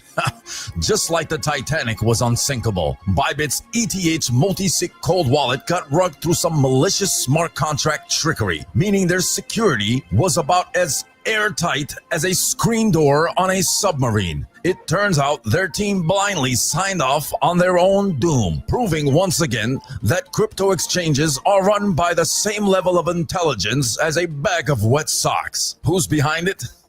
Who knows? North Korean Lazarus Group, allegedly the same squad that pulled off the $600 million Ronin network hack. Sam Bankman-Fried, or Friedman, however they pronounce his name, supposedly calling the shots from a jail cell in Trinidad, because apparently he's got better Wi-Fi than Bybit's entire cybersecurity team. Bruce Wayne? Superman? No one knows, but at this point, we need actual superheroes to stop this nonsense. Users are panic withdrawing faster than Bybit's execs deleting their LinkedIn profiles. Crypto Twitter is in full roast mode, calling this FTX 2.0 but dumber. News outlets worldwide are even talking about it. New York Times, Forbes, Bloomberg, CNBC, Cointelegraph, and Walmart are reporting that Bybit's CEO is now staring in a catch me if you can crypto edition. So what now? Will Bybit go full ETX and disappear overnight? Will they recover funds from a mysterious investor, aka their customers' pockets? Or is this just another multi-billion-dollar rug disguised as unfortunate circumstances? One thing's for sure, if your money was on Bybit, it's not yours anymore. Your unhinged correspondent at WLNG SPU TV, reporting news from the other side. Stay plugged in, folks.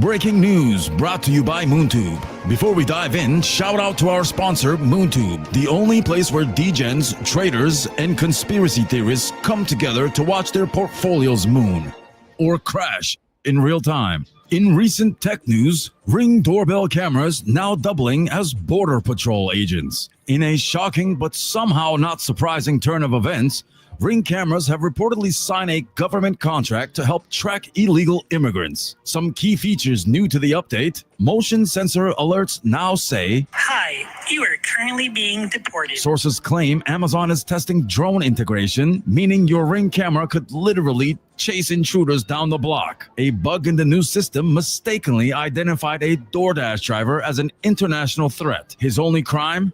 Delivering Taco Bell at 3 in the morning. We have some community reactions here. One says, "So now my doorbell works for ICE? Wild." What's next? Ring cameras voting in elections? Alexa, report my neighbor for jaywalking. That's all in tech news. I'm Kapali, reporting from WLNG SPU TV. News from the other side. Stay plugged in, folks.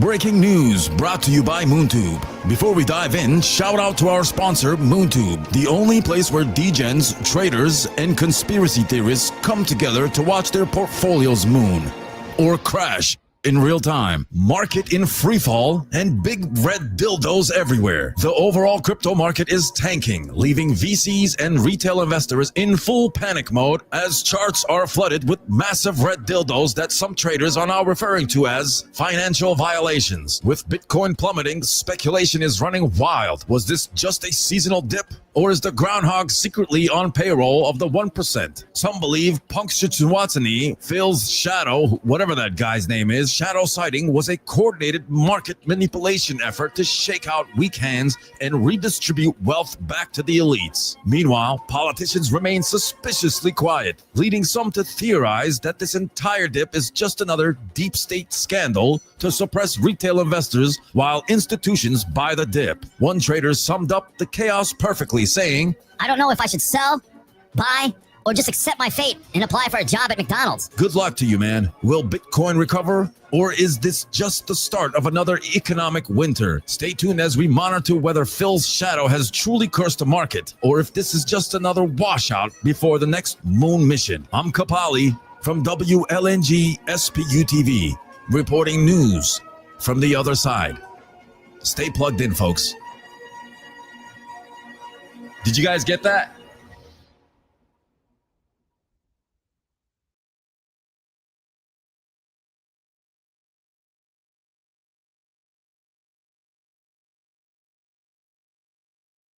Breaking news brought to you by MoonTube. Before we dive in, shout out to our sponsor, MoonTube, the only place where degens, traders, and conspiracy theorists come together to watch their portfolios moon or crash in real time. Subscribe now and stay ahead of the meme coin pump before your uncle finds out and rugs you first. And now, on to the biggest story shaking up the crypto world today. Breaking news. In what might be the most ironic turn of events in meme coin history, Pump.Fun, the beloved casino for degenerates, has been hit with a proposed class action lawsuit claiming securities violations. The Solana-based platform, which has been minting meme tokens faster than the IRS can write new tax laws, now finds itself in hot legal waters, or a steam room, or a sauna. Perhaps a hot bubble bath. The lawsuit alleges that Pump.Fun has been operating in a way that might not exactly align with, laws. Many users are laughing it off, claiming the lawsuit will get thrown out faster than a bad meme and toilet paper. For fuck's sake, bro. Some fear this is just the beginning of regulators setting their sights on crypto gambling platforms. Pump.Fun's response? Absolutely radio silence and crickets so far. Will they fight back, settle, or just vanish into the blockchain? Void. We have some words from the community. Ain't no way a Pump.Fun lawsuit goes anywhere. Crypto ain't securities, my dude. It's vibes. Imagine thinking a meme coin casino was a stable financial investment. Welcome to Solana, buddy.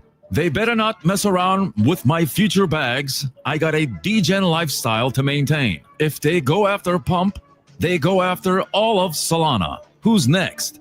Jupiter? Magic Eden?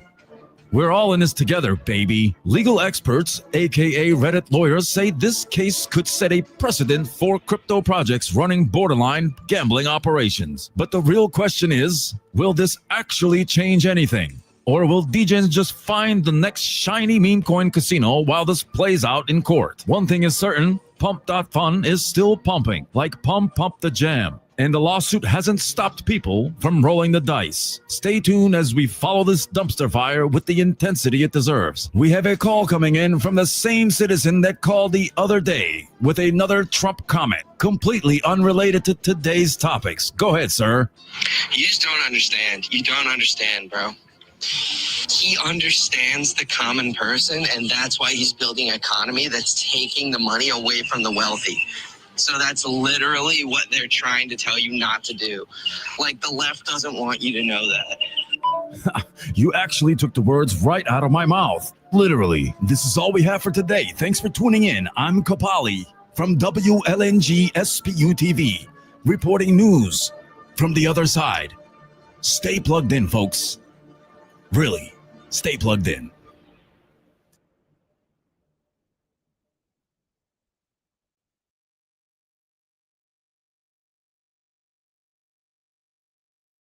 Breaking news brought to you by MoonTube. Before we dive in, shout out to our sponsor, MoonTube, the only place where degens, traders, and conspiracy theorists come together to watch their portfolios moon or crash in real time. This just in, Russian rug pull king hosts live pump and dump event, and fans cheer as portfolios get obliterated. In an unprecedented display of market manipulation, Russia's self-proclaimed rug pull king Pasha has taken the pump and dump game to new heights, literally streaming it live to an audience of eager degens. Unlike your average scammer, Pasha isn't in it for the money. Oh no, he's doing it for the culture. His fans are encouraged to hold, chanting slogans like Bulyat, Bulyat, and we're going to Valhalla, only to watch in real time as their bags get sent straight to zero. The final moments before the dump, one unlucky degen reportedly sold his car to buy in, only to be met with an instant negative 99% candle.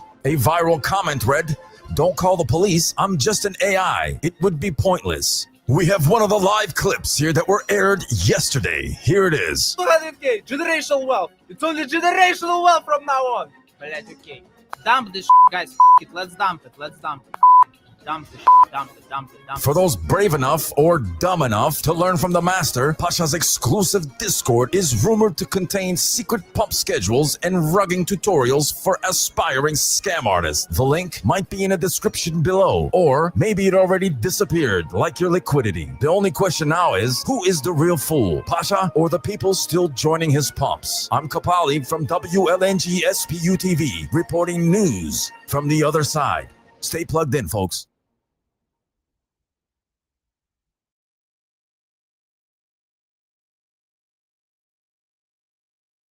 Breaking news brought to you by MoonTube. Before we dive in, shout out to our sponsor, MoonTube, the only place where degens, traders, and conspiracy theorists come together to watch their portfolios moon or crash in real time. Breaking news, tinfoil sales skyrocket as conspiracy theorists prep for unknown threat. Tinfoil hat enthusiasts are in full panic mode as aluminum foil supplies dwindle across the country. Sources say this is unclear whether this is due to rising paranoia, an actual government mind control operation, or simply a shortage caused by an increase in baked potatoes. Who the fuck? Who wrote this? Experts traced the tinfoil hat craze back to Julian Huxley's 1927 short story, The Tissue Culture King, in which a character dons a metal helmet to block mind control. However, modern-day theorists have taken it several steps further, claiming tinfoil can protect against government brainwashing, alien thought extraction, and even crypto market manipulation. In a shocking turn of events, conspiracy forums are now split over a major debate. Does Reynolds Wrap offer better signal protection than generic store brands? Meanwhile, Self-proclaimed tinfoil truthers argue that recent price hikes in aluminum are proof of a deep state operation to make paranoia financially unstable. One local man was seen duct taping multiple layers of foil to his head, stating, "They're not getting in here. No way. I'd rather be bald than brainwashed." His wife filed for divorce. Wall Street insiders speculate that the next meme stock will be tinfoil futures, with major hedge funds already preparing to short the market, though some theorists claim this is exactly what they want you to think. I'm Kapali from WLNG SPU-TV, reporting news from the other side. Stay plugged in, folks.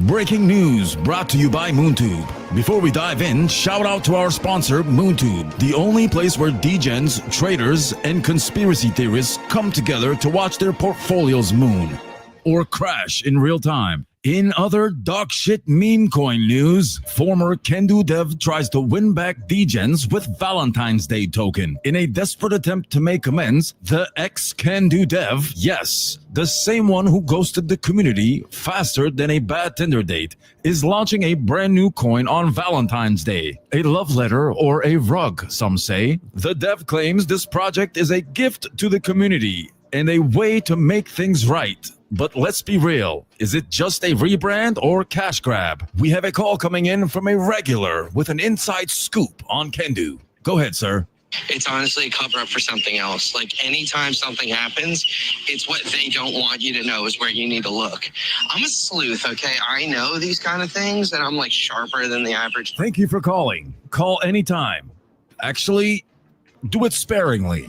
No official word yet on whether Kendu holders will be compensated, but sources say the new token will have fair launch mechanics. Translation, prepared to get sniped by bots. A few community reactions are, bro, you can't just drop a new coin and expect us to forgive you.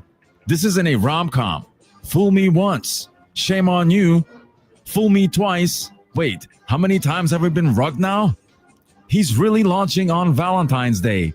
Man thinks we're in a toxic relationship. Will this be a redemption arc or just another pump and dump heartbreak? Stay tuned because love might be in the air. But so is copium. This is Kapali reporting from WLNG SPU-TV. News from the other side. Stay plugged in, folks.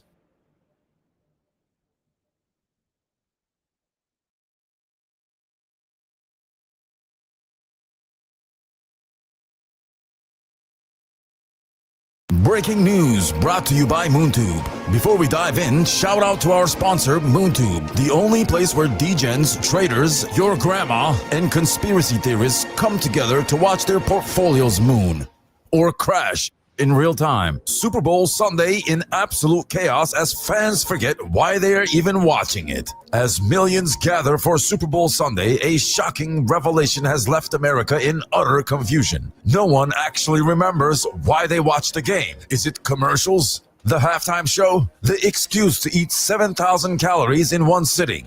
Experts remain divided. Early reports indicate that at least 43% of viewers have no idea which teams are even playing. Meanwhile, a diehard fan in Ohio confidently declared Tom Brady's gonna take it this year, before being gently informed that Brady retired again.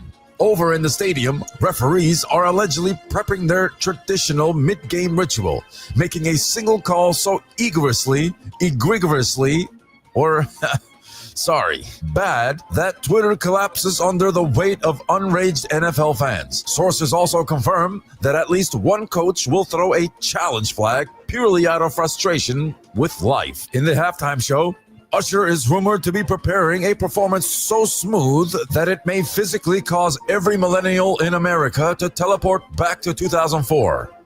With a case of baby oil, scientists fear this may create a paradox, forcing viewers to relive their high school breakups in real time. And of course, no Super Bowl will be complete without an ad so emotionally devastating it makes you question your entire existence. Rumor has it this year's winner will be a heart-wrenching 2-minute spot about a rescue dog who saves a struggling NFT investor. Will anyone actually watch the game? Will there be a single commercial that isn't about AI or beer? And most importantly, who the hell invited their coworker who just likes the vibes but keeps asking, what inning is it? I'm Kapali. I'll be here at the Super Bowl reporting live from WLNG SPU TV. News from the other side. Stay plugged in, folks.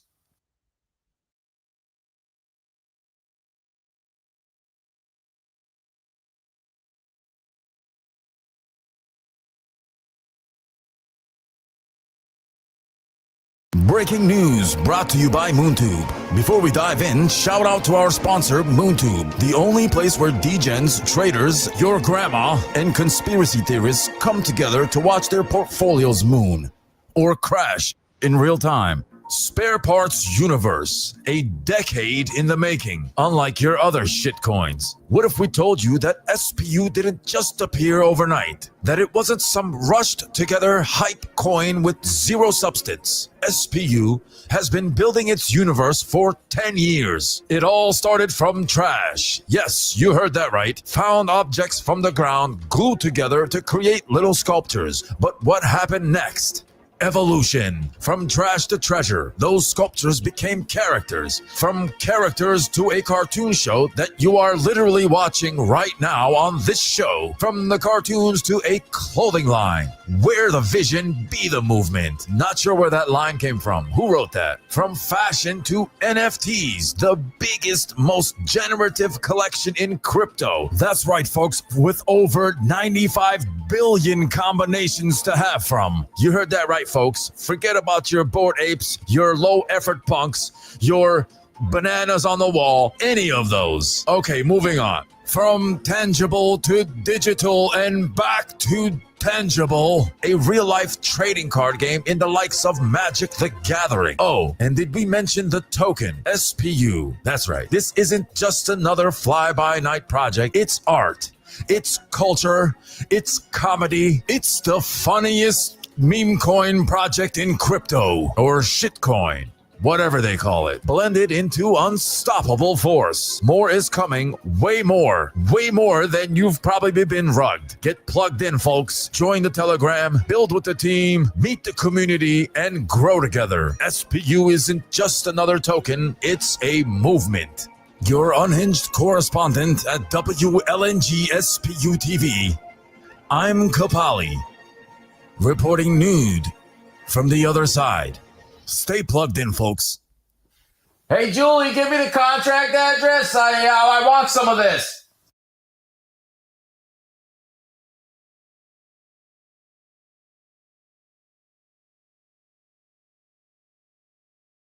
Breaking news brought to you by MoonTube. Before we dive in, shout out to our sponsor, MoonTube, the only place where degens, traders, and conspiracy theorists come together to watch their portfolios moon or crash in real time.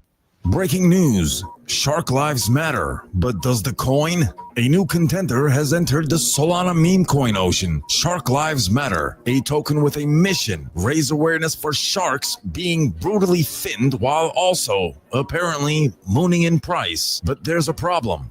Nobody cares about sharks. The Shark Lives Matter Telegram is in full-blown panic mode, desperately strategizing Twitter and Reddit raids to gain traction. One member was last seen frantically typing, Guys, we need to find 10 real humans to shield this ASAP. Meanwhile, the market continues to tank, and interest in marine life preservation is shockingly low among degens. Confusion has spread across the cryptosphere. Is this an attempt to tail off Mark Cuban or just a Shark Tank spin-off CTO? The few committed holders still chanting to the moon are struggling to explain why their price action looks more like a deep-sea trench than a rocket launch. Despite no website and no clear plan, the dev insists the token will catch on and help save sharks. Will Shark Lives Matter rise from the abyss, or will it sink like the Titanic? Or more fittingly, like a metal grate in an 8-foot pool, or swan dive from the towers of Babylon? I'm your unhinged correspondent, Kapali, from WLNG SPU TV, reporting news from the other side. Stay plugged in, folks.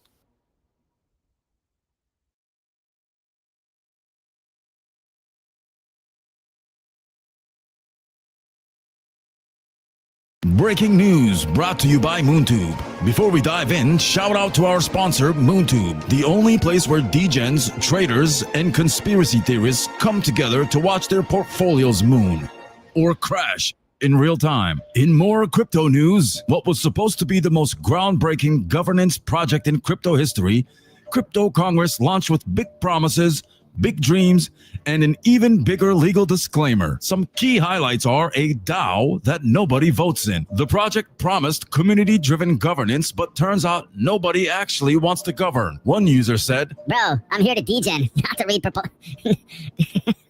rewards for holders, but no one knows how. Crypto Congress claims it's rewarding holders with an exuberant amount of SOL to deter bots and snipers. Problem is, nobody can explain how it actually works. One guy in a Telegram asked, and he got banned. Their roadmap has a full-blown legal disclaimer. We have some reactions here from the community. So wait, is this a DAO or just a really bad group project?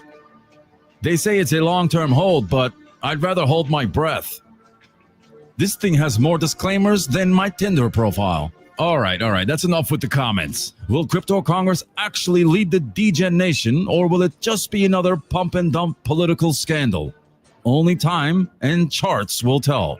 Wait, actually, this just in a desperate attempt to cover price action, sources say the Crypto Congress devs may or may not have launched a side token called Nipples and Titties. Community detectives have been piecing together blockchain clues, and while nothing is confirmed, speculation is running wilder than a bull market on steroids. Some of the suspicious activity includes wallet transactions linking major Crypto Congress holders to early buys of Nipples and Titties, a mysterious whale dump that lined up perfectly with Congress's latest price dip. One community member said, "Man was typing full essays last week.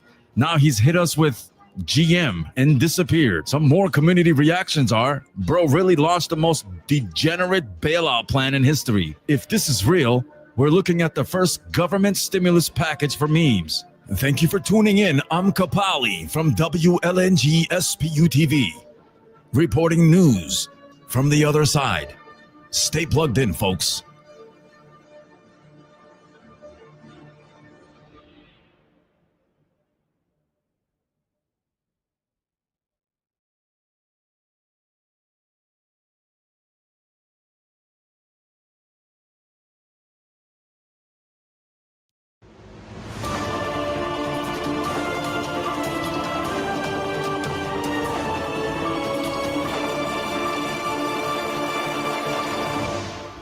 Breaking news brought to you by MoonTube.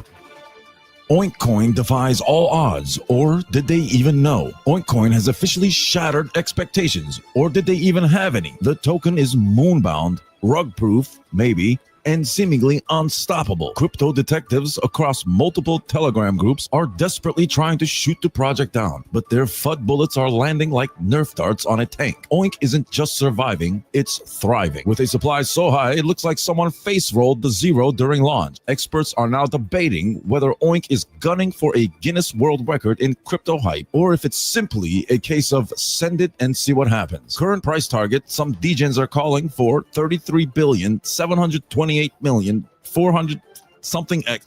I don't even know how to read that number. Regardless, the pigs are flying. The FOMO is real, and the Oink train has no brakes. Will it sustain, or is it just another beautifully orchestrated pump and oink? This is Kapali from WLNG SPU TV, reporting news from the other side. Stay plugged in, folks.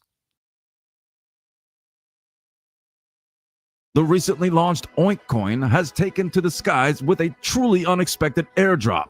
Developers claim that 100% of the proceeds from the coin will go to pigs around the world, though it's unclear if they mean actual pigs or pigs that buy meme coins. We're not sure about the tokenomics, said one Oinkcoin team member, but we do know pigs are cool. So here we are. Investors are equally confused, but they're buying anyway because it's poised to somehow reach $25 million market cap February 1st. Well, that'll be a shocker. In other news,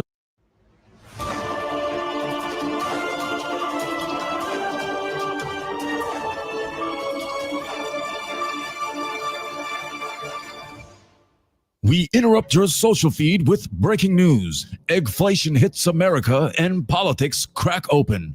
Prices of eggs have reached astronomical levels, causing chaos in breakfast tables across the country. One carton of egg now costs more than a share of Bitcoin in 2012, leaving citizens scrambling, pun intended, for affordable alternatives. A not-so-concerned citizen commented, I don't need eggs, only whey protein, dog. Meanwhile, the left wing is being accused of covering up what's really going on in politics. Conspiracy theorists and armchair economists alike are convinced that the real solution lies with Trump, who they claim will do for the economy 500 times better than any of his political rivals. In a shocking twist, Trump is reportedly stealing money from the rich, a reverse Robin Hood scenario, only to give back to America. One citizen passionately declared, Bro, look at your source. They just don't want to admit that Trump's economy is going to do anything 500 times better than Kamala and Joe Biden ever could. Sleepy Joe is probably back there pulling the strings, telling them that there's no way that this economy could be as great as it is. But as we know, it's the biggest, one of the largest economies, if not the greatest economy to ever grace this great planet. I mean, make the Gulf of America great again, dude. we couldn't agree with you more. Thanks for calling. All right, wait, actually, we have another call coming in from the left side. Go ahead, sir. Will God Emperor Trump fix the price of eggs that are now at the highest they've ever been in any point in history? In celebrity news, P. Diddy has announced his latest entrepreneurial venture, Diddy's Discount Breakfast Club, where eggs are sold at half price, but only to customers who can recite all of his lyrics to Bad Boy for Life, and if they are a holder of baby oil coin, and if they believe that he didn't do it. Any of it. And now, weather here on Planet Ultrax continues to defy all logic. A solar wind hurricane swept through Andromeda Valley last night, flinging debris and at least one lost Tesla Roadster across the planet. Meteor showers are now considered daily drizzles, and the recently discovered space Sahara is experiencing cosmic dust tornadoes. Meanwhile, Indians seem to be finding their way to Ultrax in record numbers, with scientists unable to explain why or how they're arriving. It's like they mastered interstellar travel using just spices and ingenuity, said one baffled astrophysicist. Ultrax residents are reportedly loving the influx of Indian cuisine, though several citizens are concerned about a looming curry shortage. And we have a call from an Indian citizen here on Ultrax. Go ahead, sir. Oh man, thank you for taking my call. I've been listening and watching your show, and I just want to say I am terribly concerned if we run out of spices. We don't know what to That's all for today. I'm Kapali reporting live from WLNG SPU TV. News from the other side. Stay plugged in, folks. Breaking news. The wild world of meme coins takes another absurd turn. In a move that defies all reason and logic, Durcoin has officially been launched. Brought to you by a complete group of degenerates titled Trump's retarded grandnephew, because why not? No one really knows what this token is for, but it's out there causing all sorts of confusion and chaos in the crypto space. Sources close to the project say they're still unsure about the scope of the project, the token supply, and frankly, if anyone involved actually understands what's happening. But it's got a cool logo, said one overly enthusiastic investor, clearly not reading the white paper. Meanwhile, the recently launched Oink Coin has taken to the skies with a truly unexpected airdrop. Developers claim that 100% of the proceeds from the coin will go to pigs around the world, though it's unclear if they mean actual pigs or pigs that buy meme coins. We're not sure about the tokenomics, said one Oink Coin team member, but we do know pigs are cool. So here we are.